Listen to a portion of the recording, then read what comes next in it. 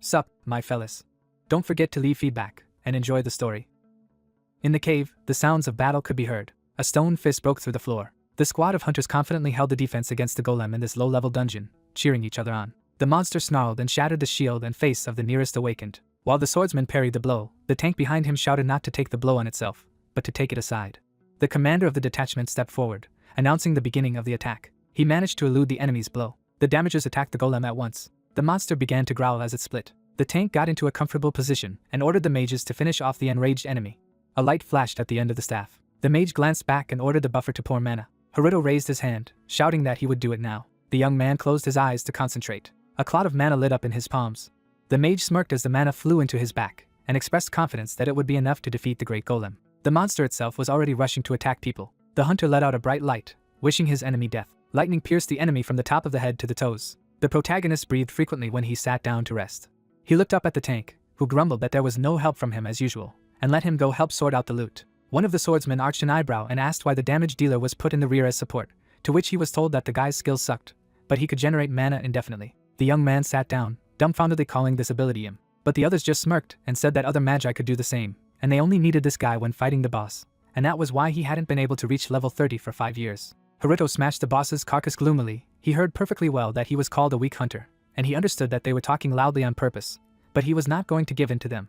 Soon in the headquarters of the Taiken Guild, the young man slapped his palm on the table, demanding to know why he had been transferred to the production department. The director of the operatives chin on his fingers, and explained that no one wanted to take him to the dungeons. Damager stared at his superiors in shock when they added that he was already level 29, which meant that he would not be able to do the cleansing alone, and the only skill was mana regeneration. The hunter pressed his palm to his chest, shouting that his mana was useful to many people, and he was only a short distance away from the 30th level. But the master objected that in most raids he served as the 5th wheel. The guy flinched when he was asked if the 30th level would change anything. The headmaster adjusted his glasses and explained that the guild had decided to develop the employee's strengths, and he would fit in perfectly in the mana potions department. Haruto gloomily clarified that if he refused, would he be kicked out. The young man threw his snack on the bench, remembering that he had really been kicked out. He rubbed his neck wearily, grumbling that he had lost his job in an instant. Everyone thought that the protagonist's skill was to generate mana endlessly and transfer it to allies, but in fact it was a simpler skill that he didn't tell anyone about. Surprisingly, he got it even before he became a hunter. The damager pressed the button, and there were 2 onagiri in his hands. The guy could copy objects, but immediately after waking up, he realized that this skill was quite useless for a hunter.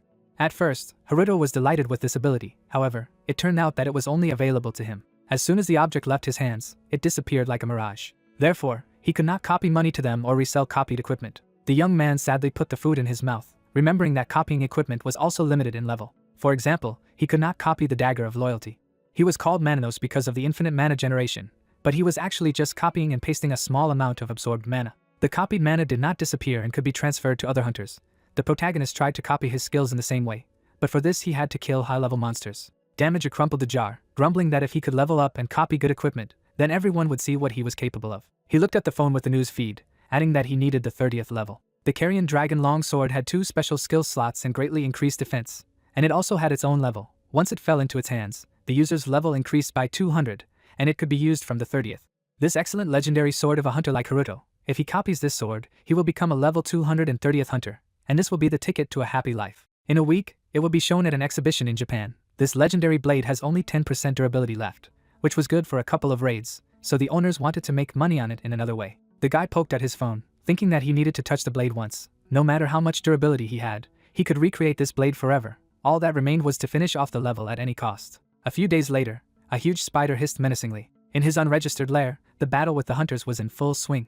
One of the mages turned and asked for mana. The protagonist calmly directed his hands in his direction, launching his skill. Mana poured into the guy's body. The wall of fire swept away all the monsters in the wizard's path while he laughed, wishing them to burn. Damager covered his face with his hand, remembering why he hated fire mages in a closed room. Hopefully, the guy checked his status window. Aoi looked over his shoulder, and remarked that it could be checked indefinitely, but nothing would change, to which Haruto justified himself by saying that he just wanted to prepare for a boss fight. But the friend made a friendly gesture, and asked if he should charge the audience in the front row, to which the young man was indignant. The hunter pointed his finger and said that after the clean-up, his comrade was drunk. The damager smiled, remembering that this guy had been going down to unregistered dungeons since childhood to earn money. Although this dungeon was not legal, thanks to it he could accompany high-ranking hunters. The group went deeper into the cave, preparing to hurry to the boss arena. The first person walking stopped abruptly, and whispered that this was the clutch of the great spider. Inside the cave there were indeed eggs, guarded by a female. Alexa was the boss of the dungeon. Now she was sleeping peacefully. Haruto looked at the monster in a panic, mentally noting that his knees gave way at the mere sight of it. Aoi turned to him and reminded him that he had nothing to fear, he wouldn't be sent into battle. The hunter looked around and added that it was not difficult to kill the great spider, but he had to be careful. The main thing was not to catch on its web and be careful with the eggs, the destruction of which could infuriate the boss. He glanced at the masonry and added that if that happened, they would all die. The fire mage looked at his friends with displeasure and asked why Aoi was wasting time with the Manos. The guy grinned and apologized, while the wizard was crucified that they had taken a weakling out of the kindness of his heart. The hunter kicked the pebble in displeasure, and he flew right into the web. The whole structure trembled, and the guys froze. Alexa opened all her eyes, and she opened her mouth with a terrible roar.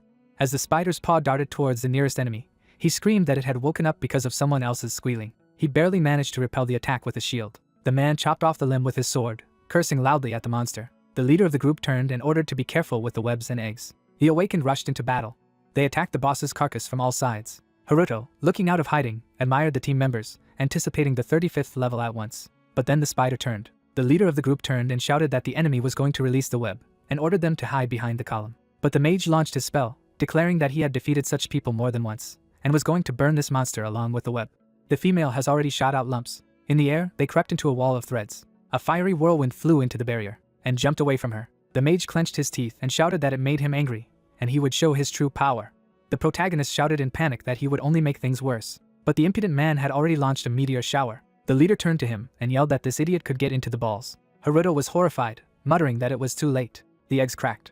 The tank angrily ordered to run before the spider went berserk. In the next moment, his body was swept into the wall by a spider's web. Aoi grabbed his friend by the collar, yelling for him to hide while the monster fired in all directions. The boss went into a state of rage, dispersing a wave of magic around him. Damager was in the web before he could swear. The mage was also trapped. He shouted that his fireball couldn't help but affect the web. The monster loomed over him. With horror, the guy begged him to stop. His voice broke into a shout. With its paw, the spider pierced the poor man through. The protagonist's pupils narrowed in horror. He twitched in his bonds, cursing in his mind. Stone chips flew under the spider's limb. The boss's mouth hung over the guy. Haruto was terrified. He thought it was an ordinary low-level dungeon. He only needed one level, and now he could die. The spider swung. The hunter screamed in pain. Blood poured out of his mouth, but in the next moment, his copying skill kicked in. The guy appeared a little to the side, thinking that his skill was not so useless. Objects disappeared after copying. However, this rule did not work for his body, so he created a copy of himself just in case. At death, his consciousness moved to a copy, and the dead body disappeared. The corpse turned to stone and crumbled. Haruto clenched his teeth. He could not get used to such a sight, but there was no other way out. But the monster reached the young man again, stabbing him with its paw from behind. No matter how much he wanted to repeat the process again, he had to do it. The protagonist tried to regain his breath behind the nearest wall, mentally aware that the enemy would not let him go, even if he copied himself indefinitely. The hunter looked around in fright. He saw Aoi begging for help and couldn't believe he was alive. The dealer turned away guiltily, not understanding how he could help him. The spider was moving straight towards the pleading victim. The guy clenched his teeth, cursing in his mind. Haruto drew his dagger, his conscience simply not allowing him to abandon his only friend.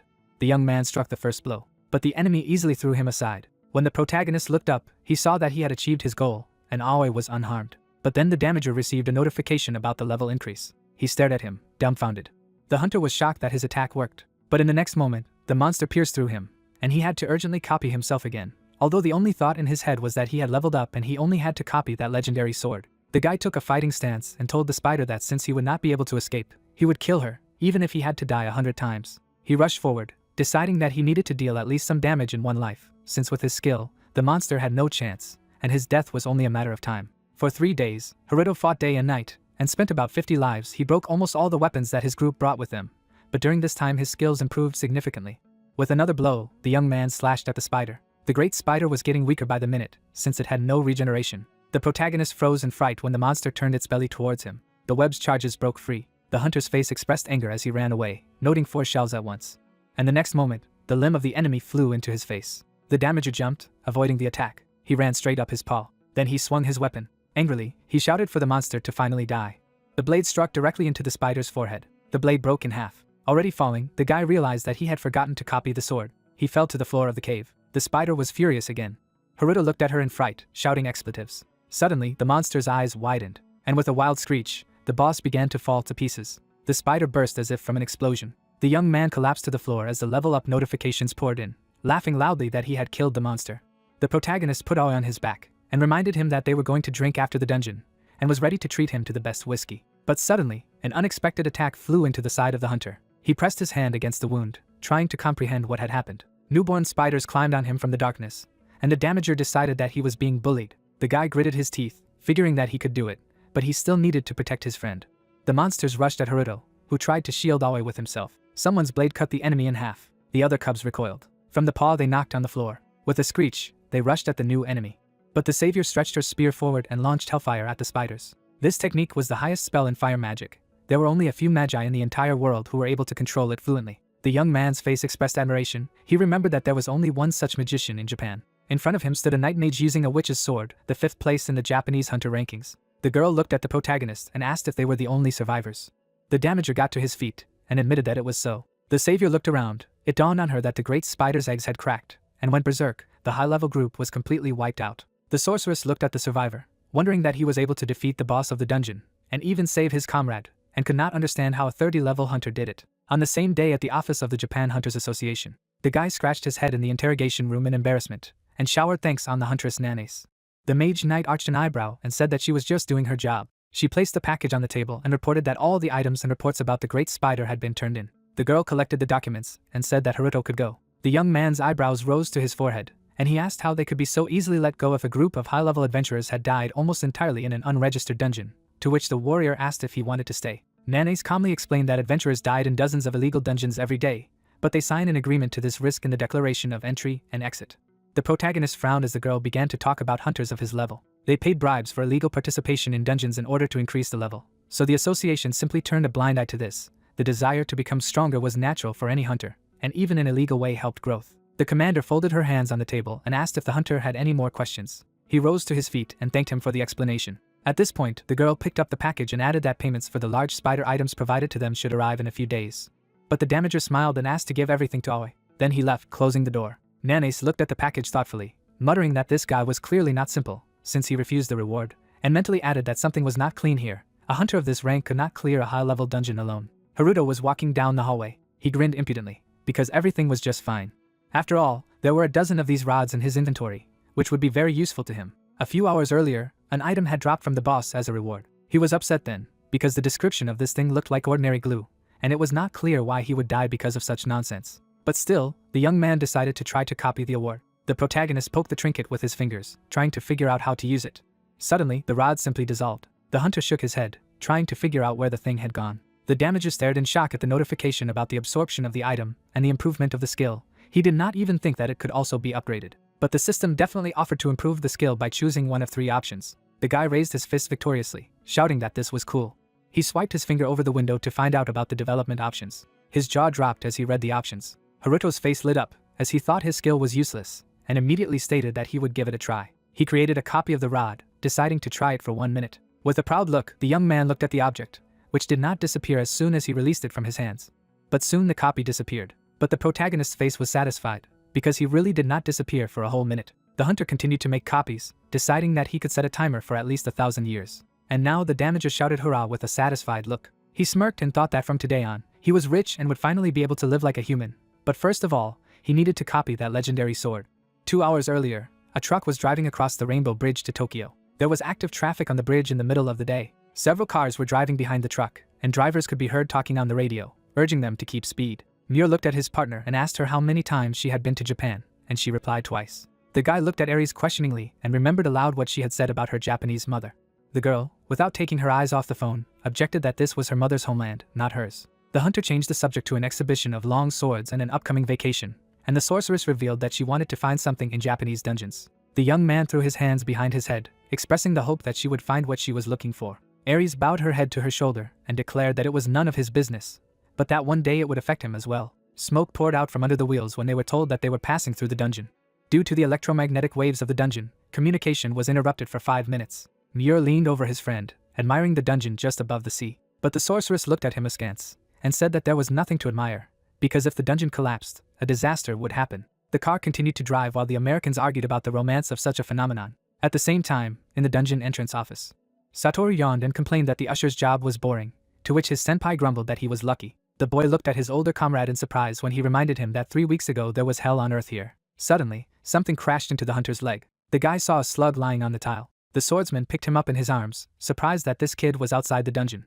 Satoru turned to his partner and asked if the slug could have appeared on the surface. The man's face twisted with horror, because it was impossible. But then someone crashed into the back of the guard. He looked around in fright. In the next moment, both hunters grabbed their weapons.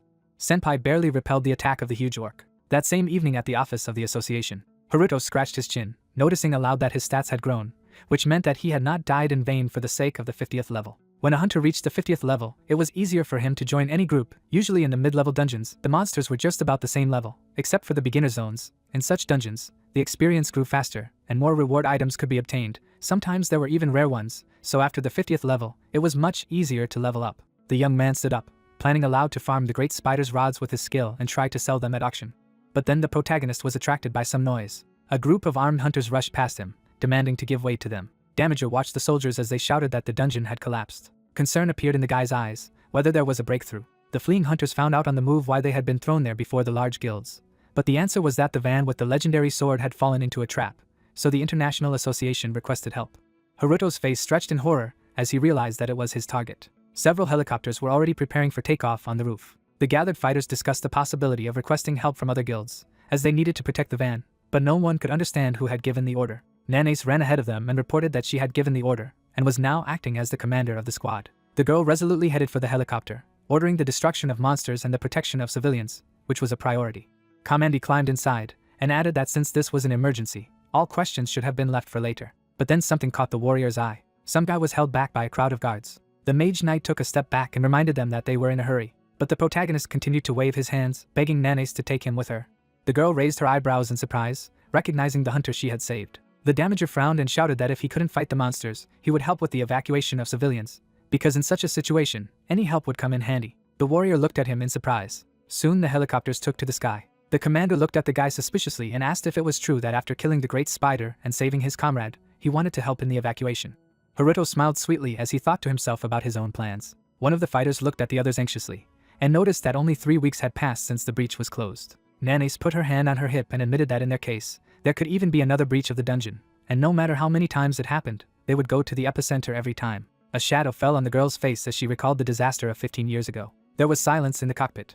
Damager clenched his fist. He remembered these events as if they had happened yesterday. It was a simultaneous breach of dungeons around the world, which created an international calamity level. If the monsters in the dungeon are not exterminated in sufficient numbers, the dungeons overflow and collapse, forming a breach, and then the monsters burst out, attacking civilians. His parents died in this chaos. The guy hadn't told anyone about it yet, and no one would have believed him, but at that moment, a supernatural being from another dimension appeared.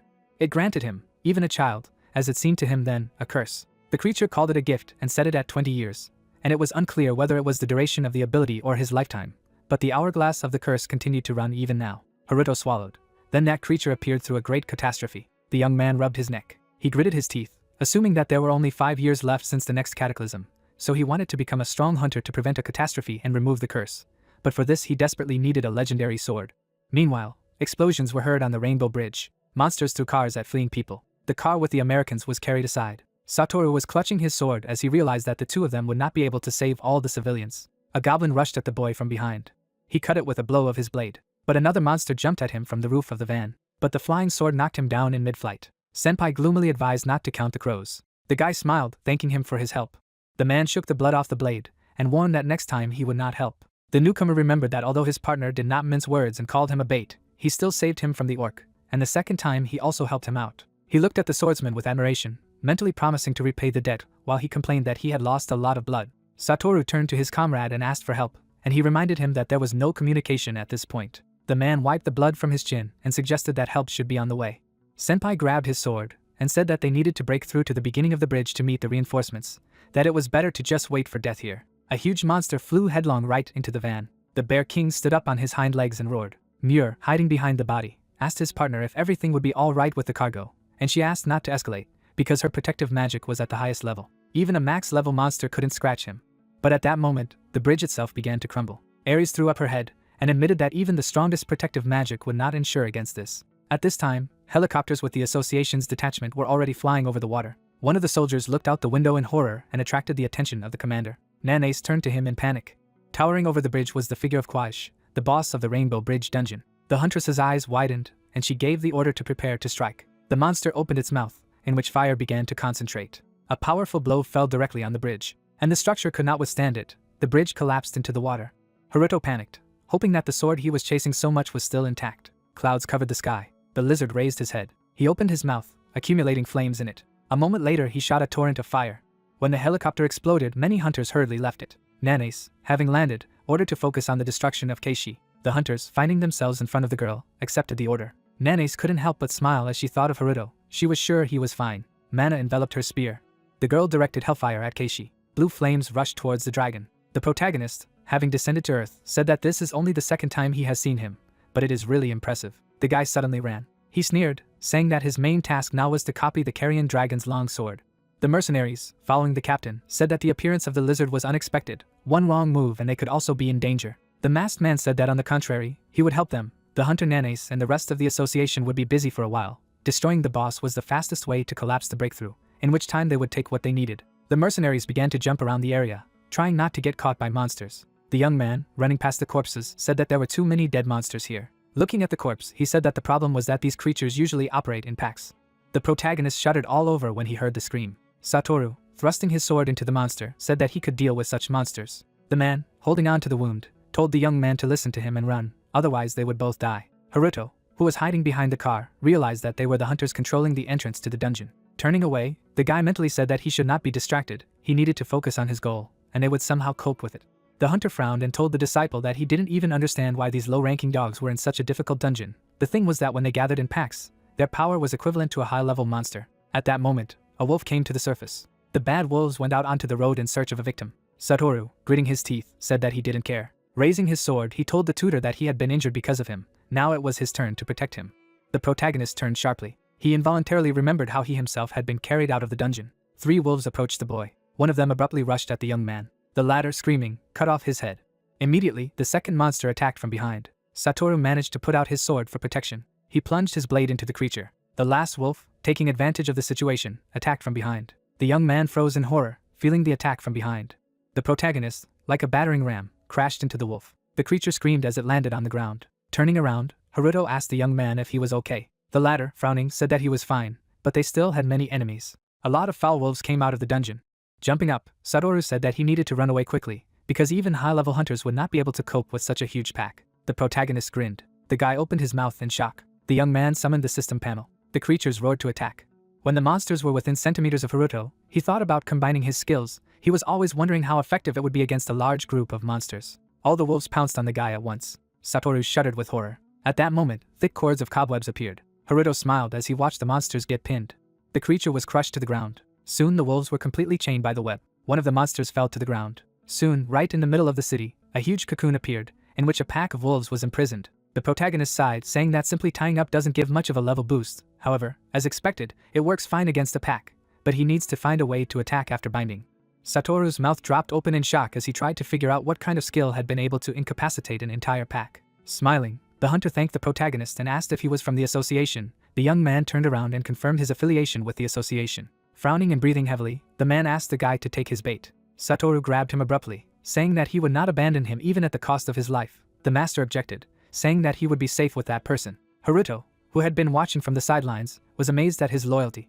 He sighed, realizing that in such a state, both of them were in danger. He simply had no other choice. Taking out a potion of healing, the guy told the hunter to take it. Turning around, the young man said that this was a medium-level potion. He would not be able to fight, but he would be able to stand on his feet. The surprised hunter raised his eyebrows and asked why he was giving him such a valuable thing. Grinning, the protagonist said that without him, this young man would not return home. Satoru's eyes sparkled at the sight of the hero's coolness. He bowed and, pronouncing his name, asked him to remember it, for one day he would surely repay him for everything. The departing protagonist stopped. Haruto, scratching his head, said that he really needed help. He was looking for the van of the International Hunters Association, so could they tell me where it was? Satoru, raising his head, was surprised that the hunter could not orient himself in space. The huge bear roared. The girl, stretching out her hand, put the beast to sleep. Her partner chuckled, saying that even as a hunter, she was a pacifist. The metal ball was cut. The man frowned sharply. He cut the shell. Muir chuckled, saying that he assumed that someone would take advantage of this chaos to steal the sword. The girl's eyes widened at the sight of her enemies. The head of the mercenaries stepped forward and said that their insight was impressive. He rushed forward abruptly. Muir blocked his attack with his sword. Smiling, he told the enemy that he should not underestimate the escorts of the legendary weapon. Throwing his opponent aside, he said not to think that they were easy to deal with. The man rushed after the mercenary. Ares suddenly screamed, telling him not to go forward. Muir's body suddenly stiffened. He fell to his knees and began to vomit blood. Bleeding and sweating, The man tried to understand what was happening to him. Ares, frowning, said that the enemies had sprayed poison that deals damage and blocks mana absorption for a while. If he continues to fight, it will kill him. The head of the mercenaries shrouded himself in an aura and said that the Mages seemed to have good intuition. They didn't underestimate them. It was just their normal way of working. Gritting her teeth, the girl said that they were using poison against people despite the association's prohibition. Ares, gathering mana in her hand, said that she would make them regret what they had done hundreds of times. Forming a fireball, the mercenary said that as a mage who did not know how to use mana, it was better for her not to sing praises. Suddenly, his head separated from his body. A huge monster looms over the mercenaries. The beast's eyes lit up with anger. Opening its mouth, the bear roared. The mercenaries screamed in agony as they found themselves captured by the monster. The creature threw one of the people away. The bear immediately crushed the man with his paw. The captain, starting to run away, swore. Becoming invisible, he realized that the beast had not been killed before. It had only been put to sleep. The beast, having killed everyone, slowly walked towards the couple. Mern narrowed his eyes and asked if she could put him to sleep again. The girl parted her lips and said that he had probably forgotten that she couldn't absorb mana.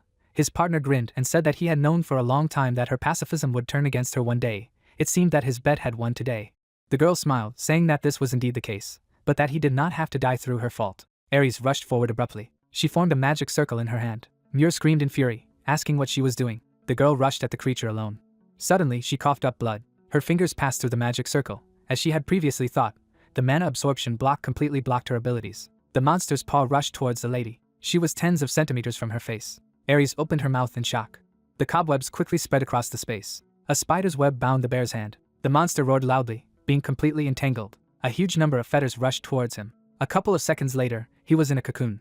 The protagonist stood in front of the creature. Satoru, smiling, said that he had caught the king bear in one move. The guy, beaming with happiness, told his senpai that he was really cool. Haruto turned around abruptly, asking why he called him senpai, since they were the same age. The young man immediately turned away when Satoru said that he and Sakibi had saved his life more than once, so he should respect both of them. Glancing at the couple, Haruto parted his lips and asked if they were okay and if they were from an international association.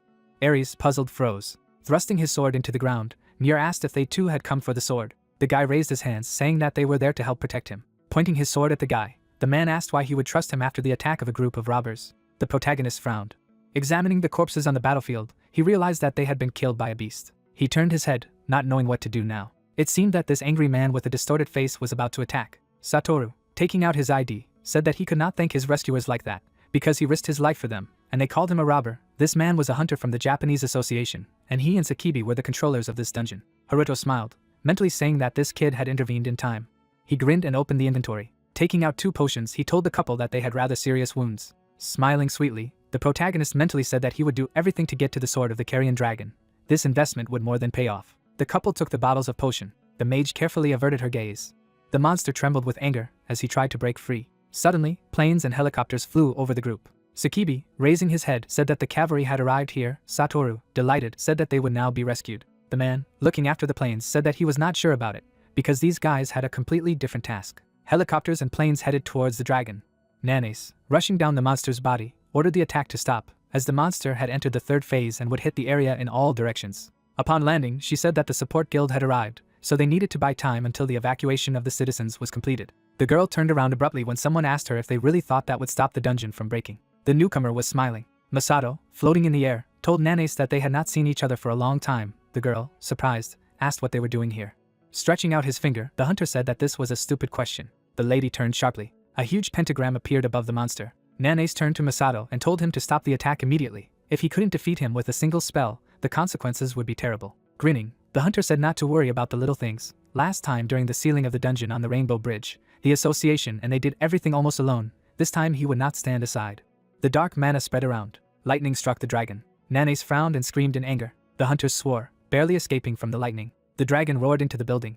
The bridge was divided. The protagonist grabbed the edge of the bridge. Climbing onto the bridge, he said that he was already thinking that he was finished. The young man turned. He walked to the edge of the bridge, where he hung the group, including the van. As the ground shook, the guy turned around. The boss's huge carcass was right behind him. Haruto immediately covered his mouth with his hand, not understanding why the monster was there or if he was dead. Masato, floating in the air, was amazed that there were still survivors here. He applauded, saying that he seemed to be a low-level hunter. The protagonist, seeing the symbol on the chest of the newcomer, realized that it was the symbol of the Guild of the Future, the 3rd most powerful in the country. Straightening up, the young man asked if saving the citizens and destroying the monsters should not be his priority. Masato turned his head, saying that he didn't do that. Turning around, he said that the civilians had been evacuated, but it seemed that there was someone else, and it was not Keisha. The man abruptly moved to the bear. He touched the web, saying that he didn't know that it could be used like this before. The web suddenly broke, striking the young man. Masato tore the bear to shreds. Haruto gritted his teeth when he saw that the Beast King had been killed with a snap of his fingers, and the web itself could hold a 200-level monster, as well as another 25-ton wagon. Suddenly the system panel appeared. A lot of panels appeared in the air, announcing a level increase. Masato turned around and asked if he had leveled up so much for that weak monster. Grinning, he apologized for stealing the loot. He had no idea that the web belonged to him, but he accidentally struck and took the bounty. Throwing the claws of the Bear King, the man said that he didn't need them, so he could take them. The protagonist frowned. He parted his lips, about to swear. However, Nanace interrupted him. The girl sighed when she saw the guy safe and sound. The man standing aside said that they were both in association. Now it was clear why he didn't like him right away. Nanace, worried, asked if anything had happened. The young man, gritting his teeth, said that everything was fine. When Haruto looked at her, the girl said that now the support team is evacuating the citizens. He should leave with them. If the Keisha wakes up, he will start to rampage. The young man, worried, asked if there was a chance to kill him. Shaking her head, the girl said that this was impossible. Monster bosses would activate rabies or an AoE attack when their lives dropped to a third. In both cases, they attack in different directions. Weak bosses and mini-bosses usually only activate rabies, like a spider. However, Keishi-level bosses have a very high amount of HP and activate both rage and AoE attacks, so the fight is divided into phases. In the third phase, the Keisha, sensing a threat to life, carries out large-scale destructive attacks capable of destroying everything around. Now he protects himself with a barrier, absorbing mana from the environment. Suddenly, the eye barely opened. A moment later, the monster opened its eyes. Nanae summoned a spear and said that he woke up earlier than they expected. Masato chuckled and said that he would turn him into a pile of loot before he even started unleashing massive attacks. The creature opened its mouth and roared. Nanae turned around and told Haruto that she hoped he would get out alive this time again. Masato, rushing at the monster, said that it was difficult for such a weakling to survive the battle, because the mortality rate of hunters at a low rank was higher than in an accident. Two hunters rushed towards the enemy at the same time. The protagonist took the bear's claw. After running, the young man decided that he would kill the Keisha first, even if he did not intend to do so. Gritting his teeth, the guy said that this is how Masato will eat shit from him. Satoru, smiling, told the guy that he had saved him again. Ares picked up the torn shreds of the web. Throwing up his hand, Haruto said that he had a request. Since the monster had already entered the third phase and would soon begin to rampage, nothing in the area would remain intact with its attacks. In such a situation, it would be difficult to find both the van and the long sword. Satoru's mouth dropped, not knowing what he was talking about. Mir frowned. The protagonist, knitting his eyebrows, said that he must kill the dragon, but for this he needs the long sword of the carrion dragon. He will return it after the victory. The sword guard stared at the young man. Mir narrowed his eyes and said that even if he had helped them twice, that didn't mean they would trust him. Ares, adjusting her glasses, said that it was impossible. Haruto gritted his teeth, realizing that at this rate, the sword would be lost to him forever. Parting her lips, the mage said that in order to remove the seal from the van, a huge amount of mana was needed, and because of the poison, they could not absorb mana. Muir turned his head sharply and asked what she was doing. The man turned around abruptly when the protagonist said with annoyance that they could have told him everything earlier. Smiling and pointing at himself, he said that his nickname was Manonos. One of his skills allowed him to generate mana indefinitely. After a couple of minutes, Ares was already able to create magic circles, which greatly amazed her. A lot of pentagrams appeared around the van. The protagonist, running, said that he would keep his promise. Muir, looking after him, asked the girl why she did it, and if he was up to no good. She replied that it would be all right. He had recently tied up the Bear King, but had not killed him. Closing his eyes, the man said that she should have lied for the sake of decency. The guy opened the van. Looking inside the container, he was happy. Suddenly, a mercenary appeared behind him and said that the operation had almost failed, but now he was glad that he decided to see how it all ended. The sword of the assassin headed towards the young man. Blood spurted from the wound. Satoru and his senpai screamed in terror. Ares and Mir frowned at the sight of the bastard appearing. The mercenary and the protagonist fell to the very bottom of the van. Opening the container, the assassin said that he could not even think that he would get the sword in this way. He turned sharply, sensing a threat. The great spider's web broke due to the death of the owner. The van fell into the water. The heavy wagon rushed to the bottom of the sea. Haruto abruptly appeared behind his opponent's shoulder and reported that he hadn't thought of getting to the sword that way either. The young man plunged his blade into the rascal's shoulder.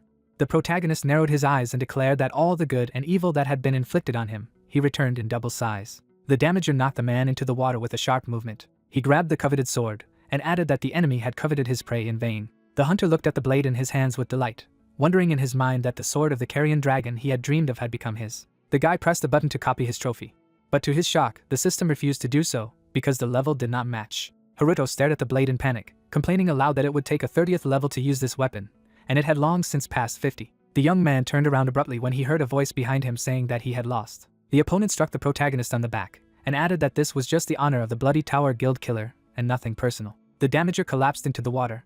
The scoundrel's wound glowed, and he muttered that if it wasn't for the healing skill, he would have already died. He took the sword, and said that he was only returning the hunter's words. The man swung his blade, saying that he forgets goodness quickly, but returns offenses in triple size. The assassin plunged the blade into the boy's back, promising that if he died by his sword, he would never see the dawn again. Life faded in Haruto's eyes as he remembered that he had such a hard time getting here.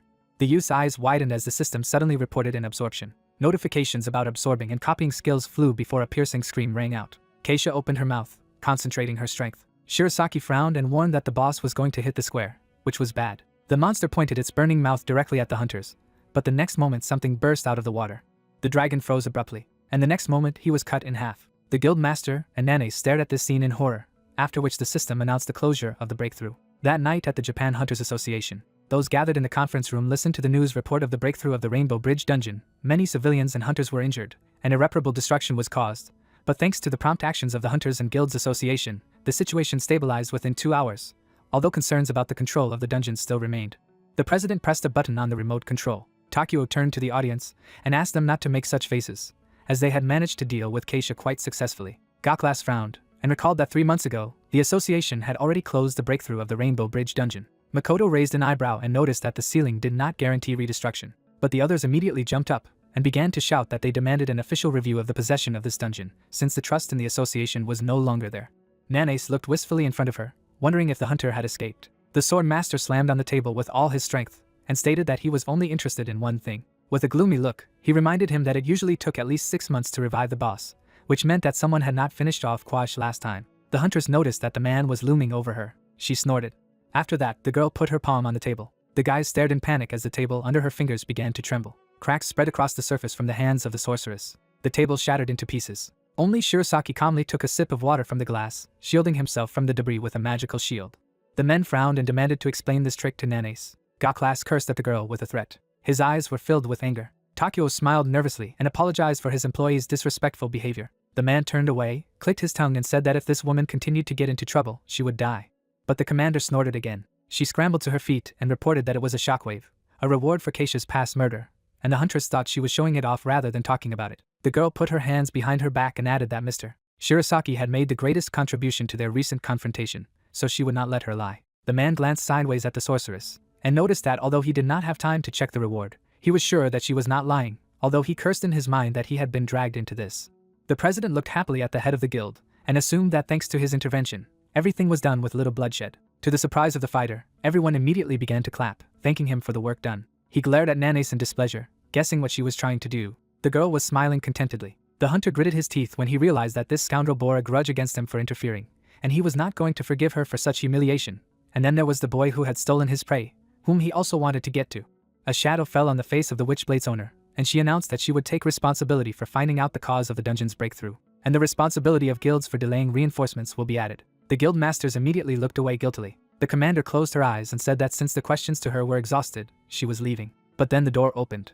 Muir entered the office with his partner, and stated that he had come on behalf of the International Hunters Association, and he had important information for those present. Gaklas looked back at the boy, and he reported that the Carrion Dragon's sword had been stolen during the breakthrough. The American put the folder on the table, and said that the incident occurred during transportation, when the sword was on its way to an exhibition in Japan, and asked everyone to take an active part in its search, and in the folder there was an official letter asking for assistance. The swordmaster frowned, reminding him that they had removed the seal from the van themselves during the attack. Ares adjusted her glasses and explained that this was due to a request for assistance from Hunter Shinoda Satoru of the Taiken Guild and Hunter Sano Hado of the Japan Hunters Association.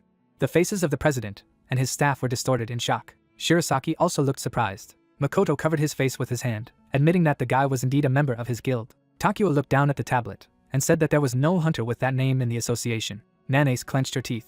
The head of the people of the future smirked. After all, this was his chance to take revenge. Ares flinched when the man asked if she meant the young man who had bound the Bear King with a web. He looked over his glasses threateningly, and explained that he had a slight disagreement with him on the spot, but he also thought that he was a hunter of the association. Nanace pursed her lips when she was asked how to understand this. Could it be that Haruto was the one who stole the legendary sword?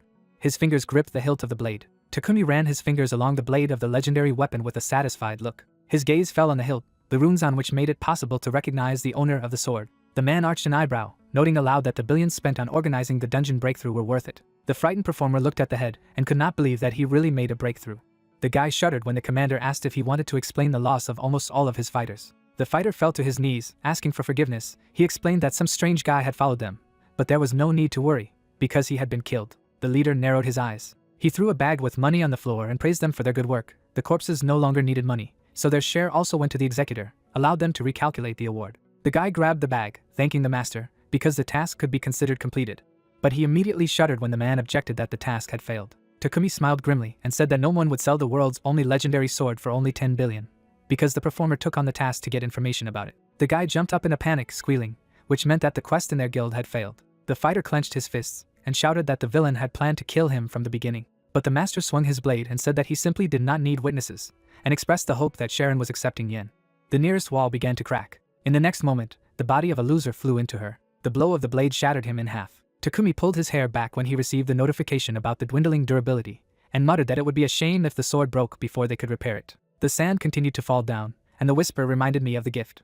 Haruto jumped up on the bed screaming. Pain shot through his neck. The young man rubbed the sore spot, cursing, and realized that the hourglass had moved again. Satoru hugged the senpai, rejoicing at his awakening, confessing his fear that he would not come to his senses. The boy threw up his hands and exclaimed that after the protagonist was wounded, a dazzling pillar of light burst out of the sea. A man from the next bunk got up and asked if his neighbors were in the epicenter of the breakthrough of the Rainbow Bridge dungeon, and the hunter confirmed it. The damager put his feet in his slippers, and while the boy was telling his roommate what had happened, the guy headed for the exit, muttering that his head was swollen. Haruto turned to one of her familiar faces, who noticed that it was this energetic kid who had saved his life. Sakibi sighed, and explained that his partner considered it his duty, and raised everyone's ears, both the guild and the association, thanks to which the young man was found on the coast. The protagonist's eyes widened. He tried to understand how a simple dungeon controller made such large organizations move, and then it dawned on him that this boy and the head of the guild had the same last name. The hunter stared at the energetic Satoru. A nervous smile appeared on his face, and the damager muttered that this was nonsense. They were not in the series. At this time, in the office of the chairman of the Hunters Association, Nanase frowned and asked if the hunter Sano was really dead. She was confirmed that they had seen his death with their own eyes. Miur tensed, noticing that the girl was not surprised at all, and found this reaction strange. The huntress put the mug on the table, and explained that their work always carried risks. The American arched an eyebrow. The chairman leaned forward and said that he had seen an official letter asking for cooperation, and confirmed his participation in this matter, promising to do everything possible to help in the search for the legendary sword. Ares frowned, and asked to provide them with some high-level hunters. They knew the location of the sword. The old man rubbed his beard, and noticed that he had expected something like this. But he was surprised that the Americans had already established the place. The Carrion Dragon's longsword was not a personal item, but it was engraved with runes to gauge the wearer's level, and she could feel the engraving and track it, and someone had used it about an hour ago. Nanase narrowed her eyes. They hadn't been told that the engraving could be tracked, and that was why Mr. Sano had been given permission to use it. The guy stared dumbfounded at his girlfriend as she stated that the strength of the blade was about 10, but someone used it, and the durability decreased, so soon the sword would disappear. It was the only clue to finding Ares' mother, who had gone missing during the incident 15 years earlier. The girl looked at the owner of the witch's sword in surprise and clarified how she knew, to which the huntress showed the personal file of the guests, saying that they were not made here either, and the association knew that the stolen blade was a relic of Ares' mother. The sorceress abruptly rose to her feet. She bowed and asked the warrior to help her return her mother's relic. Nanase walked down the corridor and wondered if these Americans were hiding something. The girl frowned, mentally admitting that the story with that guy was also suspicious, because she did not think that he would die in this incident. Suddenly, a voice called out to the huntress, and she stopped. Makoto approached his daughter and clarified what upset her, but she replied that everything was fine and asked what he had to do with her. The warrior looked calmly at her father when he called her by her name. The man looked at Nanase hopefully and asked him to return to Taiken. The girl sighed and reminded her that there were more and more dungeons. With a cold look, the hunter accused the large guilds of playing capitalism, and that they only care about profits and the value of shares on the stock exchange. Makoto frowned at his daughter as she continued to say that if it turned out that the breach was the result of his guild's negligence, he would be in trouble, so she didn't want to go back. Clenching her fists, Nanase added that there were too many things in the association that needed her attention. But the man laughed, and admitted that he wanted to talk about something else, but said too much. The girl raised her eyebrows in surprise when her father advised her to go to the central hospital before leaving. At the same time, in the central hospital of hunters, Haruto sat on the roof, looking at his status window, glad that although he had not been able to copy the Carrion Dragon blade itself, it had absorbed all of its buffs. With a smirk, the young man added that even if he had stolen it, he wouldn't have been able to openly go hunting with him, and the rage had activated in time. Right before his death, the protagonist turned into a berserker. It was terribly painful, but thanks to this, he managed to tear apart Quaish, whose level exceeded 400. At that time, he did not see the notification about the increase in skills, because he was drowning. In the elevator, the hunter continued to frighten everyone around him with his maniacal smile as he remembered that his copy skill had evolved, and now he could absorb and even merge abilities. He had just tried using the internal vibration skill, and it was cool. He smirked wider and mentally added that he was now at 276th level. Damager folded his arms, deciding to himself that all he had to do was find the one who wounded him and get his hands on the legendary sword. In the corridor, the guy was attracted by a loud scream. He saw Mrs. Nanes, who was scolding someone for not running away at signs of danger. Haruto pressed himself against the wall, trying to figure out who was so unlucky enough to face this woman's wrath, and what she needed in the hospital. Satoru tapped his finger on the temple, and shouted at his sister that it was her own fault that she could not completely seal the dungeon. The young man's face stretched in shock when he realized that these two were indeed both Synods. The protagonist froze in confusion, remembering Sakabe's words, because he thought it was just a coincidence, but it seemed that these two were indeed relatives. The hunter shuddered when his name was called. He peeked around the corner, and decided that he was wanted because he was pretending to be an employee of the association in order to steal the sword. The damager turned sharply, thinking that he shouldn't stick his head out until he got to the legendary blade. The next moment, he ran into a guy. Haruto pressed his palm to his nose, and was surprised that he had survived. Muir hovered over the young man, calling him a thief of legendary swords. The protagonist's face expressed panic when he realized that he was caught. The American grabbed the hunter by the collar, hurling curses at him. The man slammed the damager into the wall with all his strength and demanded to answer where he had put the stolen blade. The guy gritted his teeth and objected that this was a misunderstanding. Muir's face swelled, and he shouted that the scoundrel had been killed, but now he looked quite healthy, so he was at the same time with the kidnappers. Sweat ran down Haruto's face when he realized that they didn't even want to listen to him. At this time, the American was already taking a sword out of his inventory. Ares jumped up to her partner, and demanded not to take out the weapon in the hospital, although he promised not to use the skill. The man swung his blade and shouted that if he didn't make this liar pay, he wouldn't be able to calm down. The protagonist frowned. He did not want to resort to this, but he was left with no choice. An internal vibration jumped from his fingers and pierced the blade of the sword. The steel shattered into pieces. Muir dropped the hilt in surprise. The brother and sister of the Synod stared at what was happening in horror. Nanes was startled as she learned the skill of the shockwave. The girls stared at the young man's frowning face, not understanding why his aura had changed so much. The concert hall was filled with noise. The idols took the stage to thunderous applause. The central figure danced, throwing up his arms high. His fingers clutched at the door of the car. Sarah sank wearily into a chair. She waved to the girls in the group, praising them for their good work. The red car took the lead. The idols looked at each other tiredly, discussing that their colleague had a cool sports car, assuming that it was a gift from their parents. At the same time, the car taxied around the corner. Suddenly, a black Jeep appeared right in front of her nose. Sarah twisted the steering wheel in horror. Her sports car braked sharply. The idol looked out the window angrily and asked who taught this fool to lead. The driver got out of the car. Takumi grinned broadly, and he had a long case in his hands. The girl looked gloomily at the familiar face. The guild leader threw the case on the hood of her car. The man looked inside and asked how the filming went. With a grin, the scoundrel offered to go down to the dungeon, if, of course, Sarah wanted everything to remain as before. The girl furrowed her brows. That same night, the company went to the place where the long sword of the Corrisian dragon was last used. As Ares felt the edges of the concrete, Nanes said that there were no traces left, and she agreed that they were too late. The huntress frowned, and asked if they should wait until the sword was not used again. Haruto rubbed his chin thoughtfully. His face expressed awareness as he shouted that when they tried to kill him, he had heard something about the Bloody Tower Guild. The warrior looked at the young man, and said that she had never heard of such a guild, and assumed that she was one of the Dark Ones. Muir glanced sideways at his partner, and reminded him that if they waited for the next use, the sword might break. Nanes grimaced and retorted that if they had a lead to work on, and she knew someone who could help them. 15 years ago, a creature had bestowed this power on Sarah. At first, she thought she had awakened as a hunter, but it was a completely different ability. Ctrl+C, like a keyboard shortcut on a computer, allowed you to return everything to its original state. This ability could be used both on people and on objects. Therefore, she bought broken or discarded expensive things, restored them to their original condition and sold them. Although the skill could not be called the ability to heal or restore, the girl earned money by returning people and their body parts to their original state. But this ability also had limitations, and she needed money so much, and in great numbers, for Sarah's parents suffered in a great calamity and fell into a coma. The girl tried to return them to their previous state, but to use this ability, she needed mana. Without it, she could only roll away objects and light wounds. Mana was an energy available only to hunters. Sarah then risked her life to go to the dungeon to obtain mana as a porter, but sometimes as a healer. For an ordinary person who was not a hunter, going underground was as dangerous as entering a cage with a lion without a weapon. But she was amused that she took the most damage from neglecting her party mates, from whom she asked for mana. There were absolutely terrible moments when she was the only survivor. Sarah thought that this ability was only a problem, and wanted to give up everything. At one of the worst moments, someone's voice called what was happening interesting. Takumi appeared around the corner, noticing that the girl was not only begging for mana like a homeless woman, but also stealing things. That's when she met the head of the Bloody Tower Guild. The man put his hand on the table, and was surprised that her house was so empty. He even wondered what she spent her money on. Sarah ate in silence until the villain noticed that the popular idol lives like a hermit, and can also afford 3 fast food meals a day from deliveries. Takumi chuckled, concluding that life was good. The girl frowned, while the impudent continued that everyone else tried their best, were on diets, and she didn't care how much she ate, because she could return everything to its previous state.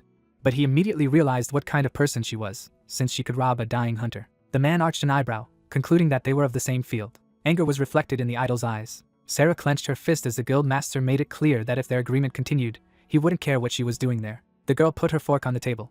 The artist wiped her lips and asked why she had to go to the dungeon. It was enough to accumulate mana as usual and give it to her. However, Takumi opened the case and said that he needed to restore a trinket to its original state, but it required a huge amount of mana, and he couldn't get it. The man closed the lid again and promised that this would be the last time she would have to descend into the dungeon. Sarah slapped her hand on the table, not believing the villain's words, but he reminded him of his old promise. The girl's eyes widened and asked if her benefactor had found an object of infinite mana regeneration in that dungeon. But the guild leader waved his hand and called this answer incorrect. He clasped his fingers in a lock and added that if the artist went with him, then he could appear, despite the fact that they had an agreement not to go to dungeons. The idol frowned as Takumi promised to make up for it if she went down there with him. At this time, in the headquarters of the Guild of the Future, Haruto raised an eyebrow, clarifying if Nanace was really referring to the same Shirasaki-san who constantly complains that everyone around him is in the way. The huntress stopped when the young man replied to her confirmation and asked if it would be better to contact the largest guilds, such as Midas or Taiken, for information. The wielder of the witch's sword turned to the protagonist and explained that the guilds may have been at the forefront of the world in terms of dungeon information and management, as both she and the association acknowledge, but that this person's thirst for dungeon clearing was greater than that of any other. When the group gathered in the guild master's office, they heard about the golem's heart. Shirasaki smirked and explained that he was also called the subject of infinite mana regeneration. Nanace raised her eyebrows and remembered aloud that this was a rare item that was given when defeating the boss of the secret dungeon Snow Mountain of Golems. The man confirmed this, as his organization was looking for this very heart. The protagonist listened attentively to the fact that it was then that the employees encountered the Bloody Tower Guild. They didn't even know about their existence, but now it became known that they were secretly recruiting a team to explore the Snow Golem Mountain, and that's all they have been able to find out so far. Shirasaki squinted at the tablet and added that the Bloody Tower was far more dangerous than they had anticipated. Killing high-ranking people, slaughtering entire groups in dungeons, stealing items, they were ruthless and willing to do anything to achieve their goals as a dark guild. Haruto frowned, thinking that he personally didn't need such an artifact, but its existence seemed amazing. Anyone would want it if they really found someone to knock this item out of. But the young man did not understand how the heart of the golem could be connected to the legendary sword. Maybe it was just kidnapped to defeat this golem, although the blade was already breathing on incense, and whether it was likely that the heart was the original target. As the protagonist pondered this, people looked at him curiously. Nanace raised her eyebrows and wondered if the Bloody Tower had found a giant golem and was building a raid. Everyone shuddered when they heard that this was not accurate. Ares adjusted her glasses and said that since the discovery of this secret dungeon 15 years ago, he had never appeared. The damager immediately leaned forward and asked where the girl got this information. The American frowned and admitted that she had long been interested in this dungeon and had studied it. From her words, it appeared that the Snow Mountain of Golems was notorious for being difficult to pass, and among the hunters, this dungeon ranked first among those they would prefer to avoid. Sporadic groups went in search of the secret dungeon, but most ignored it. Shirasaki smirked and suggested that if the assassins had teamed up to clear the dungeon, then there must have been something valuable there. Haruto looked at the man and clarified when the enemies were leaving, and he replied that the recruitment was already complete, so any second. The young man gritted his teeth when he realized that this had been planned even before they stole the legendary blade. Nanace clenched her fists and said that they too should go there immediately. The guild master shuddered as the girl addressed him. The huntress hovered over him and asked if he had a team ready to move. Shirasaki began to deny in confusion, but the warrior expressed confidence that the future guild always had a team on standby, comparable to those of the association. The man waved his hand and reminded that the information about the secret dungeons was not always accurate. There were good reasons why no one wanted to go there. Terrible weather conditions and hordes of annoying golems, for example. But when the guild leader himself found himself in the snow of the named dungeon behind the entire team, he could only curse. After a while, one of the hunters chopped off the monster's hand in front of him. But unexpectedly for him, it began to recover sharply. In the very next second, the monster rushed to attack. It struck quickly, which the two hunters barely blocked with their shields. Shirasaki held out his wand in front of him and shouted loudly that he had warned them that these monsters would immediately regenerate, and in order to defeat them, they would need to destroy the core as quickly as possible, and not give them time to recover. With that, he raised several monsters at once with a single magic technique. Then he pushed them into one point. A powerful magical energy emanated from his wand. Suddenly, a powerful magical explosion rang out. Only red cannonballs remained of the monsters. The guy smiled contentedly and shouted for the hunters to destroy all the cores of the shattered golems first, adding that they would destroy them one by one, so everyone should move after him. His people began to destroy the cores on the ground and replies that they will do so, because it is really easier this way. Shirasaki created a powerful tornado with one wave of his hand. The main character looked at it from the outside and said that he didn't want to go here so much, but now it seems to him that he likes it, but he's still cool. Some time ago, Ares stood in front of the main character and said that as soon as they entered the dungeon of the snow-capped mountains of golems, they needed to destroy as many of these same golems as possible, after which the guy asked if they really need to get involved in any fight, and if this is really some kind of special condition. Then the girl imagined a storm in her head and replied that everything was so. This was one of the conditions for the manifestation of an intermediate boss, adding that during her research, it turned out that this dungeon was an inductive dungeon. Hearing this, Haruto turned sharply at Shirasaki and asked what kind of inductive dungeon it was. The boss then closed his eyes, frowned, and replied that was why he had said that it would be difficult, because it meant that there were hidden areas. Then he imagined a hunter in his head, in front of whom several paths are open, and explained that dungeons are usually divided into zones. If you know the route of a regular dungeon, you can quickly get to the zone of the final boss. But in inductive dungeons, you need to go through all the zones in order. Having said that, he introduced several system screens that follow each other, and concluded that if he failed to pass one zone, the others would not appear. As he finished, Ares looked at him and added that it was just speculation, but it was probably 15 years ago that the dungeon had not been able to be passed, and because of this, the secret zone had not been revealed. Hearing this, the protagonist looked at the girl and asked if in order for an intermediate boss to appear, she replied that they didn't know how to restart the dungeon yet, so they had no other choice, so they had to stick to the conditions and move forward. Bringing her hand to her face, she added that she also needed to defeat him as quickly as possible, because if the reward for killing the intermediate boss was the key to the next zone, then it was probably for him that the Blood Tower came. The girl imagined the key in her head and said that they must get it before their rivals. Currently, one of the hunters attacked the monster from behind, and the main character, dodging the attack, said to himself that he did not care what they were up to, because the main thing was to return the legendary sword. After these thoughts, he used the Great Spider's Web ability. She immediately entangled the golem in front of the guy, after which a system screen appeared, informing that when using the giant spider's web, internal vibrations were activated. A second later, the monster was destroyed. Some hunters stared at this with eyes full of wonder and shouted, asking if this was the reward for defeating the great spider. But could this useless item be used like this? At this time, Ares used her magic to freeze the monsters in front of her. She then called out to Muir, who immediately raised his sword. With one quick attack, the guy destroyed the golems in front of him. At the same time, the monster with glowing eyes swung. The hunters immediately rushed away, shouting loudly that he was going to deliver a powerful blow, which meant they had to retreat. Suddenly, the golem slammed its hand on the ground with all its strength. Nanace immediately jumped up to him. Raising her hand, she stopped the wave of ice and snow. She then placed her hand on the golem, after which a system screen appeared, revealing that Keisha's shockwave had been used. At the same moment, the golem was torn into many pieces. After that, the girl turned to the hunters and asked if they were okay, to which they replied yes and thanked her. Suddenly she saw someone she knew in the crowd. She immediately approached him and ordered him to stop. When the guy turned around, Nanace immediately recognized him as Satoru and shouted in displeasure, asking what the hell he was doing here. The boy then frowned and raised his sword and shouted, asking back what was wrong with it, since he had come as an official member of Haruto's group. The girl's eyes were confused by these words, and she asked if he was a member of his group, to which he replied that it was so. Some time ago, Satoru kicked and punched the floor and shouted loudly that he also wanted to go to the dungeon with them. Approaching the main character, with tears in his eyes, he began to ask what if he would get lost again as if on a bridge, and what he would do then, adding that he would definitely need a guide, to which he replied that he would not be there alone, but after a few seconds agreed. Satoru, hearing this, smiled happily and shouted, asking if it was true. Haruto then spread his hand to the side and said yes, but only as a member of his group and would have a request that only he could fulfill, to which Haruto replied that he agreed with that. Currently, Satoru was smiling contentedly, and his sister, turning away, quietly said that she was interested in what the main character was up to. He was also a low-level one. The guy suddenly jumped up to her and, frowning, shouted loudly that she wouldn't dare to taunt Haruto.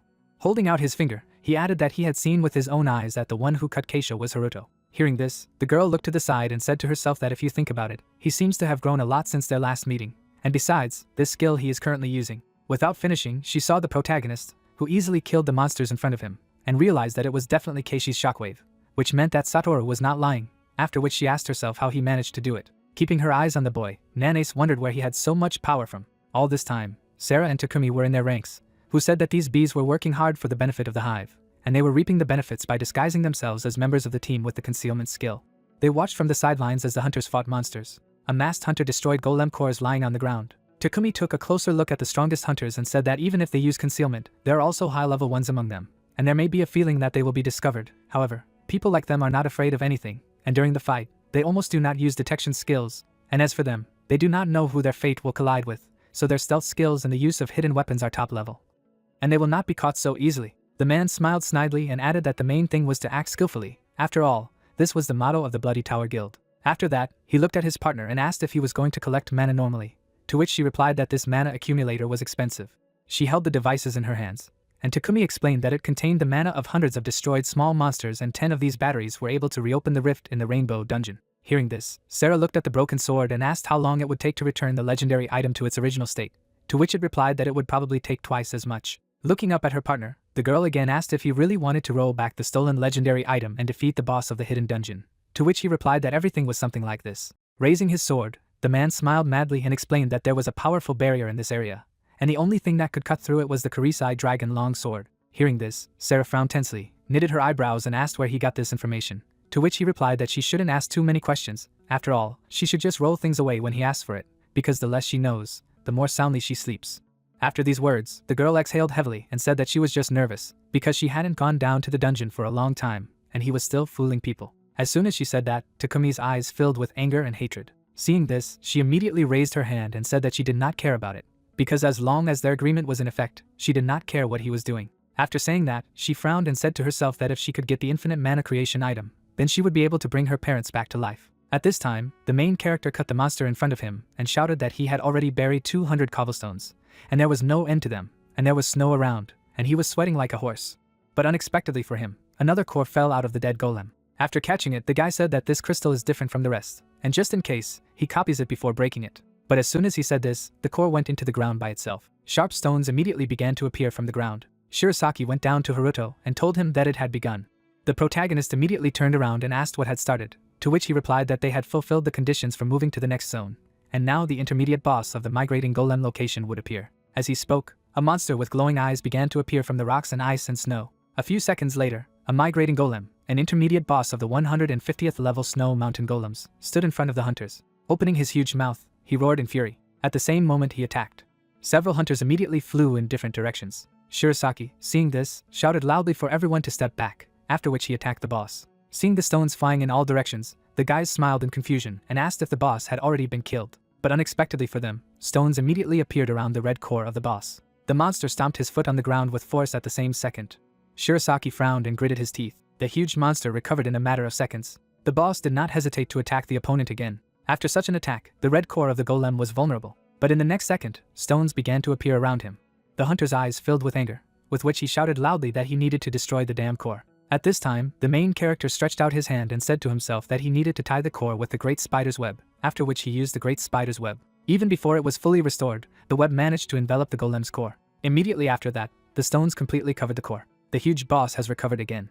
With shock open, Haruto looked at his opponent and said to himself that he didn't care about this web, which meant that he needed to do something before he merged with the rest of the remains of the golems. Suddenly, he turned around abruptly when he heard a loud scream. At the very last moment, the guy managed to dodge the stream of hellfire. The flames immediately consumed the boss. Nanace raised her hands and shouted that shock attacks were useless, which meant that she needed to damage all of his debris at once.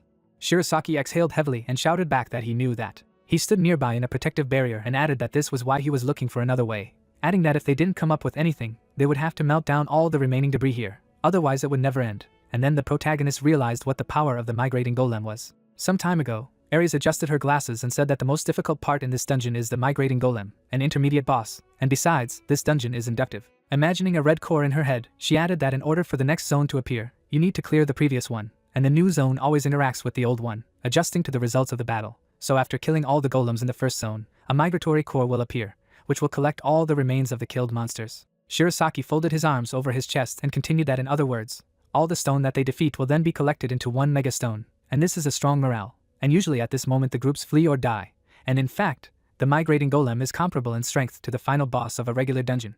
Suddenly, the guys turned around sharply when they heard a woman's voice that said that in this case, there were only two ways to win. Nanace raised her fist and said to either destroy the core or melt all the remains of the golems. Currently, the boss was melting from the hellfire. The girl's face was pouring down, and she was breathing heavily. But unexpectedly for her, the monster appeared right behind her. She turned around abruptly and shouted loudly, asking when he managed to be behind her. Swinging her weapon, Nanace used the hellfire. The blue flames immediately engulfed the monster. The protagonist shifted his gaze to Ares, who was nearby, and said to himself that if he used the ability of a long sword, she would immediately notice it, and in this case, it would not be possible to destroy the core. Suddenly, he opened the system screen in front of him, remembering that he had another reward item. A few seconds later, he had the Bear King's claw in his hand, which possessed the properties of the indomitable Bear King, as well as two skills, one of which could hold any object for a certain amount of time, and the other that would stick to any object and deal damage. After reading this, the guy smiled contentedly and exclaimed that this was another matter. In the next second, several system screens appeared, revealing that he had copied and absorbed the King Bear's claw, and the first skill had also been absorbed, and when used from the Great Spider's web, it would also inflict a powerful torpor, after which the second skill was absorbed, which penetrated the target and absorbed 15% of the health and mana. After reading everything to the end, the main character rushed to attack, saying to himself that he hoped it would work. At this time, Nanace was standing in front of the melting monster. Her comrades looked at her from the sidelines and shouted, asking if she was really going to melt all the remains of the golem, and Ares said to herself that no matter how strong she was, if she continued like this, her mana would run out. But before she could finish, the boss reappeared behind the girl. The huntress turned around abruptly and used the hellfire. Blue flames immediately appeared on the boss. Suddenly, the monster rushed to attack, and Ares asked herself if she had run out of mana, since hellfire no longer worked. But suddenly, the huge monster began to be enveloped in cobwebs. A few seconds later, the boss was closed in a cocoon. Nane's eyes were shocked by what she saw, causing her to open her mouth. Even Shirasaki raised one eyebrow in surprise and asked himself if he really could do that. Suddenly, Haruto ran up to him and shouted loudly for him to hit the monster again, to which the monster shouted back that he had already seen that the attack had not helped. But when the guy replied that he would catch the cannonball, the boss's eyes filled with surprise. He gritted his teeth tightly when the main character added that they had no time to reason, after which he shouted that he would believe him this time, because it was a sin to refuse such a commander. Immediately afterward, he unleashed his magic power. Such an attack tore the boss into many pieces. Its core was left unprotected. The main character, upon seeing him, immediately used the great spider's web. The web has become many sharp thorns. It completely entangled the core, preventing the rocks from approaching. Seeing this, Haruto smiled contentedly and said to himself that it was right to prevent the core from coming into contact with the remains. Shirasaki's face began to look shocked at what he saw, and he screamed loudly, asking if he really caught the core with this useless reward item, if he was asleep. With her mouth open in surprise, Nanes looked at the protagonist and said to herself that even if he had become stronger, she still couldn't believe that such a thing was possible. But if she thought about it, then in the Great Spider Dungeon. Without finishing, she remembered the guy who had said that she and Aoi were the only ones who survived. He also rushed after her, begging to be allowed to join her. The girl also remembered that in the fight with Keisha, he was also there. After leaving her memories, she smiled contentedly and said to herself that in the most crucial moments, Haruto was always there. Ares smiled warmly at what she saw and said that he had used the claw of the king bear, and this was his style. The rest of the hunters cheered and shouted loudly that he had caught the cannonball, adding that if they had known that it was possible, they would have defeated the great spider long ago. The boss core was sealed in a huge cocoon, made of the great spider's web. Takumi's mouth dropped open in shock at what he saw. Sarah suddenly turned to look at him and shouted loudly, asking what was going on, if he had sealed the core in the web, and how that was even possible. Without hesitation, Takumi put a mask on his face and said that the mana collection was cancelled, because it was time to change the plan and start the operation, so everyone should take their positions. Several of his masked hunters immediately rushed to their seats. A strong magical energy was released in Sarah's direction, and the girl screamed, asking what had happened, if the situation was really so serious that he wanted to intervene personally. Takumi used his power and replied that it was so, because this strange guy would make it much harder to get the key to the core, so she had to be ready. Immediately after these words, he took off. Sarah was left alone among the mana accumulators. All this time, Satoru was watching her. He suddenly knitted his eyebrows together and asked himself what he should do, adding that it looked like that man was in charge, but he didn't know where he had gone, and this girl was collecting mana for something, which meant that he should probably tell the main character about it. Some time ago, Haruto handed him a special device and said that this item allows him to use a fairly high level of disguise. Putting his hand behind his head, he added that that was why he would have to do one very important job. Frowning, the protagonist said that Satoru would have a key role in this mission because he would need to keep an eye on the Bloody Tower, and once they found the hidden dungeons, he should immediately inform him, and then they would steal their plan and execute it. Satoru's eyes were worried. He looked at Shirasaki, his sister, and the protagonist, and realized that everything was right, and he had to do it. After a while, Haruto shouted loudly, asking if they really wanted him to destroy him, to which Shirasaki exhaled heavily and replied that he caught that core, so it was his reward, and Nanes added that it was true. After all, it was entirely his merit. Then the main character swung and said to himself that it was somehow unusual when he was not treated like garbage, adding that he had already copied this core, so he could safely destroy it. After these thoughts, he slashed his sword at the boss core. In the same second, it shattered into fragments, after which a system screen appeared, informing that the migrating golem had been defeated. System screens immediately began to appear around the guy, which reported that his level had been increased, and he had also received a reward for destroying the core of the migrating golem. The key to the sealed heart appeared in front of him, which can be used to open the hidden door where the heart of the giant golem is sealed. A small golden key fell into the guy's hand.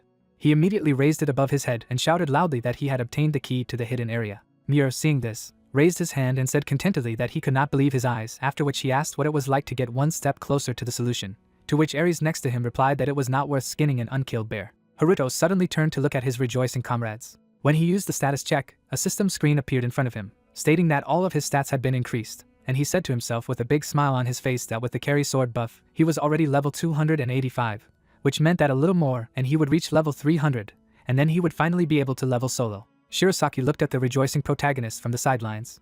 Closing his eyes, he quietly said that the guy was so happy to win, even though he was just an intermediate boss, and Nanes, who was standing next to him, smirked and retorted that this only intermediate made them both sweat. Hearing this, the boss frowned and shouted loudly that he wasn't even breaking a sweat. But before he could finish speaking, something broke out of the ground behind them. Ares and Muir turned sharply. Black obelisks began to appear from the ground around the hunters. Magical symbols immediately appeared on them, from which magical energy began to ooze, and the guys immediately realized that this was a mine for large monsters. Without hesitation, Shirasaki waved his hand and shouted loudly, ordering everyone to stand behind his barrier. But suddenly, a bright flash of light appeared under his men, which scattered them in different directions. Suddenly, there was a madly powerful explosion. Many wounded hunters lay on the ground. Takumi walked slowly in their direction and said that the power is really excellent, considering the cost. And it is not for nothing that they say that money can do anything, especially if you forget about conscience. He wore a mask on his face, and he added that it was too easy. That was what it meant to act skillfully. In his hand, he gripped the broken sword tightly. Suddenly, he turned around abruptly when he heard a familiar voice. Not far from him, the great spider's web was unraveled.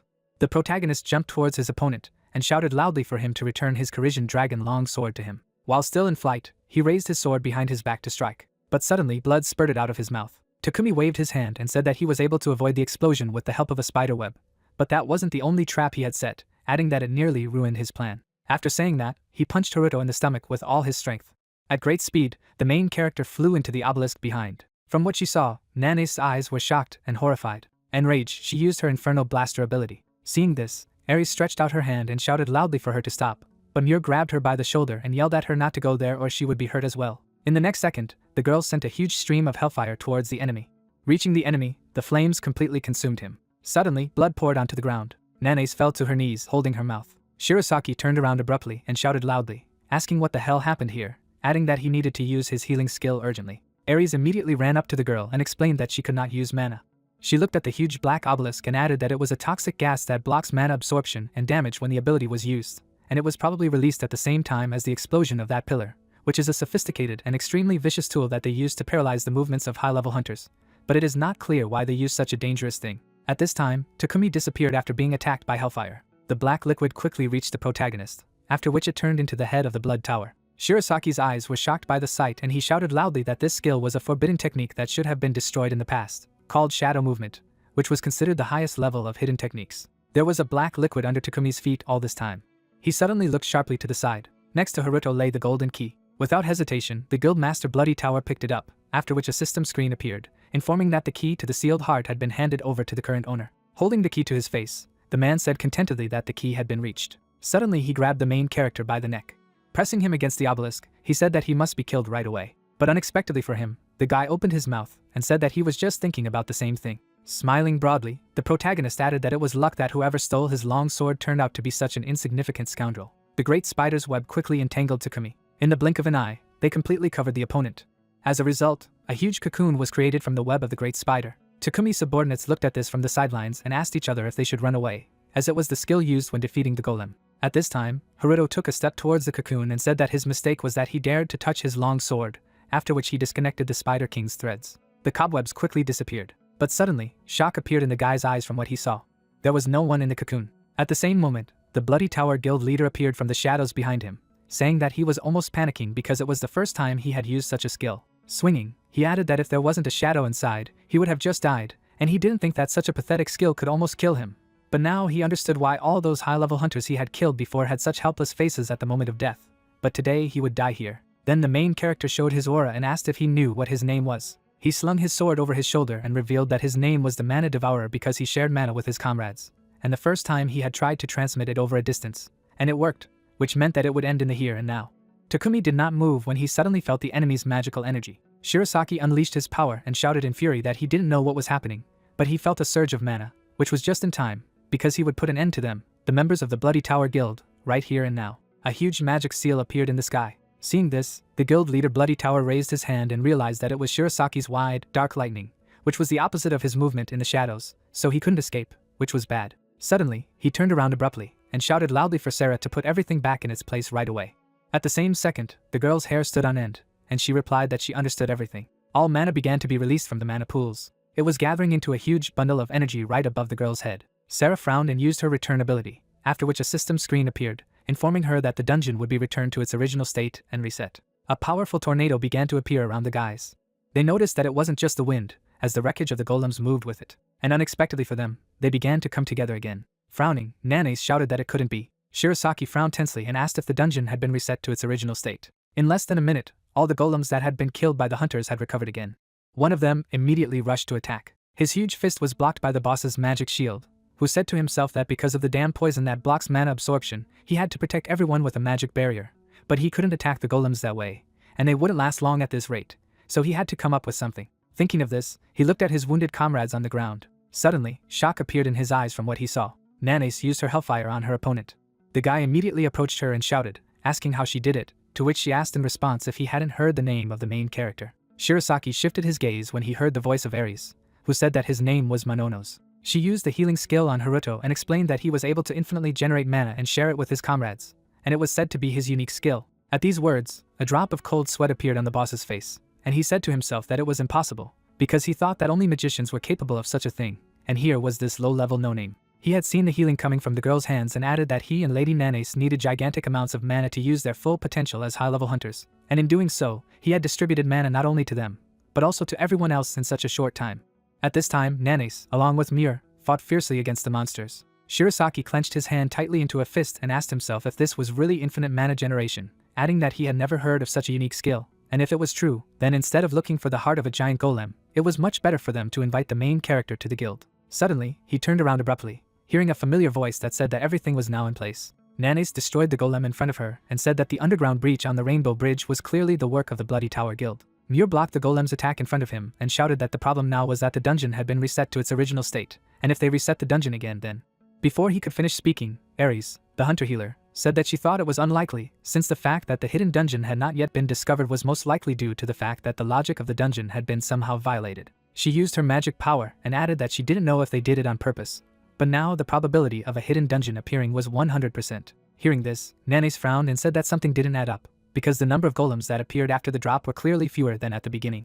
As she said this, a huge stone golem slowly appeared above her. Shirasaki looked at the girl and shouted that it was likely that the debris she melted had never been able to recover, and in any case, they couldn't be dragged in, because they had to catch up with the bastards from the Bloody Tower. Nanace frowned and said to herself that they seemed to have used the same method as the Rainbow Bridge breakthrough, but it couldn't be because it was just unbelievable. Shirasaki suddenly turned in the other direction and asked himself how the main character was doing, and if those bastards killed him. At this time, there was a dense cocoon of cobwebs nearby. From there, Haruto suddenly climbed out and said that his opponent had torn the great spider's web. His eyes were full of anger and hatred. The guy remembered how he looked at his opponent. Suddenly, he rushed in his direction, ordering him to stay where he was. In the next second, their swords clashed. Takumi held off the enemy's onslaught and shouted, asking what he was going to do. Then the main character touched the hand of his opponent and replied that he would kill him, and this did not require much strength, after which he activated the web of the great spider. At the same moment, a dense web entangled the Bloody Tower Guild master. Suddenly, he waved his free hand and shouted loudly that he would make it so that he would never be able to use it again. Immediately after these words, a powerful magical energy was released in all directions. Holding his sword out in front of him, Takumi released a level from his weapon. At that moment, the main character immediately defended himself with the help of a spider web, and this saved him.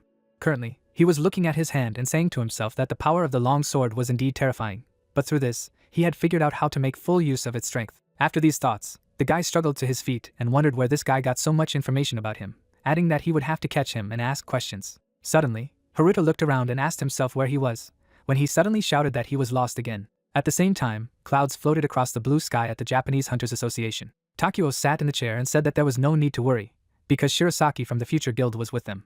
Makoto then folded his arms over his chest and said that the fact that the Bloody Tower Guild was involved was a serious problem, but they had too little information about them, as they were even capable of a high-level hunter, and it was almost impossible to gather information about them, but their guild Midas had been able to obtain something. After saying that, he threw the tablet on the table. Goklis suddenly frowned in displeasure and said that it was because the bold action they had taken was largely due to the presence of the Starfield International Hunters Guild. Hearing this, Takio raised one eyebrow in surprise and asked if it was Starfield. Makoto's face was filled with drops of cold sweat, and he asked what the International Guild had forgotten in the Japanese dungeon, and more importantly, why it had contacted the Bloody Tower. Then, Number 1 lowered his head and said that this dungeon, despite its current appearance, was one of the ones destroyed during the Great Catastrophe 15 years ago. The army of golems that appeared at that moment was more terrifying than hell itself. Then the rift was sealed by one of the world's greatest magicians, the Japanese hunter Tomoka Nishihara. Makoto put his hand to his chin and said that without her sacrifice at that moment, it was scary to even imagine what could have happened. Goklis was looking at his comrades when he suddenly said that the heart of a giant golem, sealed in a hidden dungeon, still attracts attention from all over the world. Raising his hand, he added that both organizations were willing to do anything for their own purposes, so it was possible that they had joined forces to complete the Snow Mountain of Golems dungeon, and that Ares, a representative of the International Hunters Association, was the daughter of Nishihara Tomoki. Makoto looked back at him and replied that they knew about it, so apart from the task of retrieving the long sword, adding that it would be necessary to investigate her mother's death, to which he firmly replied, no, since Nishihara was not declared dead. At these words, drops of cold sweat appeared on the man's face, and he shouted loudly that all the hunters who had disappeared in that dungeon had never been found, after which he asked if every one of them had not been declared dead, and if he really thought that she was still alive. The former then opened the article on the internet, and replied that there was a surviving witness, adding that he had returned from that dungeon 5 years ago and claimed to have seen Nishihara. From this information, shock appeared in the eyes of his comrades, and they shouted loudly that this could not be. Goklas suddenly frowned and said that due to Starfield's secrecy, they only had access to some information, but that was a fact, and even more interesting, it was a hidden dungeon. But unexpectedly, a guy ran into the room, shouting loudly that he had an urgent report. Takeo turned around abruptly and shouted in displeasure, asking what had happened, adding that he had an important meeting. Then the guy pressed the button of the remote control and replied that there had been a breakthrough in the dungeon. A powerful explosion immediately rang out on the screen. A guy covered in blood sat behind the overturned car and shouted that there was a breakthrough, adding that the dungeon collapsed right in the center of the city, which caused chaos and panic around. Huge golems were destroying the city. Goklas gritted his teeth in rage and shouted in his head that these were the same golems from the dungeon of the Snow Mountain, after which he asked himself if the dungeon had collapsed during the passage, and what the hell was going on there. At this time, Takumi and his men were climbing the mountain in the dungeon. He held a map in his hand, and Sarah stared at him silently. She suddenly frowned and asked if he was having trouble passing, adding that it was the first time she had seen him get hurt like this, and if they were definitely going in the right direction. Then the head of the guild looked at the girl and asked why she didn't check it herself in this case. At the same second, Sarah's eyes were shocked by what she saw. Right in front of them was a bridge that led to a hidden dungeon. This card made the girl's face blush, and she said to herself that she would finally be able to get the heart of a giant golem. In less than a minute, the whole team was walking across the bridge. All this time, Satoru was watching them. Using a concealment spell, he followed his enemies with long jumps. The guy tried to keep a long distance from them. Suddenly, he opened his mouth in shock and said to himself that this was the same hidden zone. At this time, one of Takumi's men approached a bright red light. He was even able to touch it. Suddenly, he turned around and shouted that something was wrong here, to which the head replied that it was a barrier. Putting his hand to it, he said to himself that the Starfields had warned him about it. He imagined thick chains covered in magical symbols, and added that 5 years ago, the great mage and strongest hunter Nishihara had sealed it. He didn't lower his hand, realizing that it was the heart of a giant golem from the hidden zone. After a short pause, the guild master looked to the side and said that it was time to start, after which he ordered everyone to prepare for the destruction of the barrier, as well as keep an eye on the perimeter. All his men left their backpacks and rushed in different directions. Takumi then turned to Sarah and said that he needed to restore the sword. Suddenly, with eyes full of thirst for blood, he looked in the other direction and said that he felt some kind of rat. A certain surprise appeared in the girl's eyes from these words. The guild leader Bloody Tower held out his sword towards Satoru and said that he dared to use stealth against his guild. The guy shook with fear, and he asked himself what he should do. Suddenly, the man swung his sword, shouting loudly that it was time for him to die. At the same time, the 30th level Snowy Mountain Ferocious Rabbit, which resides near the hidden area, rushed to attack. But he was killed with one blow. A small stone golem defeated him. As a reward for killing the ferocious rabbit, a magic crystal fell out. The golem picked him up after a short pause. Then he abruptly rushed back.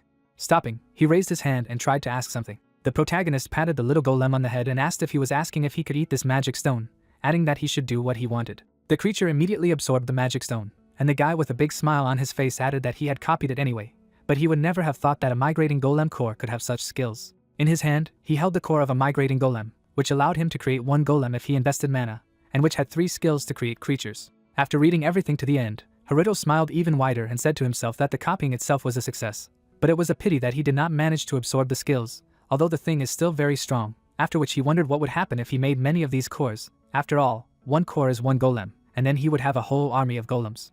After these thoughts, the guy showed his insane grin and added that then he wouldn't need a guild to clear the dungeons. The small golem looked at its master with surprise in his eyes, who read on the system screen that the Snowy Mountain golem could grow to the 10th level and the form could transform freely, and said that if it was so big at the first level, then it was very interesting to see what it would be like at the 10th level, although if the golem grew into a huge monster, it would be inconvenient. Suddenly the main character looked sharply to the side. His golem rushed to attack the new target. At the very last moment, Satoru managed to duck.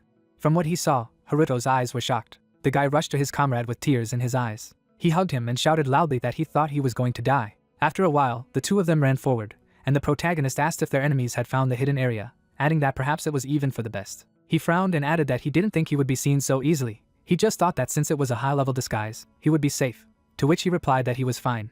But the hunter from the Guild of the Future was not very lucky. At that moment, Takumi sliced the hunter in two with one quick blow. After listening to his comrade, the protagonist lowered his gaze and said to himself that the head of Shirasaki pretended that he didn't care, but in fact he thought in the same direction as him. But in any case, the bloody ones should not be underestimated, when suddenly Satoru said that there was a girl there. Hearing this, Haruto looked at his friend and asked what kind of girl she was. Then Satoru knitted his eyebrows and said that she was absorbing mana with some kind of device, and suddenly the dungeon was dropped. At that moment, a powerful magical energy washed over him, and he thought to stop it, but then he remembered what he had told him, and in fact, he became scared. After listening to the guy, the main character patted him on the head and said that everything was fine, because he did a good job. But before he could finish speaking, Satoru stuck out his finger and shouted that he seemed to have seen this girl somewhere, but he could not remember where. Then he looked behind him and asked who was running after them. All this time, a small golem ran after the guys, and the main character replied that everything was fine, because he was his assistant. Satoru's eyes sparkled, and he exclaimed that this golem is very cute, adding that he has familiars, which is very cool. After a while, they reached the bridge that led to the hidden area, and the guy told about it, after which he added that he thinks that if they do something careless, they will be immediately noticed, because there are those among them who sense the hidden ones. Without hesitation, the protagonist looked at his comrade and ordered Mrs.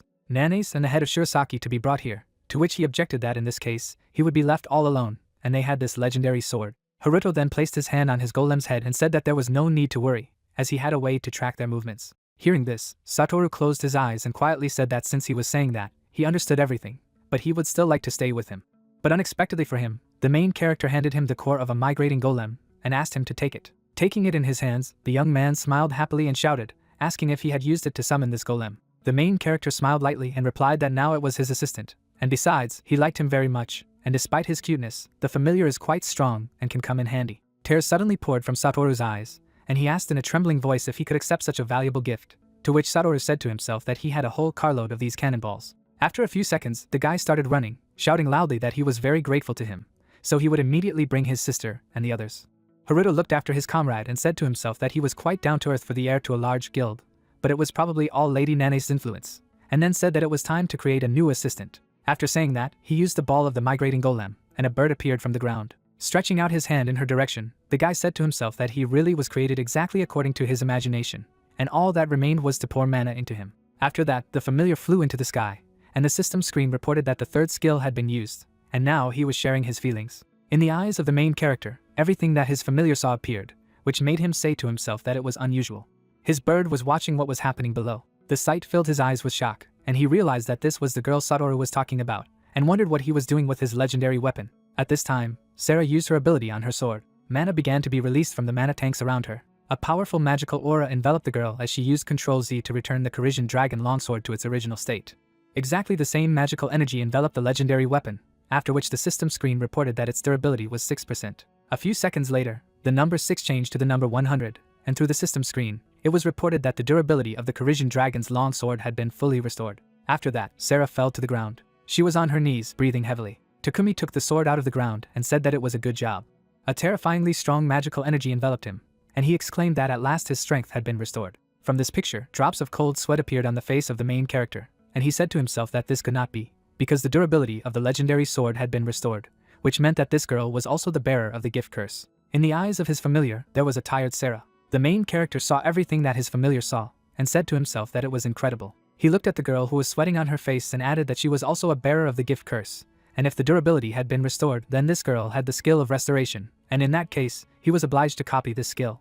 Haruto carefully looked at his opponents from behind cover and asked himself if he could copy other people's skills, adding that he needed to figure out how to do it, because if he couldn't, then he would need to recruit her into his group. All this time, the guy's familiar was above the enemies. After a short pause, Takumi released the energy hidden in the sword and said that it was finally time to break the barrier of the hidden zone. Suddenly, magical symbols appeared on the ground beneath him. Sarah had to cover her face with her hands as powerful magical energy was released in all directions. The protagonist's pupils reflected the image of the Bloody Tower Guild leader as he asked himself if this was the hidden zone barrier. Takumi took a step forward and, with the key in his hand, said that if it weren't for the information from Starfield, he would have suffered a lot trying to break it with this key. Inserting the blade of the sword into the center of the magic seal, he added that 15 years ago, the great mage Nishihara had cast this spell to seal the hidden zone, and only the legendary blade of an equally legendary hunter could dispel it. Sarah, hearing this, dropped her hands and shouted loudly, asking what it meant. The man then looked at her out of the corner of his eye and replied that the real owner of the longsword was Nishihara's husband, Frederick Hugh, but he had gone missing with his wife in this hidden area, and then Nishihara had put a barrier on her, and so that no one could destroy it, he had made her husband's blade the only key. Hearing this, the protagonist drew in his head the image of the real owner of the sword, the most legendary hunter in the world of the sacred sword, Frederick Hugh, and his wife, the greatest magician Tomoka Nishihara, after which he asked himself if it was their daughter Ares, adding that now he understood what the legendary sword was for. And while he was thinking about it, the head of the Bloody Tower Guild turned his sword and said that it was time to open this Pandora's box, after which he used the level release from the Corisian Dragon long sword again. Insanely powerful magical energy was released in all directions. The bright light blinded everyone around. The hunters hid behind the stones. Sarah tried to protect herself with a magical barrier. The familiar of the main character was destroyed. Haruto, sensing this, gritted his teeth and said to himself that his golem could not withstand such a surge of energy, which was not surprising, because if the strength of the sword had not been restored, it would have turned into the same dust as his familiar. A few seconds later, the magic symbols disappeared from the huge chains. In a moment, the chains themselves were gone. The barriers slowly disappeared. Seeing this, Takumi threw his sword over his shoulder and said that this dungeon gate was an illusion, and apparently he was worried in vain, and it was time to clear the hidden area of the snow mountain, after which he shouted loudly, ordering all his men to go forward, because they must find the heart of the giant golem. He and his comrades moved to the secret zone. A drop of cold sweat appeared on the protagonist's face from this picture, and he asked himself what he should do, whether he should chase them alone, adding that Satoru should hurry. At the same time, in southern Italy, dozens of corpses lay on the floor in a dungeon with a rank. The hunter, torn to pieces, raised his head with the last of his strength and asked why he did not kill only him, and what his comrades had to do with it. His opponent waved his finger and replied that if only he was killed, then everyone would immediately know that it was a murder. But if he killed the entire group, it would be like an ordinary failed raid. Immediately after these words, the hunter's body exploded from the inside. After that, a system screen appeared, informing that the Control A ability had been used, and since the owner of the ability had died, the skill passed to the next available user, who absorbed it in a powerful stream of magical energy. The killer then grabbed his neck. Veins protruded on it, and a mark appeared. The man's eyes and hands were burning. With a flick of his hand, he opened the system screen in front of him, informing him that he had selected all objects with the Control A ability. A magic mark appeared above each dead hunter in this area. Then the unknown person used the Control X ability and cut out all the selected objects, after which all the corpses disappeared into a huge black hole. When he finished, there was a deep hole in the floor. Suddenly the guy turned sharply. A black elf came out to him and clapping her hands said that it seemed that the Control A skill fit well into his collection, because it would be quite tedious to cut out objects one by one, and now it saves a lot of time. Then the guy clenched his hand into a fist and replied that in order to appropriate a cursed skill, you have to kill its owner every time, and this is quite troublesome. But most of all he is annoyed by the fact that even after becoming his, this skill does not evolve, and this is simply unbearable. Then the girl took a few steps in his direction and replied that she had already said that it was impossible to adopt someone's skill just by killing its owner, but in order to get a skill without killing the owner, and still be able to develop it, you need Control C. After saying that, she smiled mischievously. The guy, hearing this, gritted his teeth and said that he had been looking for him for 10 years and could not find him anywhere, after which he asked if Control C even existed. With that, the guy turned away and asked what was wrong with Control Z, to which she replied that based on the information she had received, the Blood Tower Guild had just destroyed Nishihara's barrier. The guys began to leave, and the guy finally said that in addition to Control Z, they desperately needed to get the heart of a giant golem, because without this item, they could not use the full potential of the cursed skill. At this time, the protagonist's comrades reached a new zone. Shirasaki suddenly turned around and shouted loudly that despite the fact that they were in a hurry with all his might, it seemed that they were not there, just as there were no signs of a battle, and then asked if they had made a mistake on the road. The protagonist then raised his sword and replied that it hadn't been long since they had entered here, and there didn't even seem to be any monsters here, and since the road was straight, they should catch up with them very soon. After these words, the guys rushed forward. Nane suddenly looked at Ares and asked if she had any clues as to where they could have gotten the information. Then the girl looked down and replied that it was just her guess, but she thought Starfield was behind them. Hearing this, Nane stopped and shouted loudly, asking if it was Starfield. Her eyes were full of shock, and she wondered how it was that the best international guild had contacted assassins like the Bloody Tower. Ares then approached her and replied that her mother was probably the cause. The main character looked at the girls from the side with his mouth open in surprise and said to himself that now he understood where the Bloody Tower got all the information from, which means that breaking through the Rainbow Bridge dungeon, stealing the legendary sword, and Snow Mountain of Golems were just planned events, which meant that the upcoming march would not be so easy. And it is likely that the key role in this battle will not be played by the balls of the migrating golem, but by Ares herself. Thinking of this, he abruptly shifted his gaze to the girl. Ares looked back at him with a kind of excitement in her eyes. At this time, Shirasaki suddenly rushed forward and shouted loudly that he needed to hurry, because it was easier to find out everything from the bastards from the Bloody Tower than to waste time guessing, while saying to himself that if Starfield was behind this, then it became clear where they got their shadow travel skills, and now all that remained was to catch them and interrogate them. The head of the guild gritted his teeth in anger. Behind them, Satoru ran all this time and asked them to wait. Shirasaki then stood on the same level with him and asked him what kind of golem was running around him all this time, to which he replied that it was his familiar, who was given to him by the main character. Hearing this, the man sneered and asked if the familiar was a snow golem. At the same moment, Nanes was behind Haruto and asked why he did this, why he gave such a valuable item to Satoru, to which Satoru shouted in confusion that it was because he was a very valuable member of the group, and he owed his life to him. The girl smiled warmly at this answer. Suddenly, a bright flash of light appeared under Satoru. A magical seal appeared on the ground. He, the golem, and Shirasaki were inside the magic seal. Suddenly, all three of them instantly disappeared. The main character rushed there at the same second, shouting loudly the name of the guy. Nanase rushed forward to the protagonist, shouting her brother's name loudly. In less than a minute, Haruto, Nanase, Miur, and Ares were inside the magic seal. A bright light immediately appeared below them. At the same moment, the guys were transported to another place. The protagonist and Nanase looked in different directions and called Satoru and the head of Shirasaki at the same time. Seeing the unfamiliar place, the young man raised his sword and shouted loudly, asking what was going on here. After all, they had just followed them, but now they were nowhere to be seen. Suddenly, surprise appeared in his eyes from what he saw. A giant dragon-like monster appeared right in front of him. He opened his mouth right in front of the guy, who asked himself where the hell he came from. Suddenly, Nanase rushed to his defense. She used a witch's blade and cut off the head of the monster with one stroke. The monster immediately collapsed to the ground. The protagonist looked at him and shouted loudly, asking why a dinosaur-like monster appeared in the snow mountain of the golem, to which Ares, crouching down next to the monster, replied that this place is different, and it looks like they are in a completely different dungeon. Frowning, she looked at her comrades and added that it was probably a multidimensional dungeon. The four hunters were in the thicket of the forest, and Haruto shouted at the top of his lungs, asking what kind of multidimensional dungeon it was. Nanase suddenly jumped up to Ares and shouted that it couldn't be because she had heard that the multidimensional dungeons had been destroyed during the Great Calamity 15 years ago, to which Ares replied that it was true since her mother had sealed them all, but now one of them had been reopened. There was not a drop of fear or doubt in her eyes as she said that it was worth remembering that the hidden area in the snowy mountains was also sealed, and that the multidimensional dungeons had magic circles that connected them to the various dimensions. The girl suddenly imagined how huge monsters began to emerge from the portals to the real world, and added that when the magic circle was activated, a portal was opened, connecting their world with other dimensions, and that was why there was a risk that they would end up in an extremely dangerous dungeon. After listening to her friend, Nanase brought her hand to her chin and said why Lady Nishihara had set up a barrier in the area, to which Ares replied that her mother believed that it was the multidimensional dungeons that got out of control and caused the great calamity.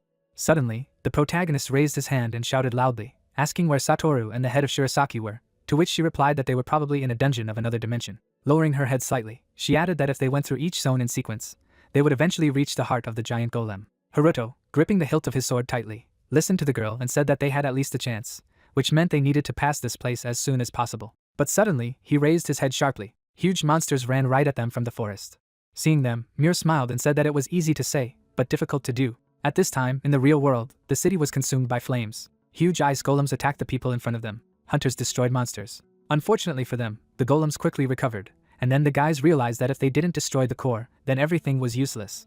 One of the mages was preparing for a magical attack, when suddenly he shouted that he could not help, because they were not in the dungeon, which meant that he had no mana at all. His companion deflected the golem's attack and replied that it was very bad, and then asked where the guy who always replenished mana was. A man near them destroyed a golem, and added that he never thought they would need Mononos so badly. But as soon as he said that, he was attacked from behind by a huge golem. Suddenly, a magic trail from a quick sword strike appeared in the air. The huge monster was cut into two halves. The guy who defeated him landed neatly on the ground. The hunter immediately ran up to him and began to thank him, when suddenly asked if he was a foreigner. The guy with the blonde hair put his hand behind his head and replied that he was on a business trip, but he couldn't just stand by and watch it. Then the hunters came up to him and thanked him again, after which they said that his Japanese was quite good. After a short pause, the foreigner smiled and asked what Mononos was, adding that he had heard what they were talking about, and he was curious. Then, one of the hunters looked at him out of the corner of his eye and replied that it didn't matter. After all, he was just a low-level hunter who couldn't fight, and his only skill was the infinite mana generation that he distributed to his allies. Hearing this, the foreigner took a step towards the hunter and asked where he could meet this man, to which he replied that they had seen each other for a long time, and now he did not know where he was. The guy's eyes were somewhat surprised after this information, and he wondered if he had the skill of infinite mana generation, adding that he had never heard of such a thing. Suddenly, he turned around abruptly as he heard a loud cry that they were finally here. On the roof of the tall building, there were two hunters who emanated an insanely powerful magical energy. They were Gaklas and Makoto. A drop of cold sweat appeared on the foreigner's face, and he asked himself if it was the head of the Midas Guild and the head of the Taiken Guild, adding that it looked like they were in for an interesting sight. The strongest hunters looked at the golems that were destroying the city and said that there was no doubt that this was a breakthrough into the dungeons of the Snow Mountain of Golems. Makoto looked at his comrade and asked if it wasn't the perfect opponent for him, adding that he would also put a buff on him, while Shirasaki, gritting his teeth, said that Shirasaki was a dungeon pervert, and then asked what was going on in this dungeon. Immediately after these words, he rushed down with a loud shout that the reward for this deed would be taken from the ES-class equipment warehouse, after which a system screen appeared, stating that stone armor had been used. The stone began to quickly envelop Gaklas. During the collision with the ground, a powerful shock wave appeared. Number 1 in Japan was dressed in strong stone armor. Upon seeing him, the golem immediately rushed to attack. Goklas's eyes lit up brightly, and he shouted in fury that he was no match for him. Immediately afterward, he shattered the monster in front of him with a single blow. Suddenly, the ground and the houses shook. Makoto held out his hand. Waving it, he began to accumulate his magical energy. A few seconds later, the man stretched his hand forward. His attack at great speed sliced through everything in front of her. Seeing this, Number 1 in Japan sneered and shouted that this old man alone could destroy everyone. As soon as he said that, a huge golem rushed towards him. He attacked at the same second. Goklas didn't hesitate to swing and shouted, asking if he really thought he had a chance, adding that he was just dust. When he used the enhancement, his arm was covered in an even larger layer of rocks. In the next second, their fists clashed. After that, the golem's arm was covered with cracks. After a short pause, she and half of the monster's body were torn into small fragments. The golem's body fell apart, and a core appeared. Number 1 in Japan grabbed him and said he wouldn't let the old man get past him and kill the boss. After saying that, he clenched his hand tightly into a fist, destroying the core. After a while, a notification appeared informing him that the boss had been defeated and the rift had been sealed. Makoto closed his eyes and grinned. Goklas left his stone armor, and the hunters around him cheered.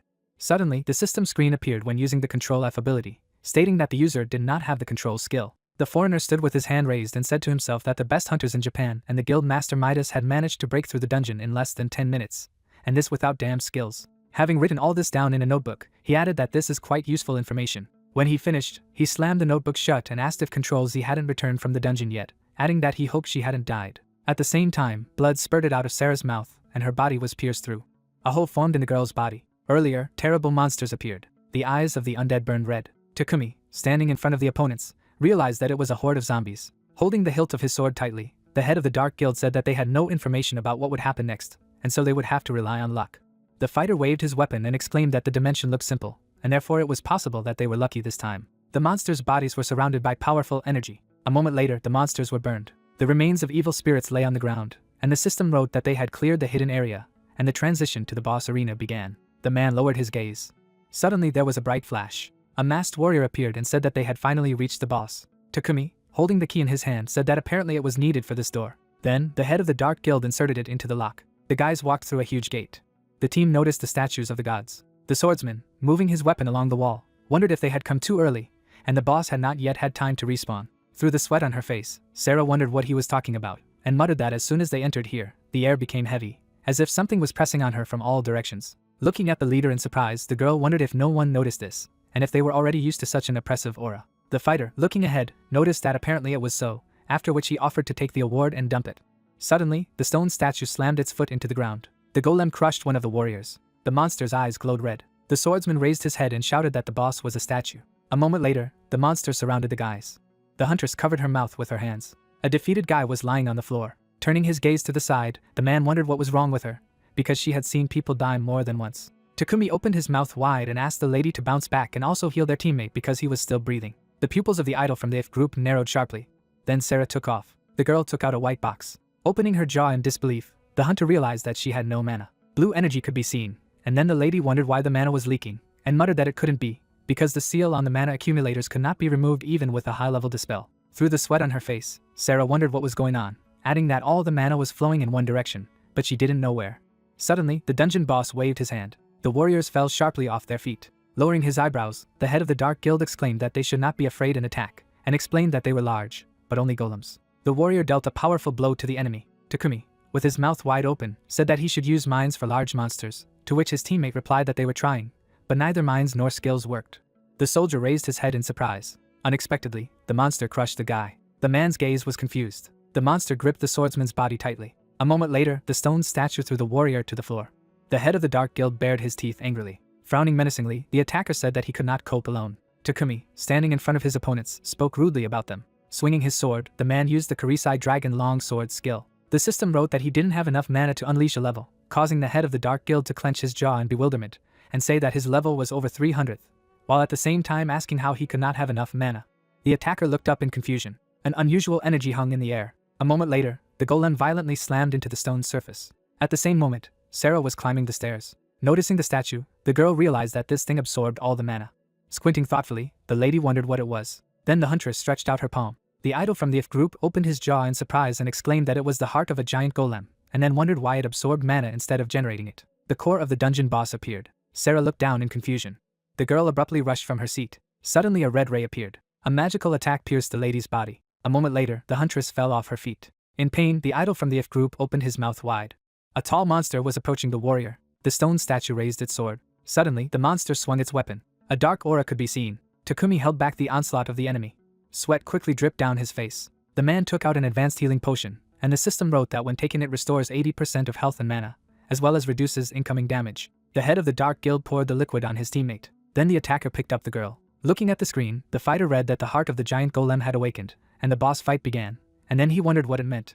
Takumi noticed that the blue gate was closing. An unusual force was circling around his feet, and he decided to use the shadow movement skill. The artificial intelligence reported that he didn't have enough mana to use the shadow movement skill, and at the same time, the man lowered his eyebrows, unable to understand where all his mana had gone. A moment later, the head of the Dark Guild rushed from his seat. The attacker was quickly approaching the door. Clenching his jaw, the warrior thought that at this rate, they would both be stuck here. Suddenly, the fighter grabbed his partner by the clothes. Takumi then threw it forward. Sarah slid across the ground. Raising her head, the lady asked why he had done so. Grinning, the man replied that if she survived, she could fix everything. Behind the head of the Dark Guild was the boss of the dungeon. Through tears, the idol from the If group said that her partner is a fool, because she is not a hunter and does not know how to absorb mana, and she will not be able to return everything to the way it was. Magical energy appeared, and then Sarah muttered that she shouldn't have come here, and wondered what would happen to mom and dad if she died. A bright aura swirled around the boy's palm, and the girl felt warmth and wondered if it was mana.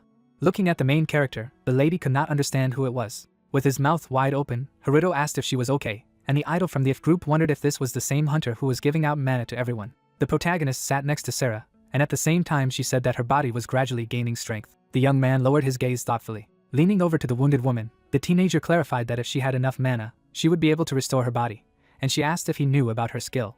Shirosaki stretched out his hand to the side and reported that they had finally made it here, but they couldn't open the door. Ares turned around and said that if there were still hunters inside, the door would not open on its own, and the only way was the key, but they knew they didn't have it. Frowning maliciously, the guild leader of the people of the future said that it was necessary to defeat the revived wandering golem first, and then come here. The man, directing his gaze at Sarah, asked who she was. The girl's hands were handcuffed, and it was heard that she was apparently the head healer of the Bloody Tower Guild, and she was mortally wounded, but thanks to the mana of the protagonist, she managed to restore herself, and they handcuffed her in special handcuffs that suppress mana, and when they get out of here, they will need to interrogate her.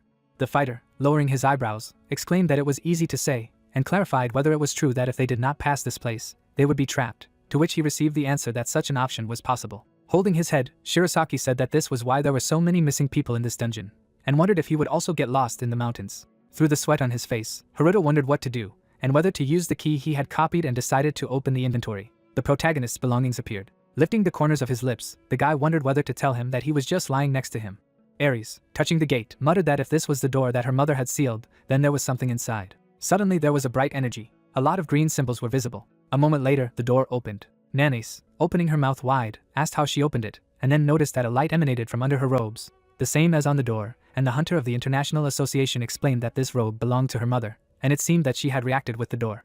Smiling slightly, the young man thought that after all, Ares was the key to this dungeon, and therefore he would need to explore this multidimensional labyrinth with her. Satoru, covering his face with his hand, clarified what this terrible pressure was. Turning his gaze to the side, the captain shouted that everyone should be careful, because as soon as they entered, their mana would begin to fade. Looking at Sarah, the teenager asked her if she meant it, to which he received a positive answer. The white cube emitted powerful energy, and at the same time, the heart of the giant golem could be heard absorbing all the mana around it, and seemed to be processing it into its own. Bringing his palm to his mouth, Haruto wondered if this was mana absorption. The girl abruptly opened her jaw and exclaimed that they needed to leave here immediately. A member of the Great Sages Guild stood in front of the monsters and asked what it was. Opening her mouth wide, the hunter turned to the main character, and he said that she needed to act now. The protagonist, closing his eyes, realized that this was excellent. Frowning menacingly, the guy said that let the enemies shudder before the great owner of mana. There were a lot of notifications in which it was written about the insertion of copied mana. The young man stretched his arms forward. A huge number of screens of the system appeared. Haruto released a powerful flow of energy. Opening her jaw, Sarah wondered what it was, and whether mana was flooding the entire dungeon. The unusual box absorbed the power of the main character with incredible speed. The girl's gaze was surprised. Standing behind the teenager, the lady muttered that with his help, she would definitely be able to save her mom and dad. Raising her head, Nanase thanked the protagonist and said that it was enough to defeat these statues. A bright aura could be seen, and at the same time, the huntress used the skill of the witch blade. Suddenly, the captain sliced open one of the golems. A moment later, Shirosaki released dark energy and noticed that if he had mana, it was just cobblestones. The stones scattered in different directions. A white haze appeared.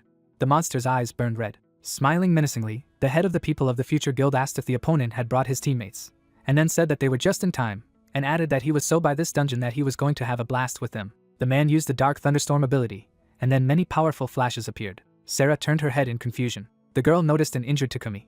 The hand of the head of the Dark Guild was torn off, and then the lady realized that he was still breathing. Through the sweat on his face, the idol from the F group muttered that he could be returned. Suddenly, the main character approached the attacker.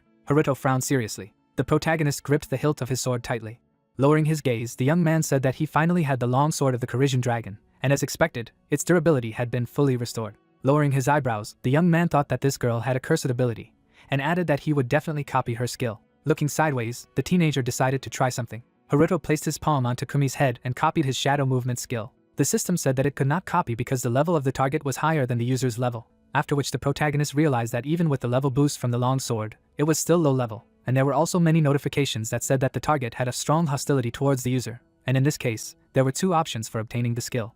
The AI explained that it was necessary to destroy the target and absorb the skill, or use forced absorption if the target's health was below 15%. However, the target would no longer be able to use the skill, and then the protagonist parted his lips and asked if he could kill him and get his skill if he considered him an enemy. Stretching out his palm, the guy muttered that he clearly had less than 15% health now, which meant that he could absorb without killing, and also forced absorption could come in handy in the future. Shirasaki opened his mouth wide and asked Sarah if she was a healer, and then asked her to cure him to a state in which he could walk on his own, but no more. Suddenly, the handcuffs on the girl's hands broke, and at the same time, the guild leader of the people of the future said that he had a lot of questions for him, and if he ran away, it would end badly for both of them. Sweat ran down the lady's cheek. An idol from the F group sat down near Takumi. The severed arm instantly grew back. Clenching his jaw, the young man thought that this skill was comparable to his, which allowed him to copy the body. The man suddenly began to cough up blood. Sarah, looking down, asked the man why he was smiling, to which he replied that he had told her that they were both alive. Then the girl turned away. Handcuffs appeared on the hands of the head of the Dark Guild. Nanes, approaching the attacker, said that she hoped that he would be able to get out of these handcuffs, and then he would be able to kill him, and added that he should thank the head of Shirasaki for not leaving him here to die, to which he replied that he should lead them out of this hell. Smirking, Takumi said that it was about to begin. Suddenly, a red flash appeared behind the head of the Dark Guild. The man jerked abruptly. Lowering her eyebrows, the huntress spoke rudely of him. Satoru opened his mouth wide and addressed his sister. The white cube radiated powerful energy. Haruto ran towards the Great Sage's guild member. The guy's gaze was confused. Suddenly, the golem jumped forward. In the multidimensional skeleton dungeon, dark lightning struck the crowd of undead. The joyful golem ran forward, and Satoru asked if he wanted to eat these magic stones. Shirasaki turned his head back and allowed him to take them, as they weren't worth much anyway. The pet began to quickly throw magic crystals into his mouth. Suddenly, bright rays appeared on either side of the creature's body, when suddenly the system reported that its level had risen to the second level. The hunter stroked the assistant, and cried out in surprise that he had managed to raise his level. The guy's limb began to be covered with small stones, and then he was indignant at what his henchman was doing. After the impact, a large ditch formed in the ground.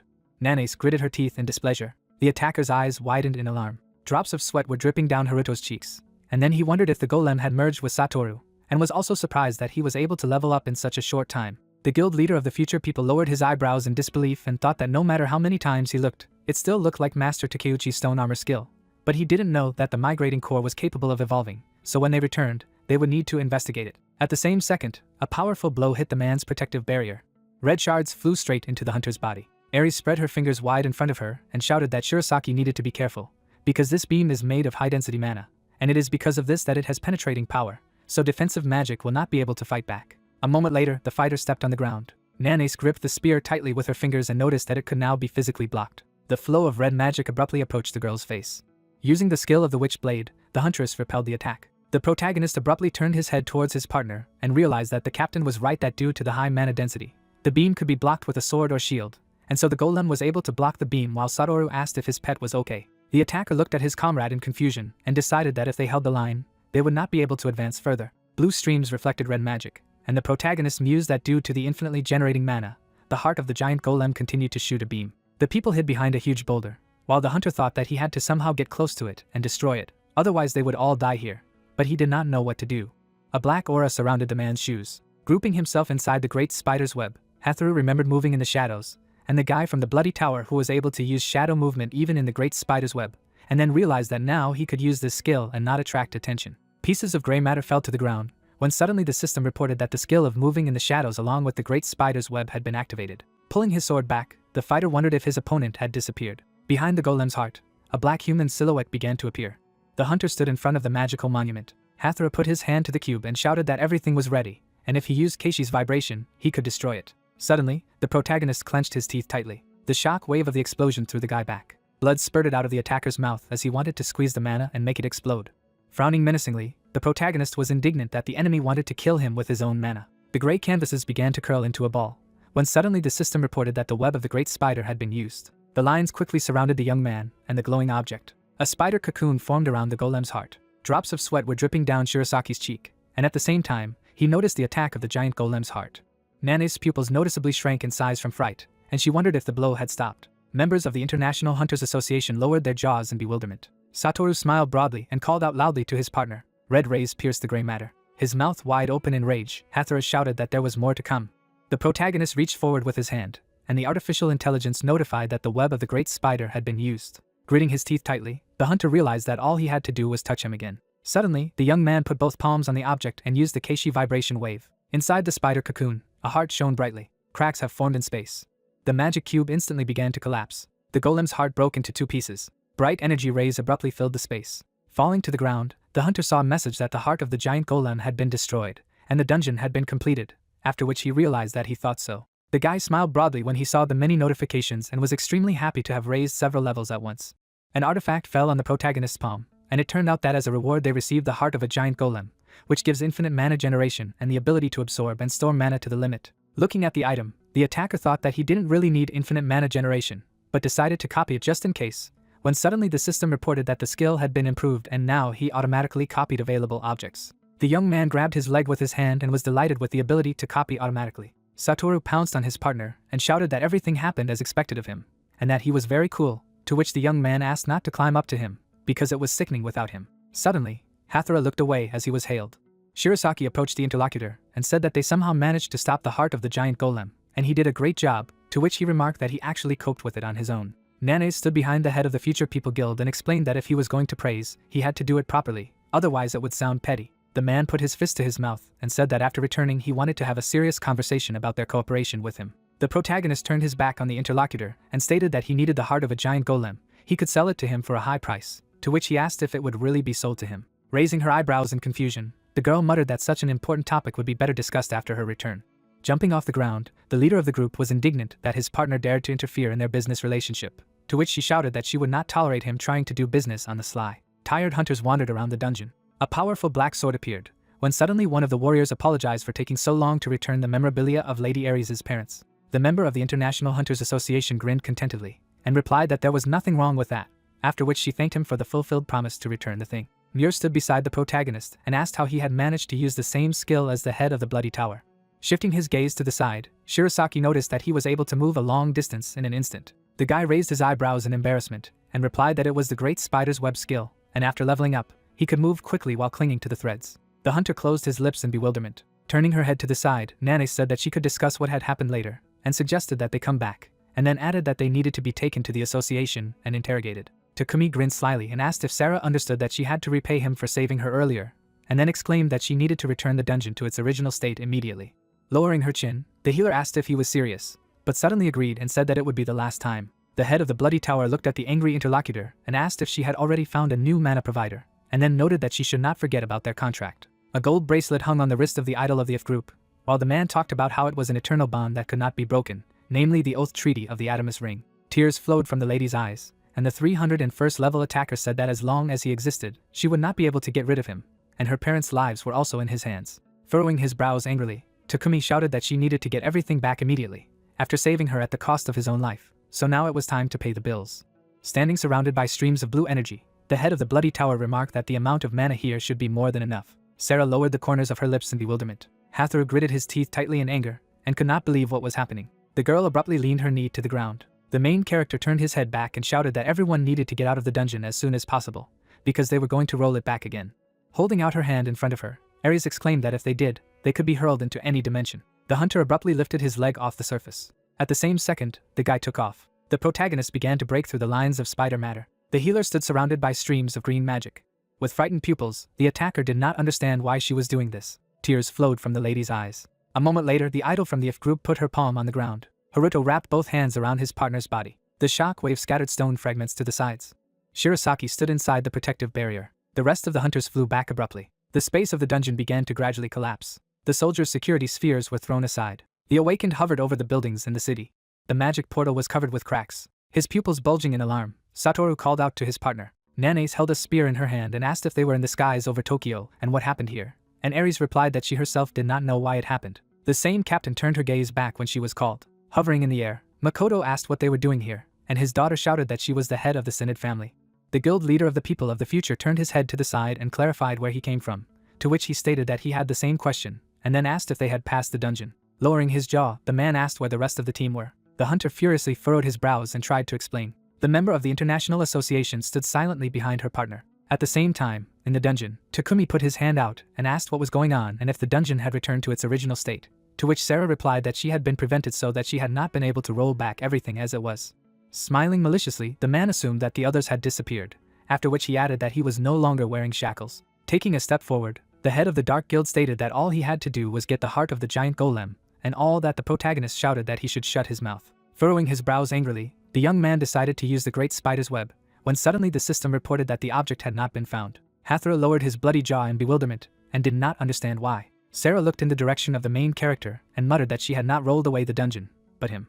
The guy put his palm out in front of him, and wondered if it was a joke and if his memory and body condition had changed, and then opened the status window, which said that he had the first level. Holograms hovered in space, while the protagonist resent the fact that he had the first level and that he had returned to his original state when he woke up, after which he asked what about his cursed skill, and then realized that his skills had also returned to their original state. After reading the notification that one unacknowledged object for copying was found that was available for paste, the awakened person did not understand what was happening. Blood splashed in the air. Takumi struck the fighter's stomach.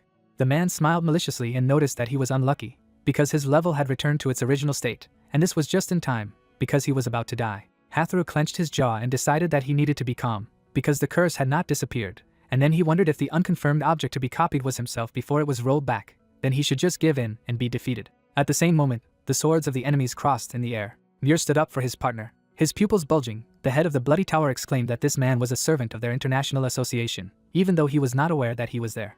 The main character lowered his jaw and began to call for a friend. The fighter turned his head back and ordered him to just run, and leave the villain to him. The wounded hunter got up from the ground and said that he would not leave him. Through the wide smile, the teeth of the attacker of the 301st level could be seen, who noticed that his opponent was too arrogant. Takumi swung his weapon abruptly, and exclaimed that the awakened one was just the dirt under his fingernails. Bright traces of blows remained in the air, while the man advised his opponent not to be distracted. Cuts formed on Muir's body. Suddenly, a member of the International Association flew backwards into a stone. The head of the Dark Guild rushed forward and shouted that he was better off because he was going to destroy their stupid office anyway. Raising his head, the guy realized that his opponent was too fast, so he would not be able to dodge.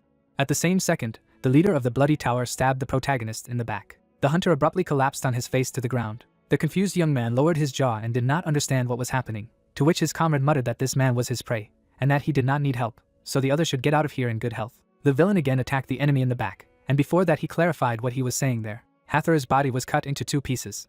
Sarah covered her mouth with both hands in fright. Holding the heart of the giant golem in the palm of his hand, Takumi noticed that as it seemed to him, this bastard had returned to his previous state, but the objects remained intact. A wicked smile appeared on his face, and then he wondered if his assistant now understood that she could only count on him. The man closed his eyes and told her not to look at him like that, because he was sure that he had already fallen into despair when she rolled back his progress, after which he assumed that this nit was already thanking him from the other world for saving him from all this suffering. Suddenly, a magic beam cut off the villain's hand, and the protagonist was heard thanking him for killing him. At the same moment, the head of the Dark Guild grabbed his wrist. Resting his knee on the ground, the leader of the Bloody Tower began to scream loudly in pain. The hunter took a step forward and admitted that he was afraid he would be afraid to do so. Sarah opened her mouth wide in fright. Drops of sweat ran down Muir's cheek. Blood dripped to the ground while Takumi resented what was happening, even though he had killed him with his own hands. The man quickly grabbed the hilt of his sword and asked what kind of skill it was. The villain rushed forward and began to call his opponent names. Cloth from the web of the great spider enveloped the face of the head of the Dark Guild, who was shouting about moving in the shadows, when suddenly the system reported that this ability was missing and could not be used. The leader of the Bloody Tower bulged his pupils in bewilderment, and ordered Sarah to roll the dungeon away immediately. The girl touched the ground with her fingers and exclaimed that she would never do it. Spider threads tied the fighter's body, and at the same time he asked if she had forgotten about the agreement of the Adamus Ring, after which he said that if she did not want to die, she must quickly return the dungeon to its original state. The healer closed her eyes and began to scream loudly. The main character looked away with concentration and understood why she obeyed him. The bracelet on her arm emitted bright streams of energy. The hunter instantly pushed off the ground with his feet. After a moment, the guy approached the lady. The protagonist wrapped his arms around the healer's wrist when the artificial intelligence suddenly notified that the Keishi vibration wave had been used. The links of the eternal shackles abruptly broke into small pieces. Tears flowed from the eyes of the idol of the F group nonstop. With his mouth wide open in rage, Takumi begged him to stop, and also promised to rip his head off, and tried to use shadow movement, but didn't understand why this skill wasn't working. Shrouded in streams of dark energy, Haruto turned to face the enemy and began to explain. The main character rushed towards the enemy and shouted that it was all because this skill now belongs to him. After many blows, blood began to fly off the villain's body. A moment later, the exhausted head of the Dark Guild collapsed to the ground with a crash. Pressing his hand to his body, Miura was silent. The hunter grabbed the heart of the giant golem with his fingers and said that because of this pathetic thing, the leader of the Bloody Tower blew up the dungeon and took many lives. The healer raised her eyebrows in confusion. A member of the International Association looked upwards when suddenly there was a message that the Keisha vibration wave had been used. The protagonist furiously furrowed his brows and exclaimed that such a person did not deserve anything. The shards of the precious artifact began to fall down, and at the same time, the system notified that the reward item of the high-level dungeon was destroyed, and a unique reward was received in return. An unusual crystal appeared. Haruto lowered his gaze in surprise, and the system reported that he had passed the hidden dungeon heart of the giant golem. The young man, looking ahead, exclaimed that the door had opened, and the man asked if that meant that the dungeon had been cleared. The swordsman passed through the gate, and then the question was heard whether there was anyone there. The gentleman opened his mouth wide and turned to the main character. The protagonist was asked if he was with the head of Shirasaki and Mrs. Nanes, to which the protagonist, stretching out his palm, replied that he had lost them during the cleanup, and added that they were together. The man turned his head and asked if he had cleared the dungeon alone. Sarah was sitting next to a member of the International Association. Grinning, the guy said that he could say so, after which he offered to return. The next day, a view of the city opened. The young man's expression was thoughtful. There were many hunters sitting at the table. Makoto, holding his chin, said that the hidden dungeon in the snow-capped mountains of golems turned out to be multidimensional, and added that this was bad, because they say that the origin of such a dungeon affects other dimensions as well. Gaklas, lifting the corners of his lips, noticed that this meant that this was the reason for the breakthrough. Takeo stretched out his palm and explained that the most important thing was that Lady Nishihara's seal had been broken, and the multidimensional dungeons were harbingers of the great calamity that had occurred 15 years ago. One of his assistants, lowering his eyebrows in surprise, asked if it was too early to draw such conclusions, and the second said that this was just one destroyed multidimensional dungeon, and then they also said such naive things. There was a question as to how they could say that, and then Nanes closed her eyes and was displeased. The girl abruptly put her palm on the table. Standing up, the lady apologized and said that she was leaving, and added that they needed to interrogate the Bloody Tower Guild members as soon as possible, otherwise they wouldn't be able to solve this problem. The sword master frowned menacingly and asked if she thought they were just having fun while she was gone, and exclaimed that who she thought had dealt with the breakthrough she had made. Shirasaki looked up, asked them to calm down, and said that they hadn't expected this either, and was told that Headmaster Gaklas and Headmaster Makoto had made every effort to resolve the issue. Clenching his fists, the man said that he was not saying this to show off. It was said that it was the hunter Haruto who cleared the hidden dungeon, and at the same time, the sword master, leaning over to the protagonist, asked why they hadn't heard anything about him, if the rumors were true, as well as who he was, to which he replied that he was a hunter. Lowering his eyebrows, guild leader Midas asked if the protagonist had decided to taunt him, knowing who he was. A moment later, the guy stood up and asked a counter question about what he wanted from him. Standing in front of Gaklas, the young man explained that he had cleared a hidden dungeon with minimal losses, as well as discovered a dangerous multidimensional dungeon, and in his opinion, this is a reason for praise, not for interrogation. Baring his teeth, the sword master remarked that this was interesting, and then wondered if the teenager was still showing off, knowing who he was. Shirasaki's expression was displeased. The man, clenching his jaw, asked if his leader was going to start a fight right here. The warrior turned his gaze to the side when he heard how he was addressed. Takeo, crossing his palms, said that if he continued like this, he would not receive a reward for eliminating the dungeon break. The soldier lowered the corners of his lips. Keeping his hands in his pockets, Gaklas exclaimed that the guy was lucky. Touching his cheek, the main character wondered if he could copy the stone armor. The president of the Japan Hunters Association, sitting at the table, asked if he was the hunter Haruto, and which guild he belonged to. Scratching his head, the protagonist replied that he used to be in the Taiken Guild, but for certain reasons, he was now a freelancer, and Nanes wondered if he had been to Taiken. The martial artist smiled and said that it was difficult for a solo hunter to level up, but still he was able to pass an extremely dangerous hidden dungeon, and it was impressive, and added that it was well done, and on behalf of the association, he expressed his gratitude to him. Through the sweat on his face, the guy wondered if this meant that he was recognized by the chairman himself.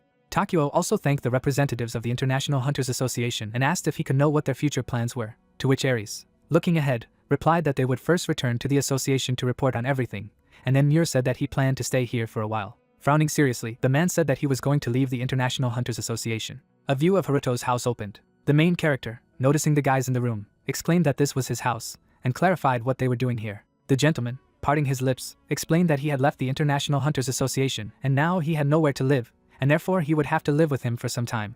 The girl opened her mouth wide and asked why he did it, and then Mur apologized and said that he could not yet explain the reasons. Satoru, holding the golem in his hands, exclaimed that he and his henchmen could not leave the protagonist. Nanace, putting her fist to her mouth, said that she had just come to convey the demands to Sarah, and asked not to equate her with these people. Looking ahead, the guy wondered where the two were now. Inside the capsule was a man, and at the same time, it was heard that Takumi had been detained and was currently being treated in the hospital, and Sarah refused to heal him with her skills, and when he regained consciousness, he would be transferred to the prison where he would be interrogated. An idol from the IF group was in the interrogation room of the Hunters Association, and it was said that she was now using the right to remain silent and not say a word, but only demanded to see Haruto. The young man clutched his chin thoughtfully. The Huntress's gaze was serious, and she muttered that something had happened between them. The captain, sitting on the couch, said that it turns out that Sarah is a member of the popular idol group IF, after which her brother noted that he now understands how he remembers her, and added that this group is now at the peak of popularity. Parting his lips, the protagonist revealed that she was most likely forced into a contract in order to use her skills, and he destroyed the bracelet that bound her, and therefore she would no longer have anything to do with Takumi, and later go to the association and visit her. Shirasaki's pupils quickly narrowed when he heard the question of what he was doing here. Closing his eyes, the guild leader of the people of the future replied that there was only one reason why he had come to this room, and then Muir asked if it was because of the heart of the giant golem, and also said that Haruto had destroyed it in the dungeon. A second later, the guys opened their jaws in bewilderment. Frowning furiously, the man wondered if the protagonist was in his right mind, and how he could destroy this super rare artifact. Suddenly, the protagonist took out a red crystal. Scratching his head, the guy said that in fact, what was destroyed in the dungeon was a fake, and then he thought that he had broken what was copied, and therefore it was a fake. Through the sweat on his face, the master wondered if what had been destroyed in the dungeon was a fake, and at the same time muttered that it couldn't be, and also couldn't figure out how to explain the dungeon cleanup back then, and what it was. Standing in front of the young man, Shirasaki asked if it was true that he had said he would sell it to him, and then offered 50 billion. Lowering her eyebrows, Nanae said that Haruto should not be surprised at such an amount, because this item is worth more than 50 billion, and added that the association can offer 80 billion. Satoru, showing the main character the phone screen, said that rare items at auction start at 100 billion. Clenching his jaw, the hunter asked why he thought he had gone so far, and then said that he had promised to sell it to him. A view of a tall building opened, and at the same time, the head of the people of the future guild offered 200 billion, which surprised the protagonist, and he asked to name the price for which he was ready to sell. The guy lying on the bed was very surprised that he had actually offered 200 billion. Smirking, the young man thought that if he secretly put the copied golem heart up for an overseas auction, he would become obscenely rich. The teenager, happily waving his arms, muttered that thanks to the cleansing of the dungeon, his level had risen to almost 300th. Opening his mouth wide, Haruto exclaimed that he was so carried away that he completely forgot about the unique reward. In the hand of the main character there was an unusual crystal, and the system wrote that it was a sealed object, and by pouring a little mana, you can remove the seal. After releasing powerful energy, the protagonist noticed that it was a piece of cake. Suddenly, a dimensional particle appeared, and at the same time, the artificial intelligence reported that by collecting all the particles, it would be able to create a dimension key that would open the doors to the desired dimensions. As he examined the artifact, the guy said that there were 4 more, and then wondered why it wasn't automatically copied. A bright aura surrounded the magic item, which could not be used with the copy ability. Sitting on the bed, the young man wondered if it meant that he would have to collect everything himself, and then said that this skill was becoming useless. Hearing a knock on the door, the teenager parted his lips and asked who was there. Muir, looking ahead, replied that he wanted to clarify something, and Haruto asked if he was still asleep. The man's gaze was serious. Sweat flowed sharply down the protagonist's face. The lord held a sharp sword in his hand. With his mouth wide open, the protagonist asked what he was up to. A former member of the International Hunters Association pointed his gun at the guy. Suddenly, Muir thrust a dagger into the young man's body. 15 years ago, a catastrophe broke out in Europe, and the city was engulfed in flames, because the huge level 500th Drake, who was considered the lowest type of dragon, but comparable in characteristics to the higher species, invaded the real world. The hunters ran towards the monster, and shouted that its main attribute was fire, which meant they needed to use ice attacks against it. The man in the cloak and hat easily escaped the monster's attacks. He then used an ice blast. Protecting himself from magic, Drake created a powerful wind with the flap of his wings. The hunters, seeing the result of the Magus attack, knitted their eyebrows tensely and said that there was not even a scratch left on him. And where did this high-ranking creature come from? Adding that they could not cope alone. Suddenly, the dragon released a stream of flames from its mouth. Several hunters burned in the same second. Drake killed everyone around him, and one of the hunters who managed to escape shouted to Mura that he had to run, because they would not be able to defeat him. The appearance of super powerful monsters outside the dungeon turned the world into a living hell. But he was a novice hunter who had just awakened and had already resigned himself to his inevitable death. But then he appeared. Muir closed his eyes in fear, when suddenly the guy opened his eyes in surprise, asked if he was okay. At these words, the guys opened their eyes, full of surprise and shock. Right in front of him was one of the strongest hunters. Muir opened his mouth in shock and asked himself if it was the greatest hunter in the world, Frederick Hoff, adding that in that case, they were saved. Hugh smiled warmly. But unexpectedly, Drake bit off everything above the waist. Blood spurted in all directions, and Muir screamed in horror. Suddenly, shock appeared in the dragon's eyes. At the same moment, blood spurted out of his mouth. His stomach and body swelled. In an instant, Drake exploded from within. The guy had to raise his hands, resisting the shockwave. Hugh suddenly appeared in front of him, protecting him with a magical barrier. At such a picture, Muir's mouth dropped open and screamed in his head that this was unbelievable. He had just been killed, but he turned out to be alive. Thinking of this, he turned towards the corpse, but it was no longer there. A girl suddenly appeared behind him, who said that she had told Hugh not to use this skill in front of strangers. She created a magical barrier over herself and Muir. The man smiled broadly and replied that it was an emergency, and this method was the fastest to finish off the monster. The woman then approached him and replied that it was true, because his scales were so hard that they were comparable to those of a dragon, and if he hadn't stopped him, then perhaps the whole country would have been destroyed. Muir's eyes were full of confusion and shock. Suddenly, Hugh leaned over to him and said that he should keep secret what he had just seen, to which he replied in confusion, of course. Less than a minute later, the hunters came out onto the battlefield and shouted that this could not be, after which they asked who was able to defeat Drake, and even tear him to small pieces. At this time, Hugh and his partner began to leave. Before they left, Muir put his hand to his chest and shouted loudly that he was a newly awakened hunter named Muir of the Grant family, and then asked to remember him. The man, hearing this, smiled and replied that he would remember him. There was admiration in the boy's eyes, with which he said to himself that Frederick Hugh, the greatest hunter in the world, possessed of skills that surpassed even death, and then he could not imagine that after his disappearance, he would meet a person with the same skill. At the moment, he gritted his teeth with anger and said to himself that this was madness, but he had to make sure, and he would beg for forgiveness if he made a mistake. Suddenly, shock and surprise appeared in his eyes. The main character was behind his comrade and asked what he was up to. Then Muir chuckled and said to himself that everything was as he thought, because the hunter Haruto has the same skill as Frederick HEW.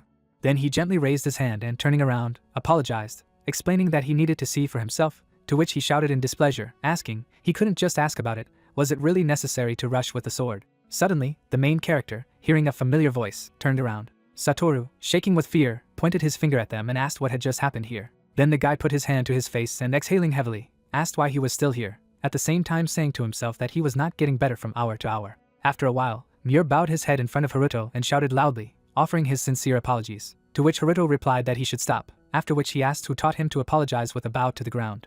Then Ares, who was standing nearby, adjusted her glasses and replied that it was her, because she had heard that when a person commits a grave sin, this is how one should apologize in the East, to which he replied with displeasure that if a person kills another person, then one bow is not enough, after which he asked when she even managed to be there. Suddenly, Muir raised his head and exclaimed that he would serve him as an apology, to which the guy replied that he didn't really need it. At this time, Satoru raised his eyebrows in surprise and asked if the protagonist really had the same resurrection skill as Frederick Hoff, to which he shouted in displeasure, asking why he even took it from. Then Satoru's eyes suddenly sparkled, and with a wide smile on his face, he joyfully shouted that it was amazing, because he could die and then be resurrected again, which means that this is why he is so strong, and the main character, turning away, said to himself that he did not care what they thought. The main thing was that they did not find out about copying spells. After a short pause, he looked at his companions and asked why she had returned.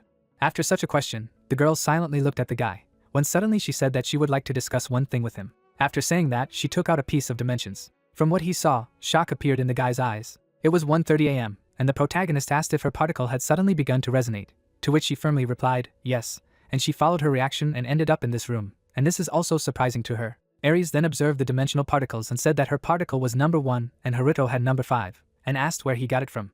Then the guy looked at his interlocutor and replied that this was a unique reward received after completing the hidden dungeon, and then the girl said that it seemed necessary to do research. Some time ago, Ares first picked up this particle, which was one of her mother's relics. According to her notes, these fragments resonate with each other and attract, which they observed. After listening to the girl, the main character knitted his eyebrows and said to himself, it turns out, and the rest of the dimensional particles may be easier to find. Suddenly, Satoru peeked out from behind him and asked what they were for. Ares kept her eyes on the dimensional particles and replied that they said that if you collect them all, they will be the key to opening the dimensional gates. As soon as Haruto heard this, he jumped to his feet abruptly and shouted loudly, asking if it was really possible to open a dimensional gate like in that multidimensional dungeon they found, to which she firmly replied, yes. She imagined in her head the hidden dungeon they were in, and added that if there were multidimensional dungeons like the one they found in the snowy mountains of golems, then by collecting all the shards and creating a key, he would be able to move freely in dimensions. After listening to the interlocutor, the guy raised his hand and said that he now understood why she had come to Japan, not only to find her mother, but also to collect information about dimensional particles, to which she replied that this was the case. Looking down, Ares added that she believed that her father and mother were still alive in one of the dimensions, to which Muir, sitting next to her, replied that it was quite likely, since it was difficult to imagine that they could have died.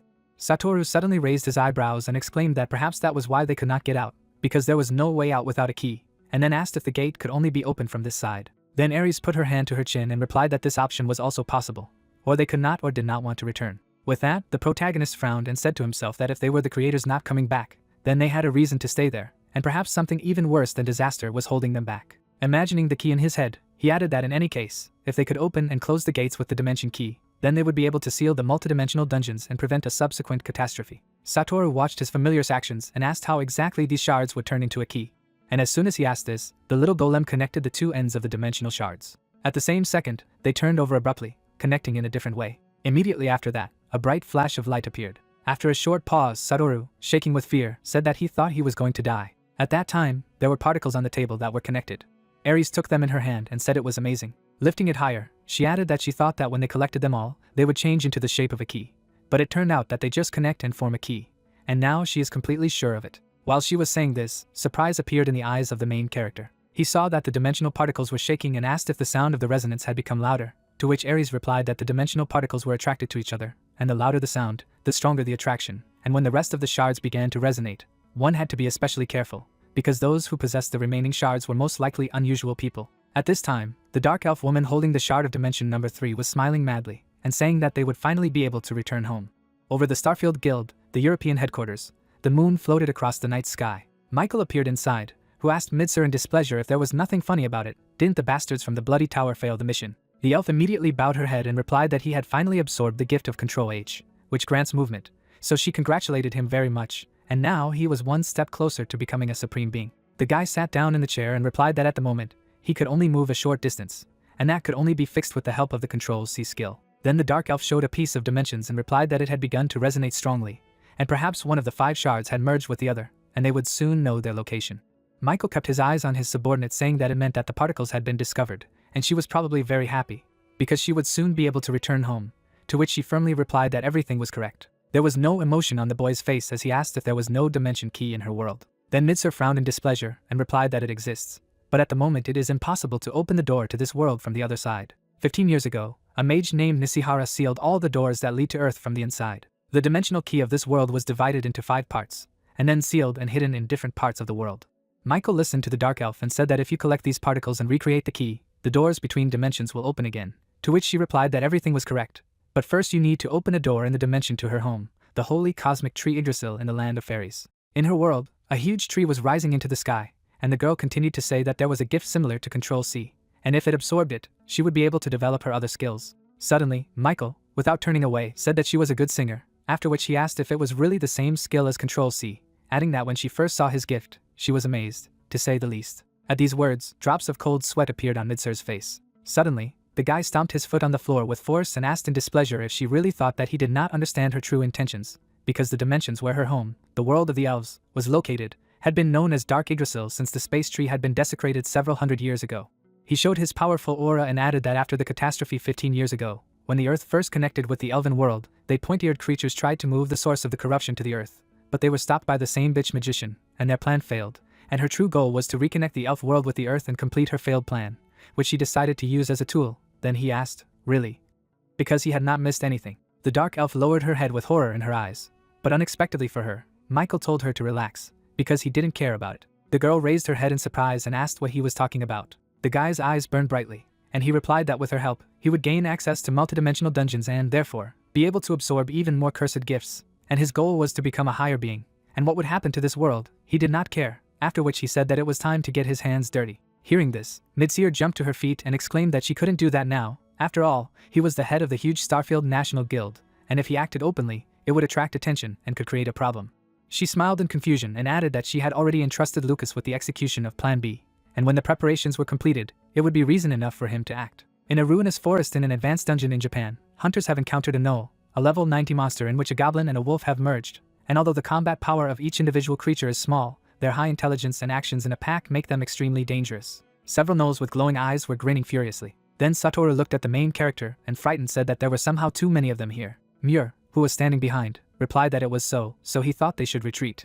But the main character smiled and said to himself that with such difficulty they persuaded Nanes and finally managed to get into this dungeon. And they want to retreat so easily.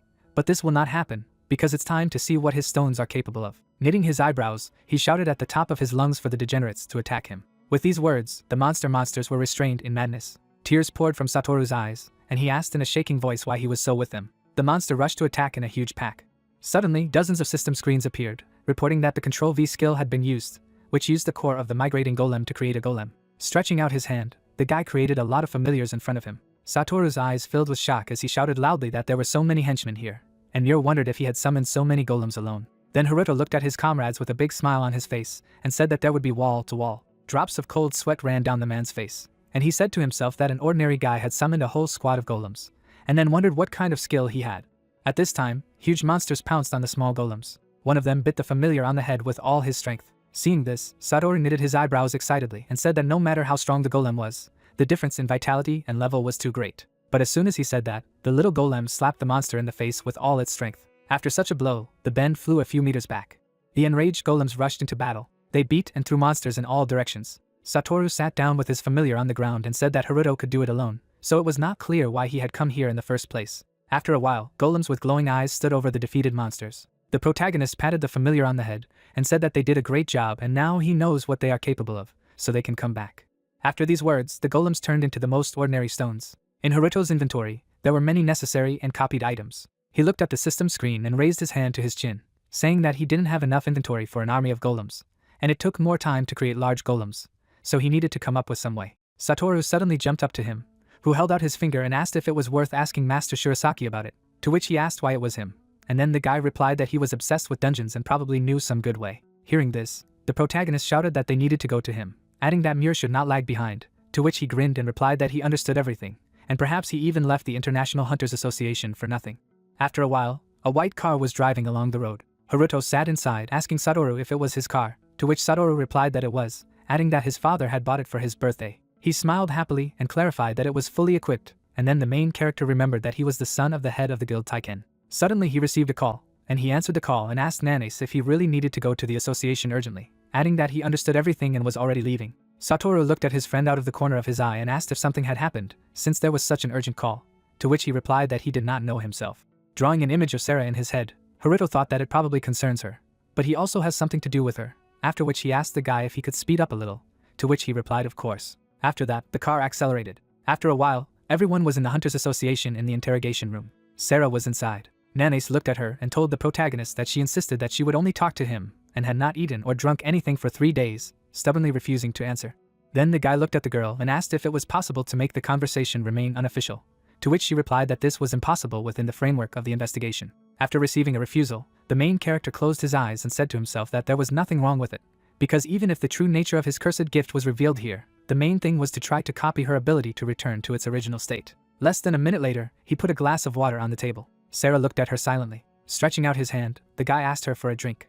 Then the girl looked at Haruto. After a short pause, she drank everything to the bottom. Seeing this, Nanase coldly said that at least she wouldn't die of dehydration. Suddenly, surprise appeared in Sarah's eyes when the protagonist said that she was interested in his skill infinite mana generation. Nodding, she replied that it was so, and if he helped her, she would be willing to cooperate fully with him, to which he agreed, but first decided to ask something.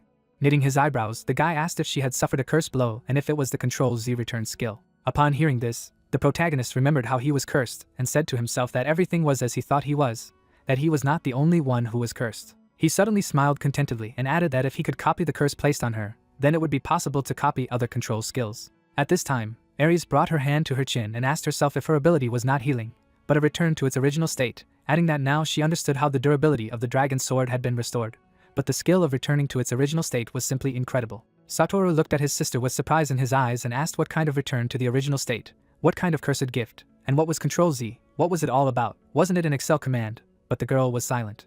Suddenly, Sarah, slightly tilting her head, asked the main character to help her regain consciousness of her mom and dad, because he is the only one who can help her. Haruto then got to his feet and replied that he understood everything and he would give her the necessary amount of mana, but in return he would have to do something unpleasant, and he apologized for it in advance. After saying that, he put his hand on the girl's handcuffs. Shock appeared in the eyes of all those who were watching this, and Satoru suddenly shouted, asking what he was doing. Suddenly, a powerful magical explosion rang out.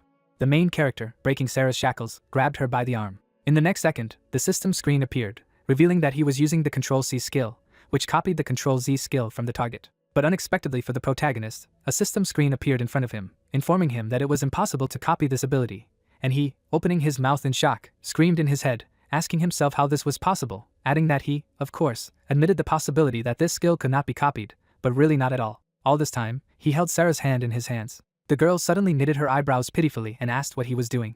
Then the guy, coming to his senses, let go of her hand and apologized. At the same moment, the system screen appeared in front of him again, informing him that Control Z is an unusual skill, so it cannot be copied now. But if the object is deleted, it can be forced to be absorbed, and if this condition is met, the next time this condition is met, it will be possible to copy it normally. After reading everything to the end, Haruto lowered his head and asked himself if satisfying the object meant killing, but it couldn't be. What kind of bastard condition was this? Looking at the confused Sarah, he asked himself if he needed to kill her in order to get the rollback skill.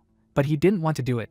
But he definitely wanted to copy it, and then wondered if there was another way to do it. Putting his hand to his chin, he continued to say that he did not want to wait for her to die of old age.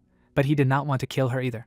Satoru, seeing this reaction, looked at his sister in surprise and asked why the system window had suddenly opened. Then the girl leaned over to the microphone and asked the guy if something had happened, adding that he had a very stern face. Then the main character smiled broadly and replied that he was fine. Closing his eyes, he knitted his eyebrows and said to himself that if that was the case, then he would act for the long term, and first he would listen to Sarah's request and gain her trust, and hope that in time a less cannibalistic way would be found, after which he exclaimed that he would help the girl. This brought tears to Sarah's eyes, and she thanked the main character in a shaking voice, who said to himself that if there were no ways, he would simply invite her to his team.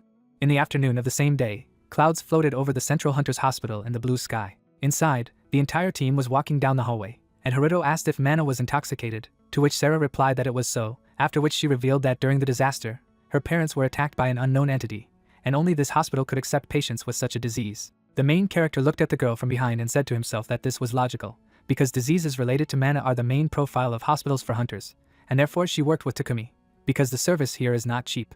After these thoughts, he approached Nanase and asked if it was true that Takumi was also undergoing treatment here, to which Nanase replied that it was true, that he was currently in a special room in the underground floors, and that after the treatment was completed, he would be transferred to the prison for further interrogation. Nanase, after saying that, looked at Sarah and asked if it bothered her, to which she calmly replied that it was fine.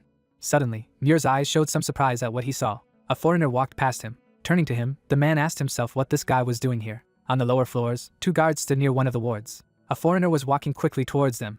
The guys immediately stopped him and said that the entrance was only for employees. Then the guy provided them with a pass. The guards saw the Control F inscription and asked if it was some kind of joke. But at the same second, the foreigner used his technique, and horror appeared in the eyes of the guards. A wave of magical energy quickly swept over them.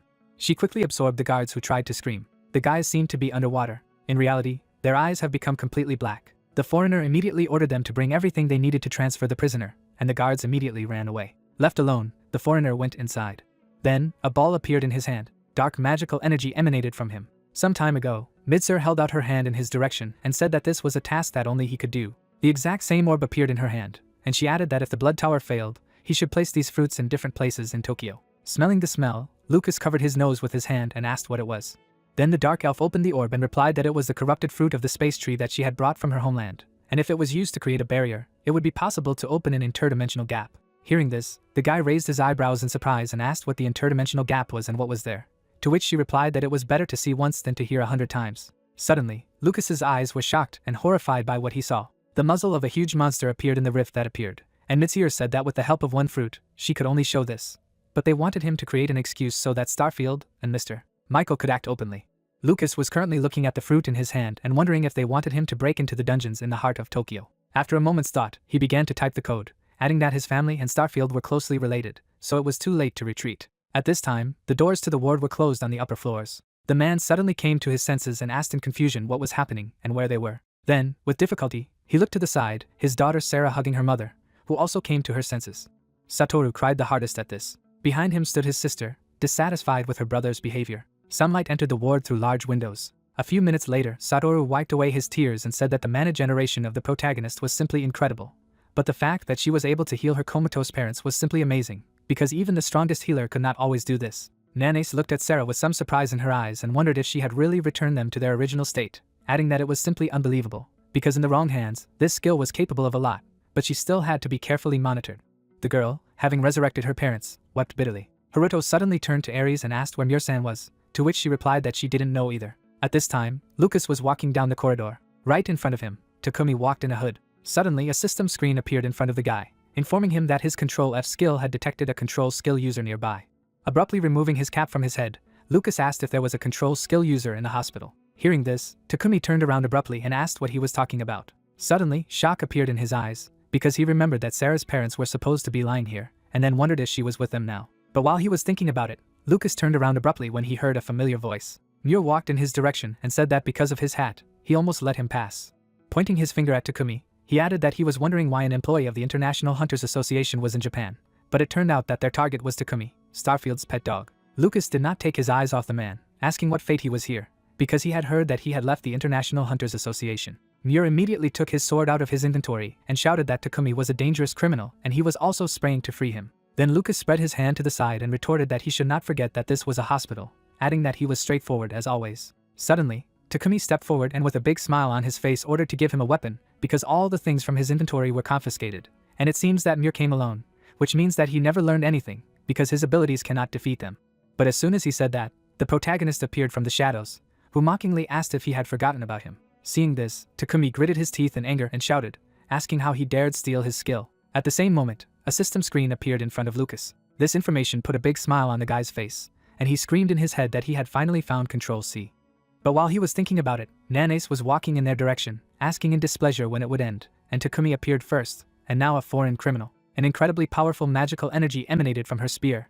Sensing this, Takumi frowned and said to himself that it was a witch's blade. Fear appeared in Lucas's eyes, and he wondered if this was the end. Nanace came out to them, who straightened her hair and said that today's horoscope did not lie to her, because she really had a failure at work, which meant she would have to stay overtime. A crowd of people appeared around the hunters, saying that the huntress Nanace was armed and asking each other what was going on here. Takumi smiled broadly and said that it didn't seem like there would be a peaceful solution.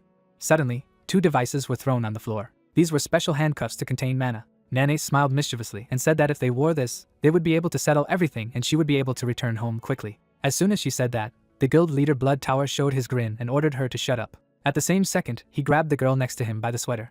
Picking her up, he turned to Nanace and said that she apparently did not understand what situation she was in. After all, this was a hospital, and every second hostage was here, and if she did not want anyone to get hurt, then she should be a nice girl then. But before he could finish speaking, Nanace kicked him incredibly hard right in the chest. After such a blow, Takumi flew a dozen meters back. At great speed, he flew into the wall. Blood spurted out of his mouth. The sight made a cold sweat pour down Lucas's face, and he said to himself that he hadn't even noticed her attack. There were worries and worries in his eyes. Suddenly, the girl looked at him and asked if he was really not like Takumi, and then offered to resolve everything peacefully. Upon receiving such an offer, Lucas looked away. He saw the guild leader Bloody Tower lying unconscious on the floor. Frowning, Lucas asked himself if he wasn't like him. Some time ago, he stood in front of the dark elf and asked why she chose him. Midsur then picked up the fruit of the corrupted tree with magic and replied that the corrupted space tree contained dark magic, and ordinary people were magically intoxicated when they came into contact with dark mana, but it was resistant. She smiled broadly and added, just like the Bloody Tower guild master. At these words, a shock appeared in the boy's eyes, and he wondered if Takumi was the same. The dark elf then spread her hand to the side and replied that it was true. He was able to use dark mana and with it abilities that were forbidden by international agreements. And in order to make the corrupted fruit space tree bloom, he needed to use a skill based on dark mana. All this time, dark magical energy was oozing from the open fruit. After these memories, hatred appeared in Lucas' eyes, with which he said that he was exactly the same. Less than an hour ago, he attacked 2 guards. Suddenly the guy grinned and said that there would be no peaceful solution. Hearing this, Nanace frowned. Lucas took out his sword from his inventory and firmly said that he needed Takumi. His eyes lit up, and he set his sword in front of him and said that he would take him away at any cost. There was not a drop of fear or doubt in the girl's eyes, but she understood what kind of sword it was. Muir, seeing this, frowned and said that it was a divine rapier, which meant that he was serious, after which he said that this sword had been passed down in the family of holy knights from Great Britain in the Lucas family from generation to generation and was the only sacred sword in the world. It was the same as the Keresi sword, but this rapier was more focused on thrusting, and not slashing blows. Lucas swung his weapon, and the protagonist asked in surprise if this needle was as strong as the Keresi sword. Suddenly the guy took off. He instantly found himself in front of his rival, while Muir replied that everything was correct, but unlike the long sword, it does not provide level bonuses or attacks. However, this sword is also known as the Inquisitor, as it can eliminate all skills and weapons that it defines as heretical, and for Lady Nanace, using an enchanted witch blade, the situation is unfavorable. While he was explaining this, Nanace quickly blocked his opponent's attack. The rapier plunged into the blade of the spear. Suddenly she pierced through the spear. Dissatisfaction and surprise appeared in the girl's eyes. Suddenly, a strong shock wave spread in all directions. Seeing this, the main character raised his eyebrows and shouted the girl's name loudly. But Nanace, continuing to hold back the pressure of the enemy, said that it was not worth interfering, otherwise the hospital would be damaged by the already huge damage. Having said that, the Slick pulled back her weapon. Lucas's eyes were shocked by this action. His opponent swung for a blow. At the very last moment, the guy managed to jump away, after which he asked if she had decided to do without skills just because they were in the hospital, but if she was sure that she had what it took to defeat him. But as soon as he asked this, his tie was torn to pieces. At the same moment, he saw the blade of a spear flying in his direction. A strong shockwave spread in all directions from the collision of the two blades. Lucas, gritting his teeth, held back the pressure of his opponent, and said to himself that she had too much strength. From such a blow, he slid on the floor a few meters back. Suddenly blood poured onto the floor. Lucas covered his mouth with his hand and said to himself that he had blocked the blow, but his insides almost exploded, and it wasn't even about the weapon, she herself was on a completely different level. And now he realized the strength of the hunter who was ranked 10th in the world. After a few seconds, Nane smiled mischievously and asked if he wanted to settle everything peacefully now. Cold sweat poured down the guy's face, and he said to himself that he really didn't want to use his skills in the hospital, but he had no choice. His rapier was quickly enveloped in a powerful magical energy. Suddenly, hearing Takumi's voice, Nanace and Lucas turned around abruptly. The protagonist was carefully looking at the guild leader Bloody Tower, who had struggled to his feet. He held in his hand the fruit of a defiled tree. He suddenly smiled madly and said that Nanace was so desperate to protect this hospital, so he wanted to see how she would handle it. After saying that, he struck the fruit directly into the floor. This sight sent shock into Lucas' eyes, and he shouted at the top of his lungs to stop. After all, this was a hospital.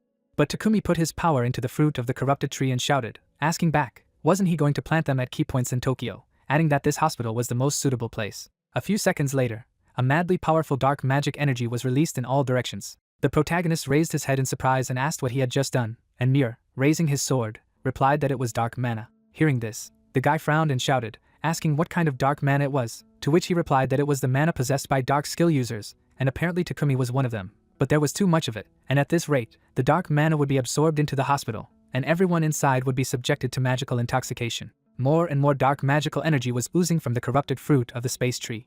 Without hesitation, the protagonist used the Control V ability, which used the Great Spider's Web, and also activated the Dark Movement skill. In an instant, he was behind Takumi and, tying him up with a web, ordered him to stop right away. Then, the guild leader Blood Tower looked at the enemy with a sneer in his eyes and replied that it was too late. Haruto's eyes looked surprised, and he asked what he was talking about. But as soon as he asked, the floor under the defiled fruit shook. At the same moment, huge roots burst out of the ground. They destroyed everything in their path. Hunters and civilians tried their best not to get under the roots. In less than a minute, a huge desecrated space tree sprouted in the hospital. The corrupted space tree has completely dissolved, destroying the hospital. One of the guys tried to help a girl who was about to fall down. Suddenly, he could not hold her. The girl flew down with a loud scream. But suddenly, the protagonist caught her with the help of the Great Spider's Web. The patient slowly descended to the ground. Haruto held out his hand to her and asked if she was okay, adding that she needed to evacuate with the others urgently. With a blush on her cheeks, she began to run, thanks to her rescuer, who said to himself that patients who were able to move around on their own were fine. But the problem was those who couldn't. Thinking of this, he shifted his gaze to the side. Not far from him were patients who could not evacuate on their own. After a short pause, the main character shifted his gaze to the side. He saw Nanace calming the little girl, and said to himself that she and Mr. Muir were monitoring the situation. At this time, Muir was helping the wounded man drink water nearby. Looking up, Haruto thought that there was a lot of dark mana in the hospital, and if nothing was done, everyone would be poisoned, in which case the only thing left to do was to return the hospital to its previous state. After these thoughts, he used his great spider web.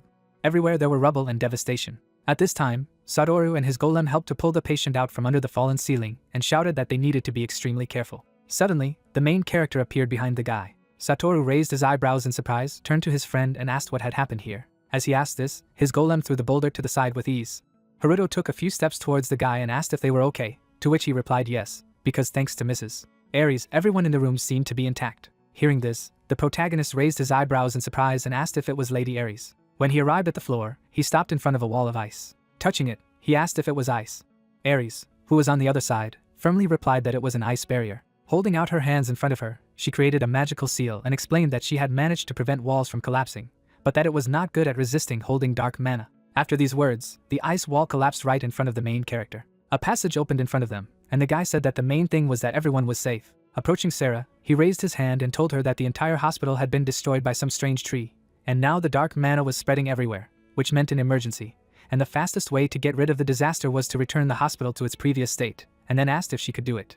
The girl, having listened to the guy, frowned and firmly replied that she could do it, because she had already managed to roll back the dungeon, and besides, thanks to him, she didn't have to worry about mana. A few minutes later, they reached the huge trunk of the space tree. Looking up, Satoru said in surprise that it was bigger than he had imagined, which meant that the tree was the source of the problem, and then asked where it had grown from. Haruto then turned around and replied that it was all Takumi's fault, as the bastard had summoned this tree before running away. Hearing this, Sarah bit her lip and said to herself that he knew her parents were here in the hospital, and had summoned the trees anyway, which meant he didn't care about her the whole time. At this time, Aries was examining the roots of the tree. After a short pause, the main character approached the girl, asked if she was ready to start, to which she firmly replied yes. Standing behind, the guy began to transfer mana to the girl. Sarah gently placed her hand on the corrupted tree. At the same second, it began to decrease. Haruto gritted his teeth in exertion. The huge roots began to shrink. With each passing second, they returned more and more to the base of the tree. Nanace hugged the little girl while shaking. Muir looked up in surprise. The desecrated tree grew smaller and smaller. Suddenly it opened its bark. A wave of dark magical energy poured out from there. She immediately enveloped Sarah, who screamed loudly. Seeing and hearing this, the protagonist gritted his teeth and said to himself that this tree was emitting dark energy more and more, so he needed to save Sarah as soon as possible. Without hesitation, he rushed straight to her. After reaching the girl, the guy used the Control V ability, which used the Great Spider's Web. At the same moment, the dark magic energy became even stronger. Using his ability to move in the shadows, Haruto escaped with Sarah. Satoru immediately ran up to them and asked if they were okay. Then the guy put the girl on the ground and replied that he was fine, and Sarah seemed to have just lost consciousness. But it seemed that they would not be able to roll everything back as it was. After a short pause, he frowned and ordered Satoru to evacuate the patients from the hospital outside until reinforcements arrived, because if they didn't hurry, everyone would be poisoned. The guy immediately picked up the girl and, together with a henchman, ran to help people. Aries was staring at the tree without any emotion on her face when Haruto suddenly turned to her. He pointed to the source of the dark magical energy and asked if it was true that she knew what it was. Upon receiving such a question, the girl replied without any emotion on her face that, judging by the notes that were left by her mother, this is the fruit of the corrupted cosmic tree Yggdrasil, which exists in another dimension. She stared intently at the tree, from within which dark magical energy was oozing, and continued to say that this fruit serves to move the source of pollution from another dimension to theirs. And since the cosmic tree itself is in another world, the ability to return everything to its original state did not work, and this fruit is a kind of barrier, and it is probably not only here, but also in 3 or 4 locations in Tokyo. As soon as the main character listened to the girl, his mouth opened in shock. 10 minutes later, the entire area of the Central Hunter Hospital was saturated with dark magical energy. The rescuers who arrived first of all evacuated all the serious. A magical seal appeared in front of the hunter's hand. He, together with his comrades, came to the rescue. One of them looked at his friend and told him to clean mana faster, to which he replied that he was trying, but there was simply no end to it, as if they were trying to scoop out the sea. The entire hospital was surrounded by huge magic seals. Takio and Gaklas looked at it from the sidelines and said that he couldn't believe his eyes, because it was a corrupted space tree right in the middle of Tokyo.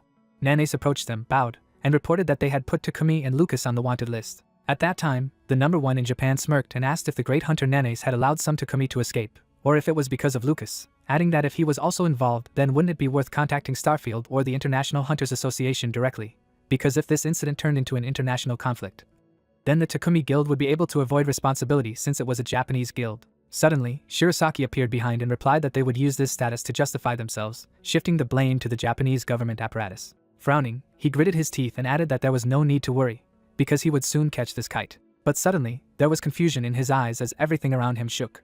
The hunters lowered their gazes to the ground and shouted loudly that this was an earthquake, and it seemed that the hospital was collapsing. Suddenly, Takio's subordinate appeared, shouting loudly that the situation was critical. He was holding a phone in his hands and continued to shout that a second space tree had just been reported to have appeared in the northern region. From this information, drops of cold sweat appeared on the protagonist's face, and he, gritting his teeth, asked himself if this bastard had already summoned the second tree. A huge corrupted space tree has swallowed up several buildings at once. Huge billboards showed news announcing that mysterious giant trees had suddenly appeared in 2 places in Tokyo today, and the Hunters Association had announced that the dark mana released by these trees could cause dangerous poisoning, and the government had declared a state of emergency in Tokyo. One of the men, looking at this, raised one eyebrow in surprise and asked if it was really necessary to hide now, and the children happily said that probably tomorrow they would cancel school. Takumi had a big smile on his face. Sitting in the car, he looked out the window and said that in such an environment they would definitely not be able to catch them. He then turned to Lucas and added that he had to admit that he was quite brave because he had carried out a terrorist attack all over Tokyo. Not everyone would do that. At this time, there were a lot of cars on the roads, and the news continued to say that if you are not exposed to dark mana for more than 24 hours, then poisoning can be avoided. But in any case, you need to stay calm and follow the instructions of the internal affairs authorities. Do everything possible to resolve the situation. Police officers on the road controlled all traffic. The car that contained the Bloody Tower Guild leader and the foreigner was stuck in a traffic jam. Takumi suddenly looked at the hypnotized driver and said that it was a pretty good ability, and then asked if he had done it with dark magic. Then Lucas turned sharply at him and, with hatred in his eyes, ordered him to be quiet, because they were not comrades. Then the man raised his thumb and asked him not to be angry, because he says this from the bottom of his heart, adding that probably now their opponents have already lost their feet, trying to find them, but thanks to him, they are unlikely to succeed, because no one in life can even think that they will escape in a police car. And while he was saying that, a police car drove past the police officers on the road without any checks, and Lucas said that there were only 3 left, so he needed to finish quickly. Meanwhile, the Japanese Hunters Association had a sign on the door that read Chairman. Inside, the strongest hunters were sitting, and Takio said that there was a chance that 2 or 3 more of these corrupted trees, called corruption trees, would appear in Tokyo to create a barrier, and then asked if it was true. Aries then looked at him and replied that it was so, and according to the notes I left her mother, the same trees grew during the Great Tribulation, and then they formed a barrier and became a gateway through which corrupted monsters began to fill Tokyo. Shirasaki's eyes were shocked by what he heard, and he shouted loudly, asking if they were the same trees. From this information, drops of cold sweat poured down the protagonist's face, and he, frowning, said to himself that this could not be. A long time ago, huge roots of a space tree erupted from the ground, pushing the machine underneath them. The protagonist, who was still a boy at the time, looked at his dad and asked if he was okay, to which he shouted loudly that everything was fine, adding that he had to sit down and buckle up right now. Right behind them, huge tree roots were pulling out. Haruto's father tried to leave, saying that he now understood what Tomoko was talking about, and then asked what kind of bastard had decided to open the gate in the center of the city. The roots of the space tree continued to move behind their machine. Suddenly, the main character saw a root right above them. At the same second, the machine was destroyed. At the moment, the mark on Haruto's neck lit up, and he said to himself that he didn't understand why he suddenly remembered it, but maybe it had something to do with his curse, because it wasn't the monster that destroyed the car then, but one of those trees, and if it was still his doing, he wouldn't leave it like that. He gritted his teeth with anger. After a short pause, Takio put his hand to his chin and said that a huge tree had also appeared in Tokyo at that time, but they were too busy with the dungeon breakthrough situation to pay attention to it, and then asked if it was a barrier. Aries then adjusted her glasses and replied that it was, adding that her mother's notes said that a barrier of these corruption trees served as a gateway, linking their world to another dimension and opening up a pocket dimension. Hearing this, Nanace turned sharply at her and shouted, asking if it was a pocket dimension, to which she firmly replied yes. Shirasaki then frowned and said that if it were a simple pocket dimension, there would be no need to create a barrier, but they were using a corrupted tree from another world, and then asked if it was necessary to open the pocket dimension of the dark spirit grammar.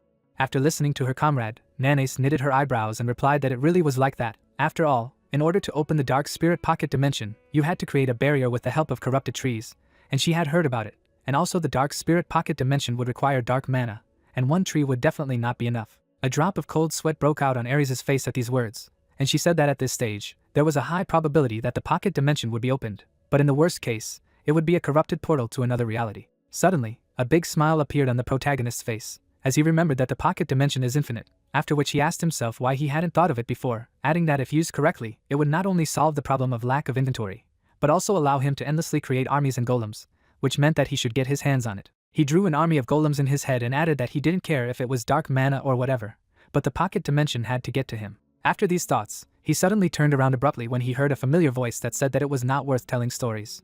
Number 1 in Japan chuckled and added that in order to open the portal, you need a dimension key, and as far as he knows, it was lost a long time ago. After all, he has never even seen it, so he doubts that it even exists. But before he could finish speaking, Aries took out 2 pieces of the key and asked if he was talking about it. From what he saw, there was shock in Gaklas's eyes. Jumping to his feet, he shouted loudly, asking if this was the measurement key. The girl did not take her eyes off the man, explaining that this was her mother's legacy, which was combined with what the main character found on the snowy mountain of golems.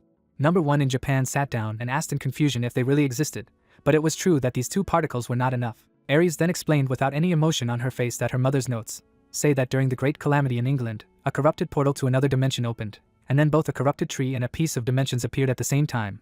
But this event was hardly accidental, as it is possible that someone had transported the infected tree from another dimension and possessed the remaining fragments of the key. Shirasaki, listening to all this, gritted his teeth in displeasure. After listening to the girl, Takio folded his hands and said that everything was as Mrs. Aries had said, adding that in the worst case, a portal to another dimension could indeed open, and it was a problem that was beyond their jurisdiction, so they would immediately request help from the International and American Association.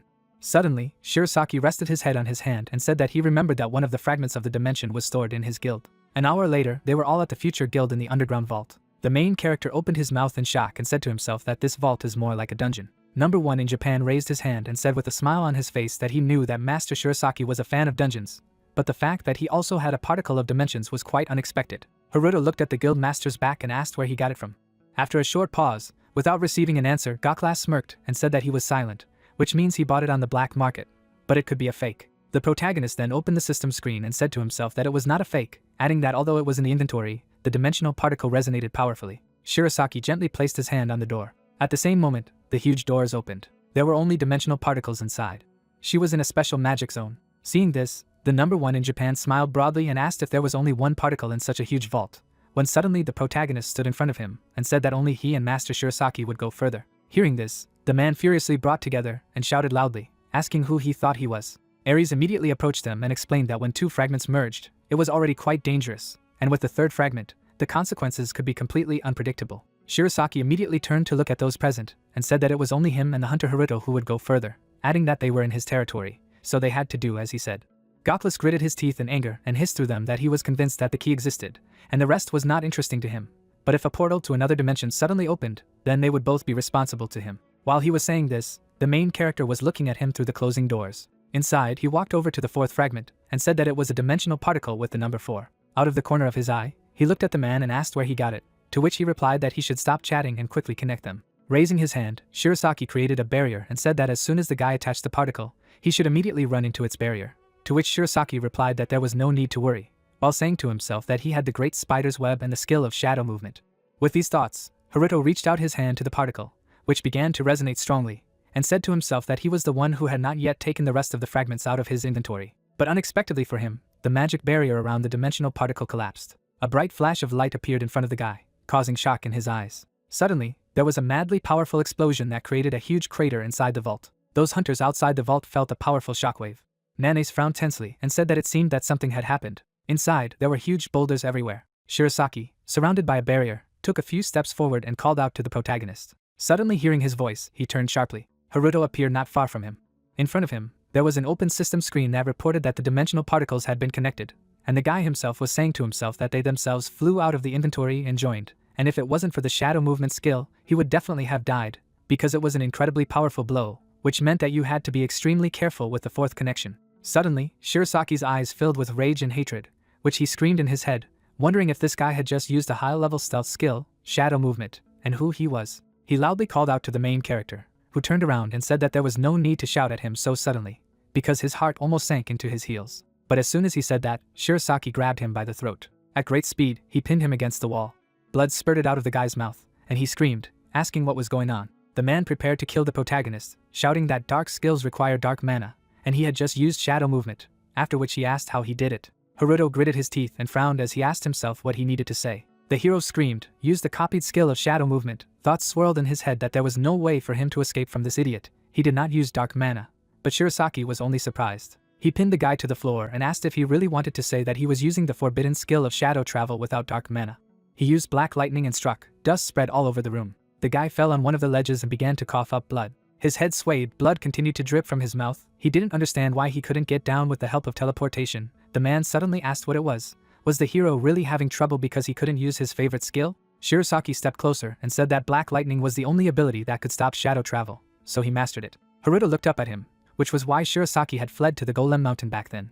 The man pointed his wand at him, saying that he had begun to doubt him even when he suddenly appeared during the battle with Kisha. Who was he anyway? Then on the Mountain of Golems, was he in cahoots with Kurosaki? Could it be that this whole situation was set up by them? The guy was surprised that the head of the guild thought that he was in league with Kurosaki. He staggered and leaned on his arm. It was a mistake to go here, only the two of us anyway. You need to stop Master Shirasaki. The hero gritted his teeth and replied that the more he thought, the more angry he became. It was just using a skill. He tried to use the web of the great spider. A spider web appeared around the guy. He shouted that the master decided to kill him because of such a trifle, as if he was angry with him, as if he killed his family. Shirasaki was amazed to see the new ability. A moment later, he was locked inside a cocoon of cobwebs. The hero looked at him and said that he was uncomfortable. Did he say something unnecessary? The cocoon began to crack. The ground beneath the cocoon broke under unprecedented force. A bright light hit the hero's face. Black lightning flashed everywhere, and cobwebs flew in all directions. Shirasaki stood in front of him, unharmed. The veins on his face heaved with anger. He said that he never heard an answer, which meant that he was really hiding something and then he would have to die here. Haruto exhaled heavily, realized that the head was furious, and it seemed that these were not empty threats. Apparently he had relaxed too much and forgotten that Master Shirasaki was a hunter of the 500th level. The man took a strange stance. Madness burned in his eyes. Haruto was still hanging out on the 200th, in which case he had no other choice. He would have to go all in. He opened the inventory and began to flip through it quickly. The choice fell on a high-quality potion. At this moment, the master used a thunder spear to reach the hero from a distance. The guy put up a lot of barriers. However, the blow still took him out, and a heavy sigh escaped from his chest. In his mind, the hunter cursed and demanded that the skill work. The system reported that the user's health level had dropped by 25%. The activation of the Berserker skill of the Corisian Dragon Longsword began. The use of the skill required the equipment of the long sword. The guy crouched. At this moment he equipped himself with a sword emitting yellow light. He did not wait and immediately swung, trying to maintain defense. A powerful shockwave rushed forward. Shirasaki put up a protective barrier. He looked forward heavily, holding back the energy of the attack. However, the hero's pressure only increased. The master's barrier shattered and a blow rushed into his body. There was an explosion. The man gritted his teeth, squinting in pain. He remembered his conversation with his brother. They clinked glasses and began to choose the name of the guild so that they would become the strongest in the future. The name of the guild of the future appeared. The guys looked at each other cheerfully. The table was full of snacks. They liked the idea. They were going to make the future guild the strongest in the world. Shirasaki remembered his younger brother Soto. He smiled at him and said that before that happened, he would help him become the coolest hunter in the world. Shirasaki laughed heartily and said that this idea sounds good. 10 years ago, the brothers had a battle with a monster. They were not afraid of anything. They always won and shared the spoils. They were not even afraid of the lords of hell. The hunters stayed at the gates to the dungeons. Shirasaki were also there then. Soto looked at the gate and asked his brother if he had a strange premonition. One of the hunters did not inspire confidence in him. Shirasaki took his brother aside and excitedly stated that this dungeon, despite its popularity, is quite closed and even the Midas and Taiken do not have the right to pass it, which means that this is their chance. This dungeon, they will definitely break into the top 10 Japanese guilds in Japan. He turned back, laughed, and said that it was too late to retreat. Besides, with his return, they would be able to get out of any situation, didn't he? He asked his brother not to worry and promised that his elder brother would protect him. Soto cast a wary glance at the bandaged-faced hunter at this moment. A few hours later, the monster was defeated, but many hunters were killed along with him, not by monsters, but by an unknown hunter. Shirasaki sat next to his wounded brother and asked what the unknown idiot had done. The man smiled. Black fire emanated from him. He explained that he had committed a dark mana infection and it would gradually poison his brother's mind until he turned into a mindless monster. He told the man to enjoy the sight. The veins in Soto's face were swollen and darkened, and he was sweating and breathing heavily. Shirasaki glared furiously at the killer and demanded that he give him the antidote, or else his brother would die. The bandaged man looked to the side thoughtfully and noticed that Masato had made the greatest contribution to the destruction of infected skeletons, hadn't he? And for doing so, he had received a unique reward. It was the shadow movement skill. The hunter's eyes flickered. He looked at his dying brother in fright. He had to give the skill to the assassin and he would tell him how to save his brother. Or he could just kill him. But those who did not have dark mana did not need this skill. An unknown person opened the window of the system. Masato said without hesitation that he was giving the skill and asked for an antidote in return. The killer turned around and called the Englishman Ashley Cooper. He said that he had a family blade, a divine rapier. This was the only way to save his brother from poisoning. Shirasaki looked at him indignantly and reminded him that he had promised to give him an antidote. The man shrugged his shoulders and waved his hand. He said that there was no cure for dark mana. He thought about it and said that this dungeon is a moving magical dimension and after passing through it, it usually disappears and the space around it begins to collapse. Shadows crept out from under the stone and entangled the hunter's legs. He said that even if there was an antidote, without teleportation skills, the brothers would still be finished. Shirasaki screamed in fury, realizing that the unknown had been trying to kill them all from the beginning. The bandaged man smiled broadly and replied that he couldn't accept the existence of dark mana and dark skills. They shouldn't be known to the whole world. After that, he disappeared, and the cave around the brothers began to collapse. Masato told his brother to hold on and asked if he could use the return skill. The guy handed him a small artifact and told him that he had found it in the boss's room. He didn't know what it was, but it seemed to him that it was something special.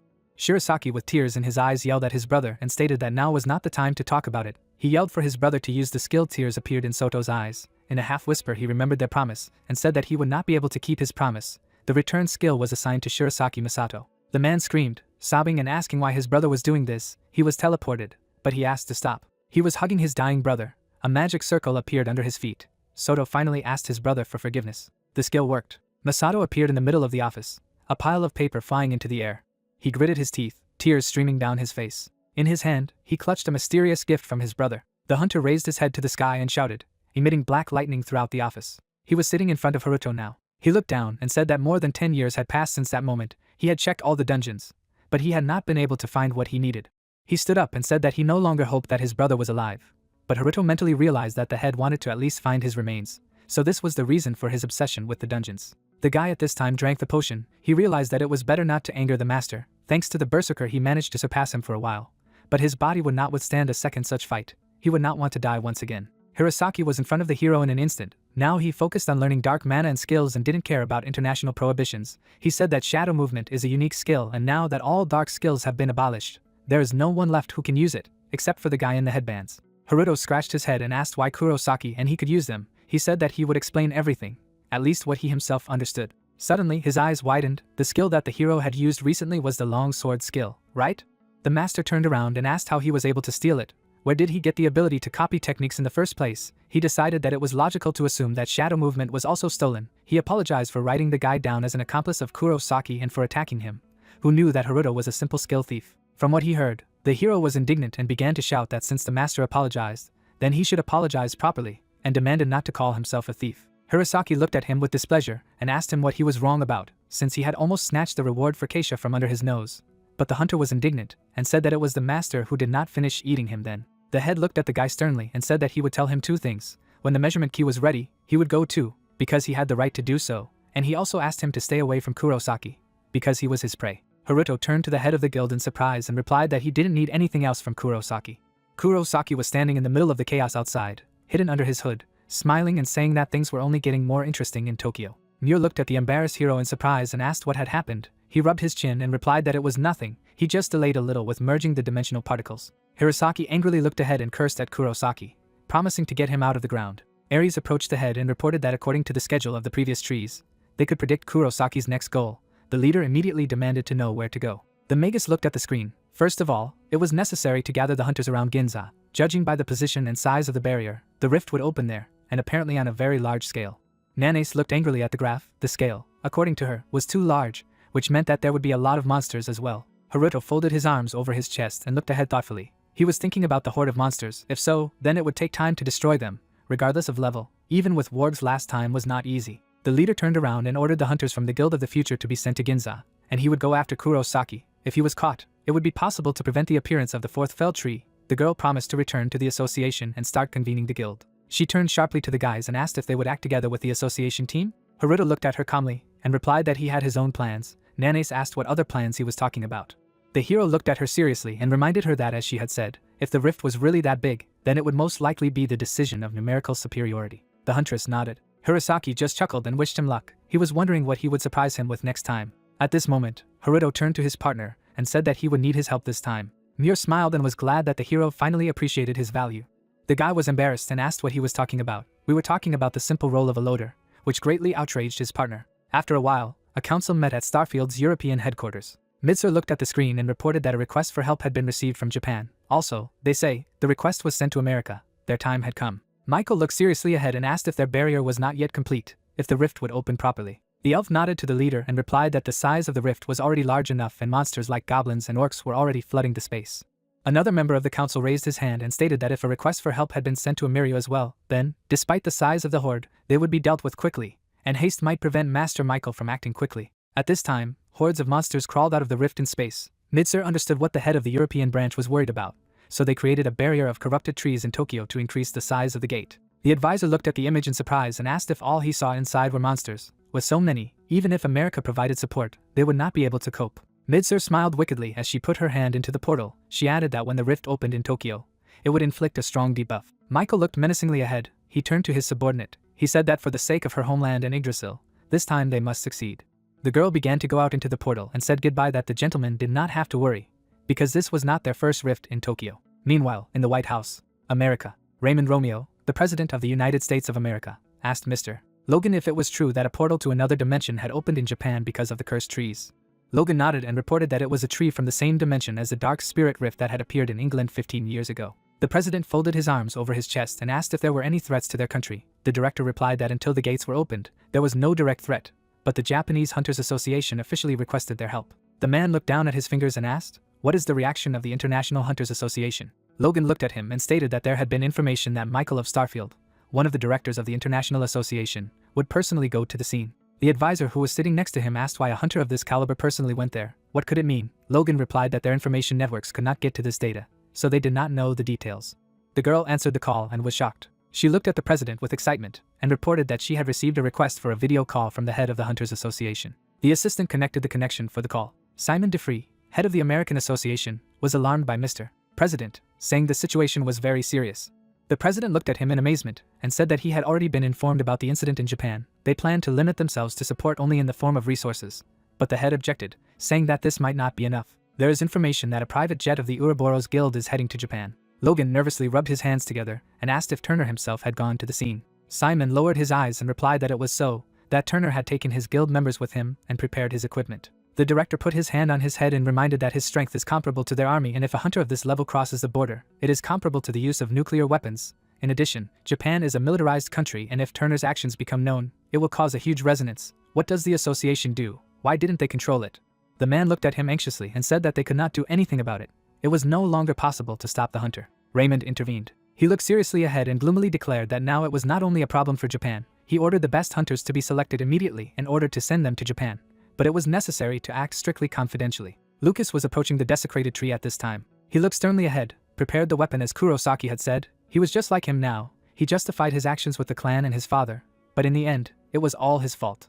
15 years ago. From the day Lucas received the curse Control F from the Supreme Being, hell began wherever he was. All information from any source, as well as people's grievances and desires, filled his head. Lucas held his head in complete horror with tears in his eyes. Sometimes he even felt the thoughts of the monsters and their death. After a week, he could no longer remain conscious and eventually tried to commit suicide to free himself from his curse. But strange as it may seem, it was there that he found hope to continue living.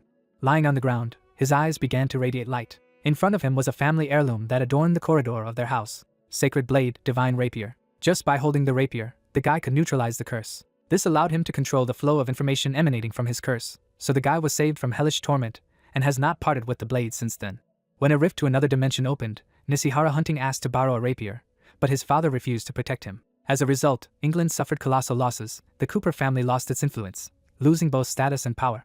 After that, the guy tried everything to learn how to control his curse on his own. Absorbing dark mana turned out to be the only way to control it. But as soon as you loosen the control for a while, the flow of information carries him away in a huge wave, so the sacred sword was always necessary for him. In search of dark mana, Lucas met Michael and Midsir, thanks to whom their house regained its influence. But the price for this was high. Upon learning of his abilities, Michael ordered a search for the owners of the control curse, and the found carriers were killed in order to absorb their skill. His excuse was that it was all for the sake of the house and his father. But it was a lie. In fact, he was just afraid that Michael would kill him. He was just a coward. Calm mana emanated from his sword. The guy tried to remember the name of the hero. He asked what would happen if Michael took possession of his skill. He was going to see it with his own eyes. The young man looked at his sword anxiously and told the divine rapier to return to its inventory. Immediately afterward, a huge flood of information hit his head. Lucas felt himself in the middle of an endless abyss. His eyes widened, and the hunter froze and stared into the void in amazement. Among a ton of information, he found the necessary one. Turner's plane flew forward. The legendary hunter sat in his seat. His partner was checking the sharpness of the knife. He asked the boss if he was going to Japan. Why don't they use the teleporter? Why do they have to fly on a private plane? The man looked at him menacingly and asked Richard if he had forgotten the motto of their guild. Richard waved his hand in fright and read, "Don't let your guard down. Death happens suddenly." He understood everything and apologized for being stupid. The strongest hunter silently looked out the window, 15 years ago during the Great Catastrophe. When he was still an A-rank hunter and was on the verge of death, the hunter Nishihara saved his life. Soon after, he received a gift from a supreme being and instantly took the place of the strongest hunter in the world. His hand gripped the amulet, which emitted a yellow glow, and he remembered that just before the end of the disaster, the hunter Nishihara had given him a piece of dimension that was resonating again for the first time in 15 years. Sweat broke out on the man's face. He knew that what was happening in Japan might be the moment that the hunter Nishihara was so afraid of.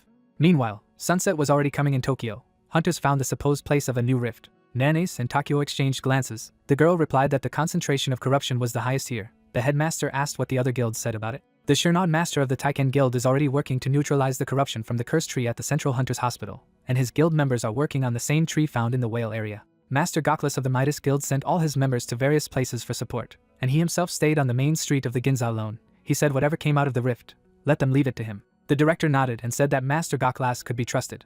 He asked what the rest of the guilds were doing, and the girl replied that they were engaged in the protection and evacuation of citizens who did not have time to leave the city. Takio looked at the work of the people around him and asked where the hunter Haruto was, but he acted separately. The man scratched his beard thoughtfully and asked why. Nanace looked ahead seriously and replied that she was also asking this question, but she thought that the hero would surprise them this time as well. Her brother heard their conversation at this time, stopped and asked in his mind, did they really mean the hero?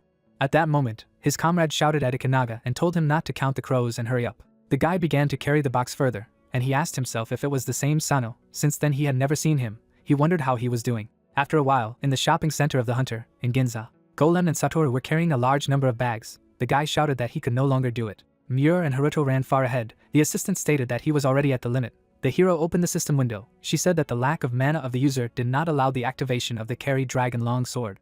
He looked angrily at the screen and said that he was missing and began to swear at the system. Satoru and the golem caught up with him. The guy noticed that one bag for items fits 100 things. Now he has 13 bags, 1,300 objects.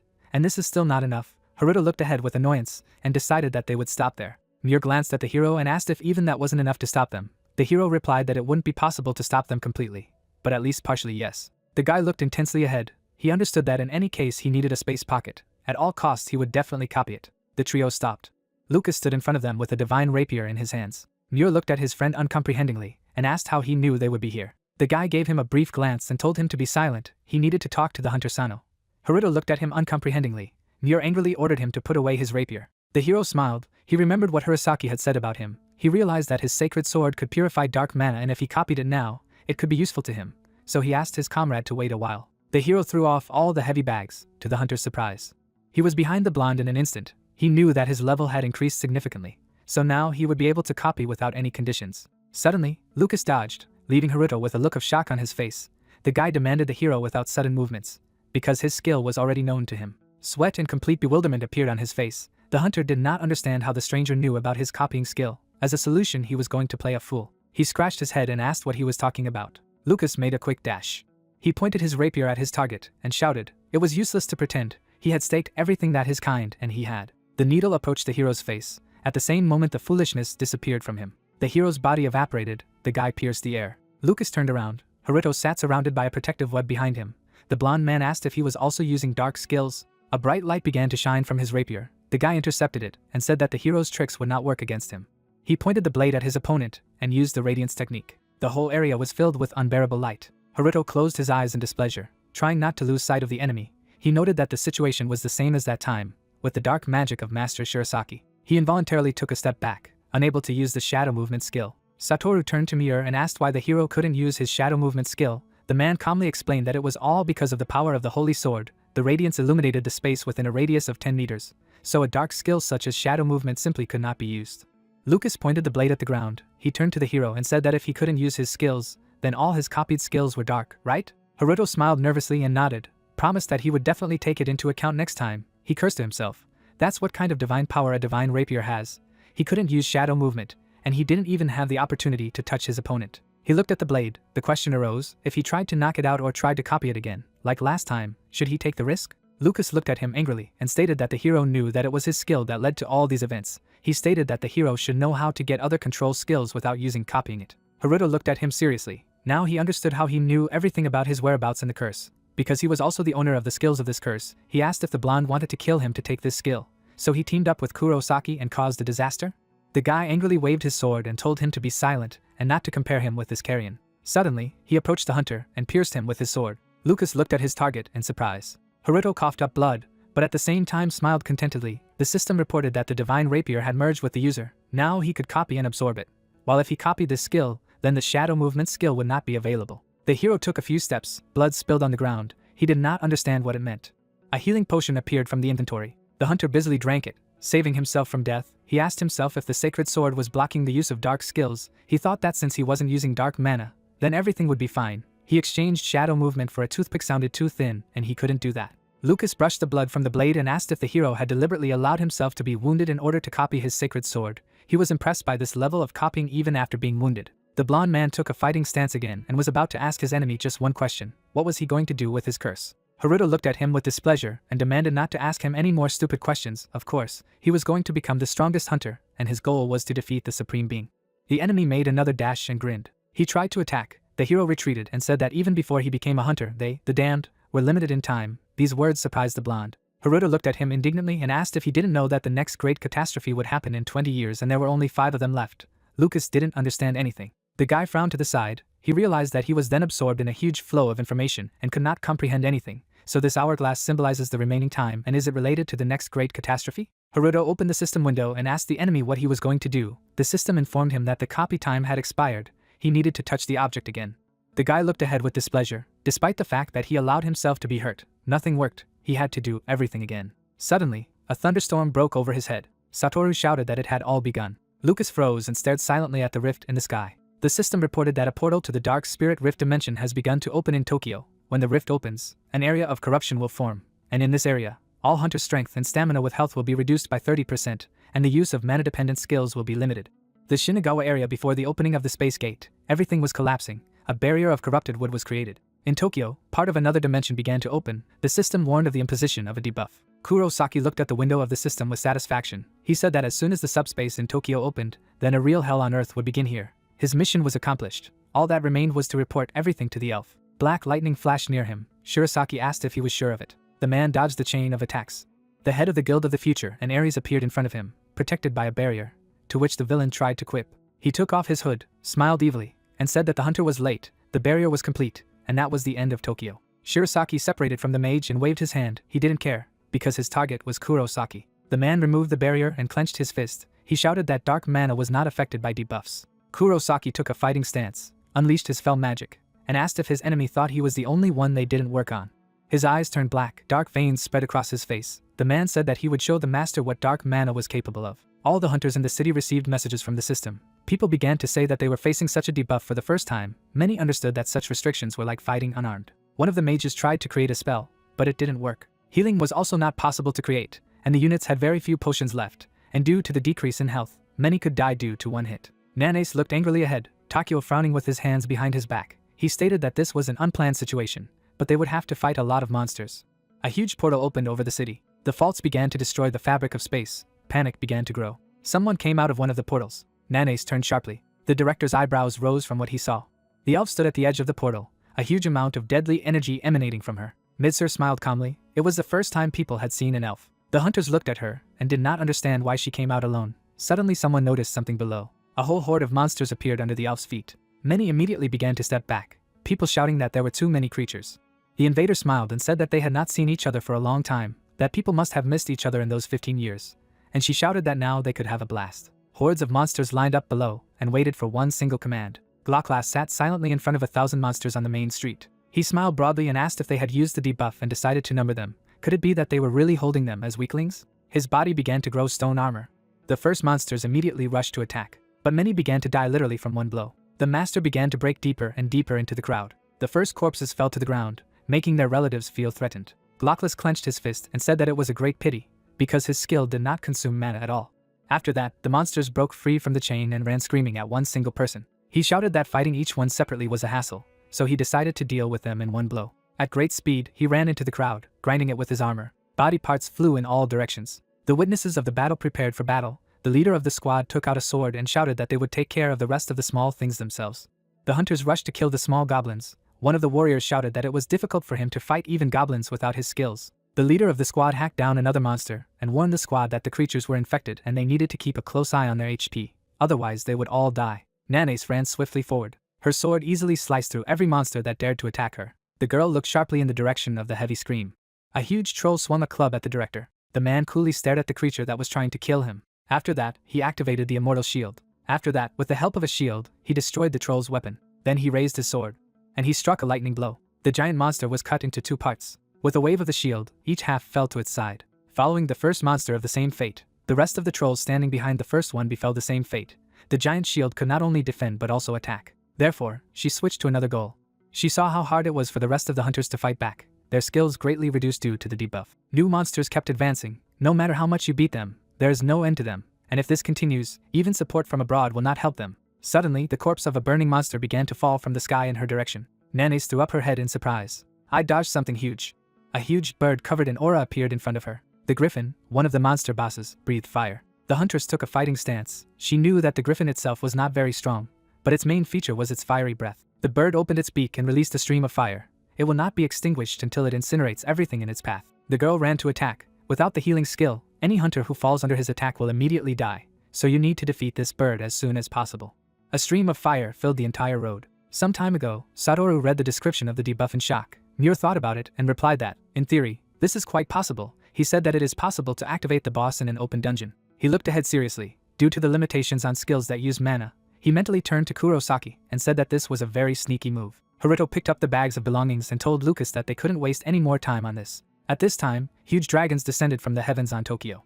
One of them landed near the squad of heroes and they started to run. Satoru picked up the bags and shouted that a wyvern had appeared right behind them. Nier noticed that they were now everywhere and they didn't have time to deal with each one. Haruto looked at the blonde man and asked him if he understood, so he offered to talk later. The hero got angry and asked why the guy was staring at him like that. He didn't have time to copy the holy sword, so he still hadn't seen how copying worked and wasn't sure if he should tell him about Michael. Lucas stared at him uncomprehendingly. The hero kept getting angry and shouting about how much time they had wasted. The whole sky was covered with creatures. Haruto looked ahead. He didn't know what the blonde man had cooked, but asked if he could use it on the creatures right now. He would like it too, but there was a time for everything. For a start, Haruto wanted to level up by killing the ground monsters. The fire flew directly at Nanace. She confidently ran towards the flames. Due to the fact that she was delayed, she would have to go through the fire breath. She decided that she could break through anyway. She would take damage, but in return she would be able to kill the griffin. Suddenly something caught her attention. The griffin flew up and began to fill block after block with fire. The huntress stopped abruptly. She looked ahead in surprise. She was covered with a shield. The director confidently walked forward, his huge shield dividing the flames into two streams. Takeo frowned in displeasure. The hunter did not expect him to come to her aid. The man turned around and immediately ordered the bird's head to be cut off right away. The girl nodded curtly. She jumped high. The bird appeared from behind the wall of fire. The monster let fire out of its throat again. Everything around was on fire. The griffin flapped its wings, increasing the flow of fire. The huntress pushed off the road for another jump. She imbued the spear with the mana she still had, and it hit, landing on the hot asphalt. Nanace looked at the creature in shock. So as not to lose her head, the monster exposed the other part of her body to the blow. Suddenly, a huge clawed paw reached out to her. The blow fell on the shield. The huntress looked angrily ahead. The griffin began to kindle new flames for the attack. Suddenly, the monster noticed something behind it. To save himself, he jumped sharply. Portals opened under him. Takeo jumped out from under him and asked if the girl was safe. Nanae straightened up and thanked for saving her. The man grabbed his shield and replied that he wanted the best.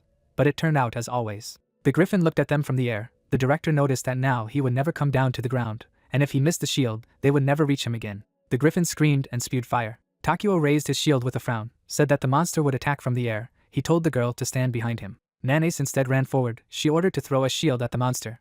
The director only grinned in response and answered under his breath, as you say. After that, he threw the shield at the creature. Nanace, thanks to her speed, was able to push off the shield and jump on the bird's neck. With all her strength, she struck, and the bird's head flew to the ground. The huntress landed successfully. The carcass of the giant bird fell to the ground and began to release poisonous gas. Takeo said it was a great job. The girl noticed that a huge amount of miasma comes out of the griffin's body. After all, he is considered a boss, so this is not surprising. The huntress looked intensely to the side and assumed that the higher the rank of the monster, the more corruption it would exude. In other words, the more monsters they defeated, the more hunters would die from the infection. At that moment, another squad was attacked by an iron giant.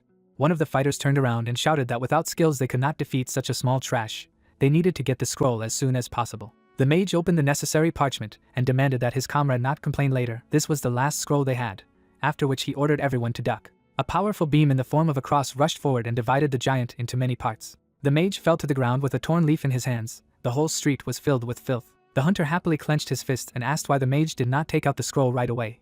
But he stood up and angrily asked if his partner was listening. Their scroll was the last. Suddenly, the hand-to-hand fighter crouched on the ground and began to cough up blood, holding his throat. The one who rejoiced suffered the same fate. The entire squad managed to poison themselves with purple gases. The mage covered his mouth and looked at the monster's carcass, from which the gas was emanating. He understood everything. At this time, Midser flew over them and said that the hunters were somehow too slow to think. She smiled maliciously and revealed that all the monsters are infected with miasma, and when they die, the miasma bursts out of their bodies, infecting people. She added that to survive, you need to fight, but instead they will die with them. New creatures began to emerge from the portals. The elf threw up her hands and asked not to worry, because there are still enough new monsters and there will be enough of them for every stupid hunter who tries to turn his sword against them. The dying hunter glanced at the villainess and mumbled that this would bring the whole country to an end. At that moment, Haruto appeared behind him and became indignant. He and his squad looked around. The hero shouted that the battle had not even begun yet. The hunter stared at the help in amazement. The guy approached him and took out a bag. He said that they had not seen each other for a long time. To begin with, he handed him a potion and asked him to drink it. Aoi grabbed the bottle and loudly said that the senpai should leave, because it was not safe here. But the hero went ahead and said that there was no need to worry about him. They would discuss everything later.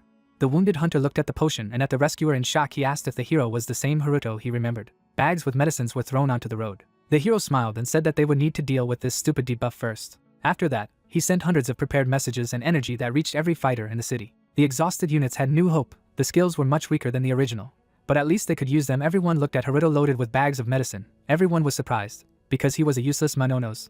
They seemed to want to kick him out of the Guild of Great Sages. But what had he just done?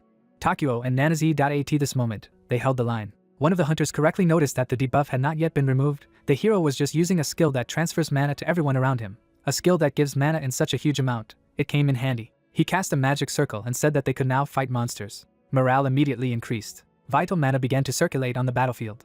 Midris watched him in surprise and tried to understand how the hero was able to pull it off. She sincerely believed that it was impossible. She turned around abruptly, looking for the cause of what had happened. Her attention fell on Haruto, who was the culprit. The monsters continued to attack the hunters. Now they could easily dodge fatal blows, even though mana appeared, but it was still not easy to fight with large monsters. Several warriors died from the sweeping blows. One of the hunters froze and began to study the movements of the enemy. He clamped the wound with his hand, shouted that if this continued, they would still lose. Something caught his attention. A squad of heroes loaded with bags, led by a small golem, ran past him. The guy looked at the guys who were running straight towards the horde of monsters in shock. What are they thinking about? The big monsters began to advance in formation. Satoru looked at them frightened and called Haruto, asked if he thought they had come too close to them. The hero threw off the bag and smiled, asked not to worry and asked not to waste time. It was necessary to take all the items out of the bags. Mir poured the stones out of the bag onto the ground. The golem did the same. The hunters looked blankly at how their comrades poured thousands of balls on the ground. They did not understand what they were thinking. Haruto threw out the contents of the bag and yelled forward, "Level up." The hero copied the golem cores. Nanace narrowed her eyes. Lucas watched in surprise at what his target was doing to kill. All the backpacks had ordinary balls in them. He could not understand what they were going to do with them. Suddenly, small golems began to crawl out of the ground. The balls continued to scatter in all directions, giving birth to cute creatures. It turned out that these are golem cores from snowy mountains, usually buried in the ground to make it difficult to find and destroy. The girl shuddered. She could not understand where the hero had so many cannonballs. The monsters began to growl and roar, stepping back. In a moment, they rushed to attack the small army. The hunters froze in place. One of them commented that the monsters destroy these dummies only like this, and although there were many of them, there was no sense in it. At that moment, the assistants climbed on one of the monsters. They began to dig into the skin with the help of small drills on their hands. They aimed at the eyes and vulnerable places. The first giant was defeated. The next monster, more agile, also could not avoid falling into the trap. Golems knocked out the creature's eyes. After a few seconds of struggle, the giants fell to the ground exhausted. Hunters ran up and finished them off. Now everyone realized that thanks to these babies they can defeat giants. Satoru turned to the hero and said that he would go to the rest of the hunters and help them in battle along with Mir. At this point, the level of the golems began to rise and they began to turn into much more formidable opponents. The guy smiled. Now he could share his feelings over a fairly long distance and give specific instructions to his assistants. Golems began to crush enemies with greater fury. Some of them began to unite. A huge mouth appeared. The hunter smiled broadly. Now he was going to deal with the wyverns with the help of the stone dragon. The creature opened its mouth wide and screamed. The fighters' mouths opened. They noticed that the golems had taken the form of a huge wyvern. Could they really do that? They couldn't understand why it was even able to fly. One of the creatures opened its mouth and released flames at its stone brother. The golem flew through the flames. He exposed the stone wings like a battering ram. And at high speed he crashed into the enemy. But after that, the dragon collapsed and fell to the ground. People hid from the wreckage. Few had hopes for the victory of the stone golem. Not everyone was able to withstand such a powerful flame. Haruto stared into the void in amazement. He realized that the wyvern could not be defeated by fair practices. So he decided to try a different strategy. With the help of the ability, he used the rebirth of golems. The dragon particles began to unite again. The hunters looked dumbfounded at the golems. Now their hero has shrunk. Someone decided that he could not defeat the creature this way. But then the skeptic's comrade pointed to the sharp beaks of the created creatures at great speed. They rushed forward. Someone was even able to remind someone of bullets. The wyvern fired fire at them. Nanace looked up. Maybe the hero had changed their shape and size, but she felt that it was useless against a wyvern. Suddenly, each golem spun on its axis many times and dispersed the flames around itself. A lot of fiery whirlwinds appeared in the sky. It was as if a bullet flew out of the center of each. The monster looked ahead in surprise, having stopped attacking. At that moment, the golems tore his carcass apart. Many other wyverns have suffered the same fate. Spinning, golems drilled through the bodies of winged creatures at great speed. It began to rain meat and blood. Haruto looked at the system window with a smile. His level had been raised repeatedly. After a few minutes, the sky cleared. The hunters noticed that the hero had killed all the wyverns. They could not believe their eyes. Nanace pulled all the fighters and told everyone to run to destroy the rest of the monsters. Haruto folded his arms over his chest. The sky cleared. So now they can deal with the monsters on the ground. His smile grew even wider, and from that moment on, he announced the start of auto farming. He landed on the corpse of one of them. A golem ran to help him. The master followed them in surprise. He frowned under his mask as he recognized Haruto's work in these golems. He noted that despite their appearance, the golems proved to be quite useful. Suddenly one of them jumped in his direction. One of the assistants grabbed the master's shoulder. The rest of the golems followed him. A moment later, Gaklas was surrounded by several golems. Satoru flew past him and shouted that because of the master's stone skin, these assistants took him for one of their own. The master frowned ahead and asked if the hunter had a golem shield. The young man stopped and cheerfully replied that this was his master's first golem. He said that if he could level up, he would turn into the same armor as his master's. Gaklas looked at him silently and said nothing. New monsters were advancing. The master decided to himself that the armor from the golem was not even close to its stone skin. He leapt forward, throwing off his little assistants, and with a single blow tore the monster to pieces, after which he demanded that the golems not even be compared to him. The battle continued. Monsters lost one after another. Satoru looked at the remains of the huge monster in fright, and replied that he had no intention of making such a foolish comparison. Night fell, and Lucas was standing in the middle of an empty street. He looked at the severed head of the wyvern, noted that leveling the copied golems even allowed him to kill wyverns.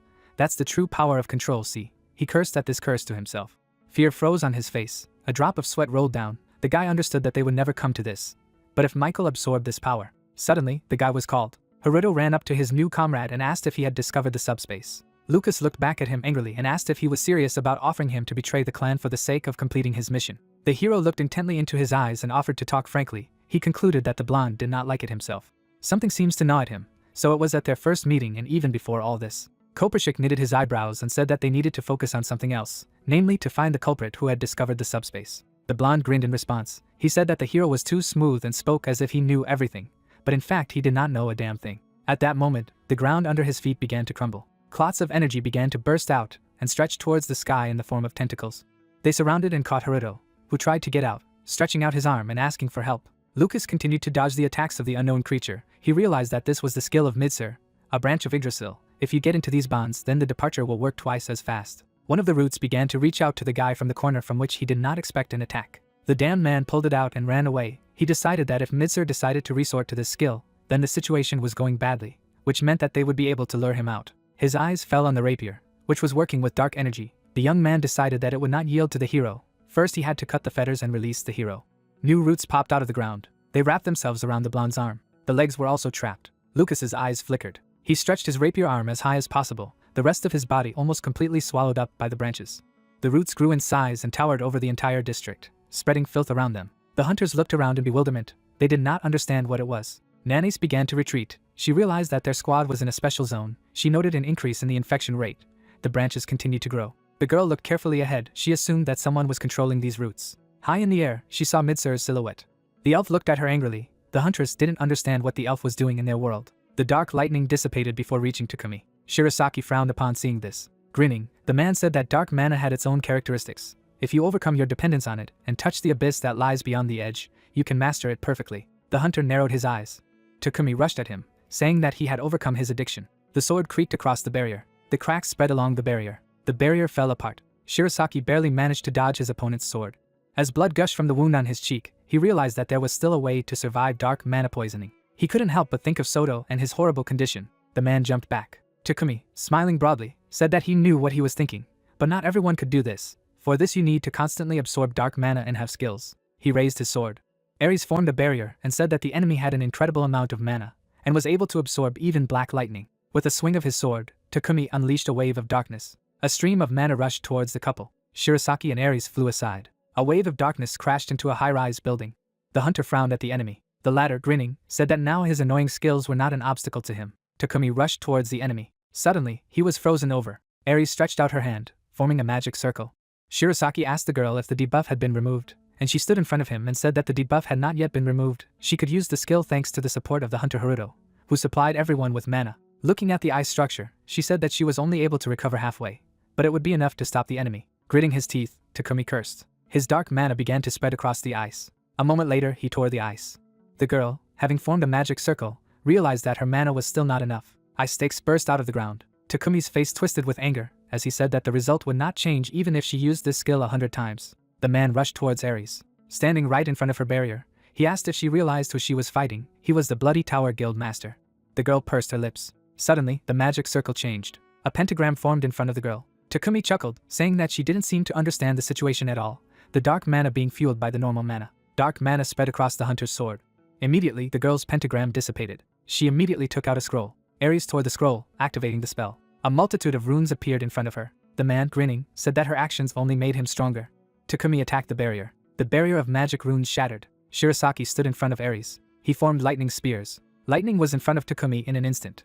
The splinters were shattered by the dark lightning. The man was able to deflect the dark lightning with his sword. Ares formed a magic circle on the ground. Immediately, ice peaks parted from her. One of the peaks struck the man. He gritted his teeth. When the enemy was pinned down, Shirasaki said that he was not a guild master, but the head of a lousy group of assassins. Frowning, he asked Takumi how he got the shadow skill. He had better answer if he wished to die without suffering. Grinning, the hunter asked if this was the only thing he was interested in, if it was obvious only to him. Shirasaki froze, looking at the prisoner. Clenching his jaw, he ordered an answer immediately. Continuing to chuckle, Takumi said that Luca had taught him a couple of interesting things. Suddenly, the dark mana spread across the ice. A moment later, she appeared under Shirasaki's feet. A second later, he was completely covered in darkness. The man moved to the cave. His pupil had shrunk to the size of a pea. Soto was lying on the ground. Midsir stepped onto the battlefield. She frowned at the shackled guy. Approaching Lucas, she asked him when he managed to befriend the owner of Control Plus C. The elf snatched the sword. Looking at the sword, she said that she had already thought about not being able to get her hands on this sword today. The constrained guy asked if she had really gotten close to him for this. The girl turned her head and said that she also needed the power of Control Plus F to find Control Plus C. Pouring mana into the sword, she said that with the power of the Holy Sword and Control Plus C, she could save her house. Smiling, she said that in exchange for the sword, she would share a secret with him. There were cursed ones in the elven world too, and she was one of them. Lucas's mouth dropped open in shock. Bleeding with sweat, the guy asked if she also wanted to absorb the power of control plus C. The elf turned to the guy and said that unfortunately she couldn't absorb the curse from another world. But he could, you just had to kill it, and when the bearer of the curse died, it passed to the nearest bearer. The protagonist watched everything through the crack. Grinning, the elf said that the plan was simple to the point of banality. When Mr. Michael arrived, she would kill him and take 2 curses for herself at once. Lucas gritted his teeth, mentally saying that his family had been just another pawn to begin with. Suddenly, Haruto appeared behind the elf. She turned, sensing a threat. The root of the tree repelled the boy's attack. Throwing up her hand, she said that he was able to copy even Shadow's skills. Dodging his roots, the young man said that he now understood how she had discovered subspace and caused a riot in Tokyo. A spider's web burst from his back. The elf grinned. Raising her hand, she asked if this was all he could copy. Blocking the shackles of the web, she said that it was only a pathetic attempt. He would not even scratch it. Chuckling, the protagonist said that even with such skills, if you know how to use them, you can create something truly unique. System panels appeared in the air, reporting a fusion of skills. Claws began to appear all over the web. The elf's cocoon was torn apart. The girl jumped back. She stared up in surprise, mentally saying that a guy could not only copy the skills of others, but also combine them. This was indeed the strongest curse of all. The young man, finding himself behind the enemy, asked what it was like to fall from the skills that she had recently despised. Midser turned around and said that now she wanted this curse even more. The protagonist suddenly grabbed her by the shoulder. He smiled, mentally saying that he would now be able to copy the subspace skill and take control of it. Suddenly, a system bar appeared, reporting that the subspace skill was not detected. The guy opened his mouth in shock. The elf grabbed him, saying that he would not be able to copy her skills. The girl threw Haruto away from her. Its tentacles immediately struck him. Lucas clutched his head, being freed. His pupils sparkled, although he was able to free himself thanks to the power of Control plus C. But without the holy sword, he would not be able to control the power of Control plus F. Arcs of electricity shot out of the young man's eye. He saw the figures of Midser and Haruto fighting, but a strange thread stretched from the elf. Shifting his gaze, Lucas realized that the thread was a connection to subspace, but it looked very strange. He couldn't help but open his mouth in amazement as he realized that he was able to analyze skills and parameters through the power of the curse, but unable to see the material essence. If he had a holy sword, he would be able to detect everything by the usual method. Glancing at Midser on the battlefield, Lucas suddenly realized that subspace was not a skill, but an item. The hunter Haruto is likely trying to copy the enemy's skills in order to gain control of the subspace. Turning his gaze to the protagonist, he decided that in this case, there was only one way in which he would succeed. Takumi tore the ice around him into pieces. Ares flinched in surprise. Looking at Shirasaki, the man said that he would remain in this state until he freed him. Now he could finish off the annoying fly. Rushing forward, he asked if she was Tomoki's daughter. Swinging his sword, he said that she had managed to inherit a great talent from her parents. But because of her temper, she had not been able to reveal it, and had ended her life like this. The girl formed a magic circle. Ice formed right in front of Takumi. When the ice broke up slightly, the man said that he would try to attack in a different way. Streams of darkness skirted the wall of ice. Ares immediately ran to the side. Takumi, who was at her side, said that running would not save her from death anyway. Ice crystals burst out of the ground. The man's attack was blocked. Grinning, he said that her stubbornness made him cry. Wrapping herself in mana, the girl said that perseverance is the most powerful weapon a person can have. The one who devotes himself to one path becomes truly strong. Throwing up her hand, she said that she could create more than just barriers. Takumi turned around. A huge block of ice fell directly on him. A second later, a huge block hit the target. The man, raising his hands, shouted. The cold air spread through the city. Takumi fell to the ground. Clenching his jaw, he said that she was crazy to throw a block of ice in the middle of the city. Did she really care about life? Suddenly, the ice began to bind him.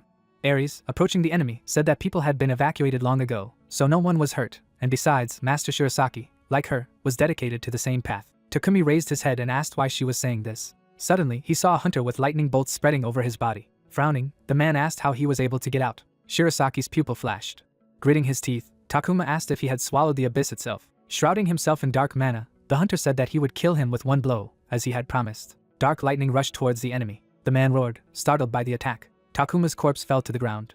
Shirasaki remained floating in the air. Ares raised her head and asked if he didn't want to interrogate him. Sneering, the hunter said that it was no longer necessary. He had already learned everything he wanted. Sending him into the abyss was a mistake. After overcoming the red dark mana, he found a clue in his skills. He had already met them in the past. Sato Soto took the grimoire and asked his brother what he thought about this skill. Approaching Shirasaki, he said that he understood that the skill used dark mana, but perhaps it would be useful in the future. Shirasaki objected, saying that it was dangerous to master it. Only all kinds of killers and thugs used it. Smiling, the guy said that he was not like that, and there was nothing wrong with new opportunities. Sneering, Shirasaki mentally said that Soto had always been smart.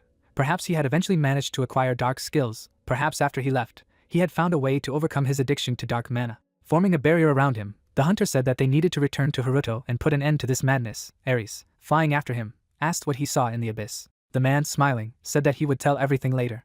He rushed into the distance, realizing that they had a chance to win. The protagonist was surrounded by tree roots. His body dissolved. He moved behind the enemy. The swords of the opponents clashed.